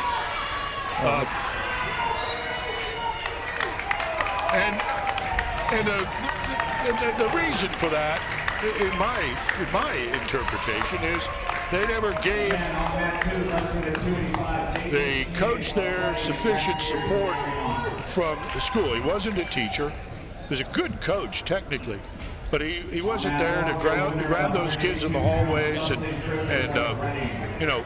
drag them into wrestling practices. Because once you get them in there, they like it. Well, most of them do. And so I still kind of blame the administration of the school, and I've got some 60 alumni that are now working to try and reestablish the sport. We have a meeting this next week with the athletic director there, and then eventually with the principal and hopefully the Board of Education. The problem is that it's been 3 years. I stayed away from it because I didn't have the solution to their problem until now. And I now have a solution that can service all of the kids of Finneytown by bringing a great teacher in, and specifically the kids that have not had the opportunity to learn the things that, well, Jeff was just talking about. Learn from your mistakes, learn how to face adversity, develop discipline, develop self-pride, and the guy that I've got in mind can do those things, I firmly believe. Problem is that they took away the wrestling room, they sold the wrestling mats, and they've not had the sport for a couple years, and the Board of Education, I'm sure, is arguing that they don't have the money to afford it. Well, maybe we can help find some of the money. Okay, well, this match.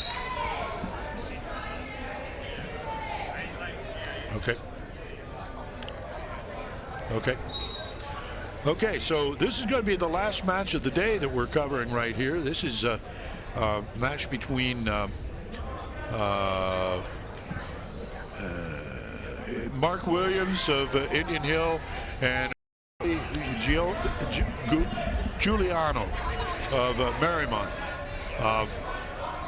And this is going to be our last match. Then we've got some interviews to get out of the way with Indian Hill coaches and wrestlers, and then we'll get a chance to have our last comments, Ron. So you need to be thinking about your overview of the tournament. This match down here right now is a nothing match. We're 17 seconds left in the first period. I feel sorry for the kids at Finneytown that haven't had the chance to experience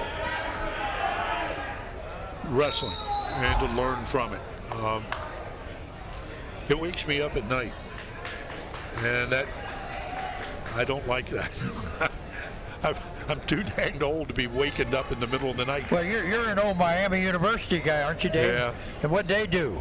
They dropped the They friggin' dropped sport. wrestling too, you know, and that broke a lot of hearts because Oh, boy. wrestling at Miami University goes way back. Well, Miami had more All-Americans in wrestling than they did in any sport. It was the oldest sport, oldest intercollegiate sport at the university. I'm 80-some years old, and my buddy's dad wrestled at Miami. Yeah.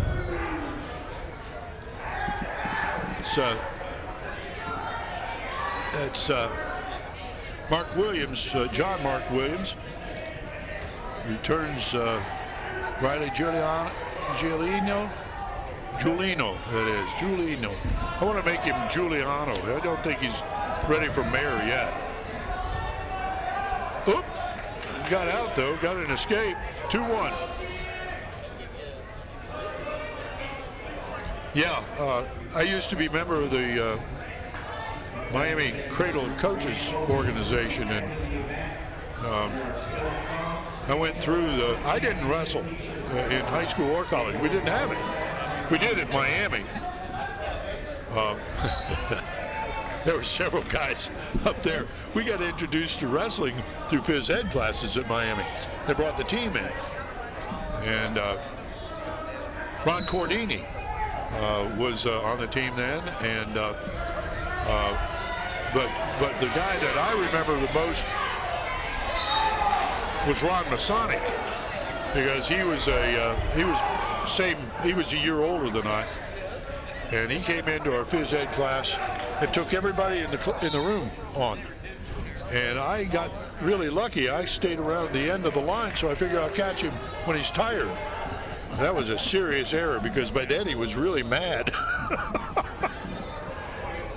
I remember a guy named Podgorski. Walt Podgorski. Podgorski. Walt Podgorski. Pod. P-O-D-G-U-R-S-T-I. Yeah. What, third in the nation? The 4-eye tournament, 4-eye wrestling tournament, was one of the oldest in the United States. Yeah. They dropped it. Well, you know, and what did they replace it with? Women's equestrian. Yeah. Women's ice dancing. Ice dancing, yeah. Yeah, women's ice dancing. Built a $17.5 million ice sheet for the hockey team, and then had to justify it by having women's ice dancing. They couldn't compete in the NCAA because NCAA doesn't have didn't have ice dancing. They had to compete in Europe. Oh, David, that's sad. That is sad.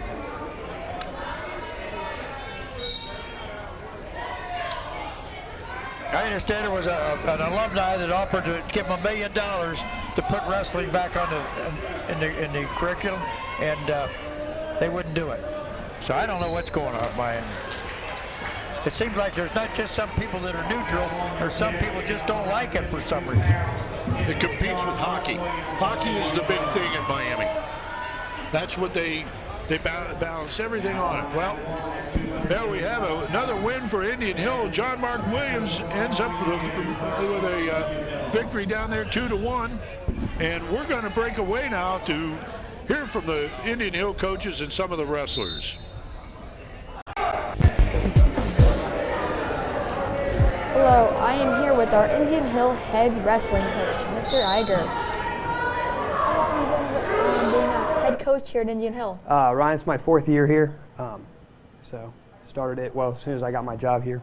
Have you coached at any other schools before? I coached at Fairfield for 6 years. Like it? Oh, I loved it. It was a great experience, and I'm glad finally to be here at Indian Hill. What improvements have you seen? We started a middle school program. That's been a great help. Actually, my middle school is now, we've won back-to-back CHL championships. We also got a brand new room this year that's helped, grow the program, and then a lot of interest throughout the school and the community that's really building our program. What plans do you have for the future for the wrestling team? My future for the wrestling team is obviously, win CHL titles, get our team to districts and state, also keep building the middle school and then starting a youth program hopefully in the next couple years. Well, thanks for stopping by the studio today, and good luck to the CHL Championship this weekend.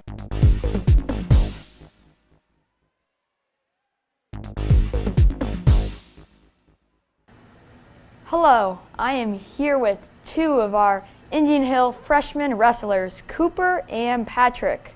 Patrick, how long have you been wrestling? This will be my 3rd year. What are your goals for this year? To place at the CHL tournament. What do you expect for next year? I hope to win a CHL title next year. Anything else you'd like to say? Anything? I really appreciate the coaching that Indian Hill offers, and that's all. How long do you think you'll do this for?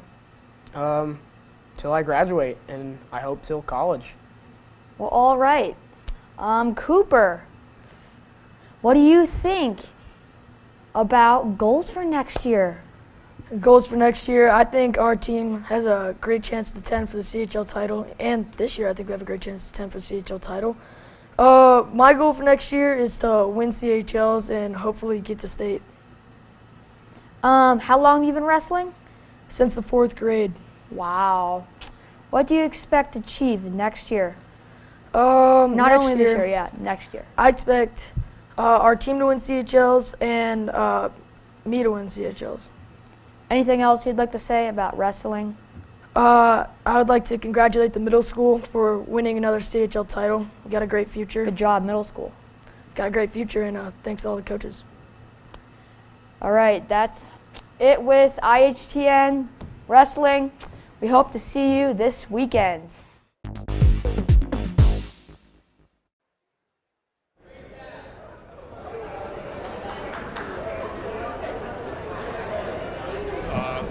And with him is former wrestlers. Ryan, I didn't get his last name, but the important thing is, Ron, what do you see in the CHL this year from the standpoint of this tournament? What are your thoughts? I'll tell you what, Dave, I was pleasantly surprised. The ability, the maturity of the wrestlers here at this tournament, a lot better than I thought they'd be. A couple great matches, really good matches, and I don't particularly like the way they run this tournament. I'd rather see it with a bracket tournament and of champions we could recognize. But anyway, it's great. Indian Hill did a super job. And again, I want to thank Wendy for the great lunch they put on. It was a great day. And enjoyed working with you, David. It was good time. Hope to do it again someday. Well, I've got some thoughts too about what we've seen today. I agree, Ron. It was nice having a chance to relive a bunch of old memories. There's a bunch more that we could talk about, but I don't know that they'll let us put it on the internet even. So we got to be careful about those. But yeah, it's a good tournament. Reading tends to dominate the CHL. They've won. Well, this will be their 11th in a row. And you can see why. You can see the support they get from their fans. You see the support, the consistency of their coaching, the work ethic of their kids. Those are all things to be admired and to be, I guess, emulated if you can pull it off. Certainly, Indian Hill did a wonderful job of putting the tournament on. It's a very nice facility. They have everything that makes you feel welcome. And I hope that some of these guys now turn up in the sectionals in the district and find their way to state. I personally didn't think I saw anybody that's a state champion today. I saw some kids that maybe show the skill necessary to be placers at state. And if so, they're going to be covered. I'm going to be covering them again when we get up there with Waycross Community Media. So,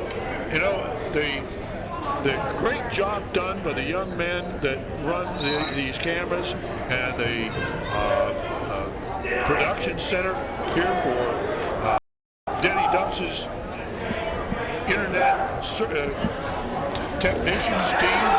TV club, I don't know what you call it. They did a great job, and Denny's to be commended on pulling these guys together. So it looks like this is the very last match of the day.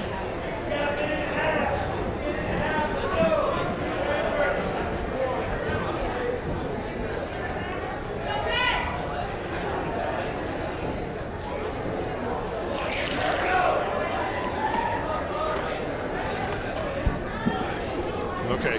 Dave, can I say one more thing? Sure, I want to thank Jeff Krause here for coming in. And Jeff, you have any parting words for us? The wonderful thing about wrestling is you're not a born wrestler. It's just how hard you work, and it gives an opportunity to so many people that aren't 6'10" or something. And it's just hard work, and that's what breaks my heart, that schools are, they ought to be promoting something where you don't have to have natural talent. Hey, Jeff, that was great, and hey, maybe we get our old team together and have a reunion one of these days. I'd love to see some of those guys. So, Dave, I'm turning it back over to you, and it was fun working with you. Thank you, David. Well, we aren't done yet, Ron, because we're going to have some credits roll here at the conclusion of this match. We're down to 41 seconds, and it looks like Indian Hill trails in this match with Wyoming, 8-3. But we're going to have some credits. We're going to see some team scores. They tell me that the team scores will not include the results of the last two heavyweight matches, but we'll have things up through that point. So maybe that explains why the match or the team scores were a little bit off. We'd see one written report, and then we look at another one online, and it was something different. So maybe that's the explanation of it. But here we have the heavyweights here fighting it out to the end. We got a 10-4 lead for Wyoming, and Wyoming comes out of the thing. I'm not sure what place they'll be, but it's been fun working with you, Ron. Good seeing you, man. We had some great times at your place after tournaments in the old days, didn't we? How about the Mike Sagers and the Stan Abels of this world? Oh yeah. I was looking at YouTube the other night, and I got a match from 1982, and there was Stan Abel. Yeah. Yeah. Well, here you can see the team champions since 1985, going back here when the CHL started, 85-86. Madeira won it. Madeira's won 1, 2, 3, 4 times. Loveland about 4 times, but Reading is clearly the dominant team in the league. And here's the team score that runs across the whole thing. Reading with 203 points. They had 18 pins, and Wyoming ended up second with 105 points. And then came Indian Hill in third. Taylor was fourth. They were tied. Indian Hill and Taylor tied for third. In fifth place was Madeira. Sixth was Deer Park, and Marymount brought up the back of the the train with 28 points. And so I guess that tells us the final results. Reading wins another CHL champion. I'm Dave Bean. And for Ron Lebker, and especially for the guys who work here at the Indian Hill TV Club and Denny Dupps, I want to thank you very much for watching. And remember, you can see this on YouTube just by looking up IHTN1 on YouTube, and you can catch it again anytime you want to watch. So long again. Congratulations to Reading. And we'll see you down the road, folks. So long.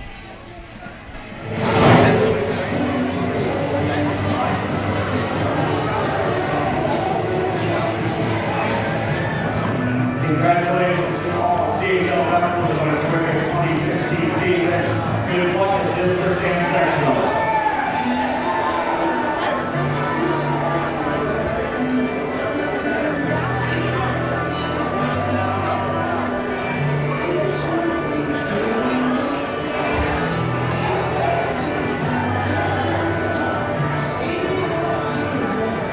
Exclusive coverage of tonight's game on the Indian Hill Television Network has been a copyrighted presentation of the Indian Hill High School Video Department.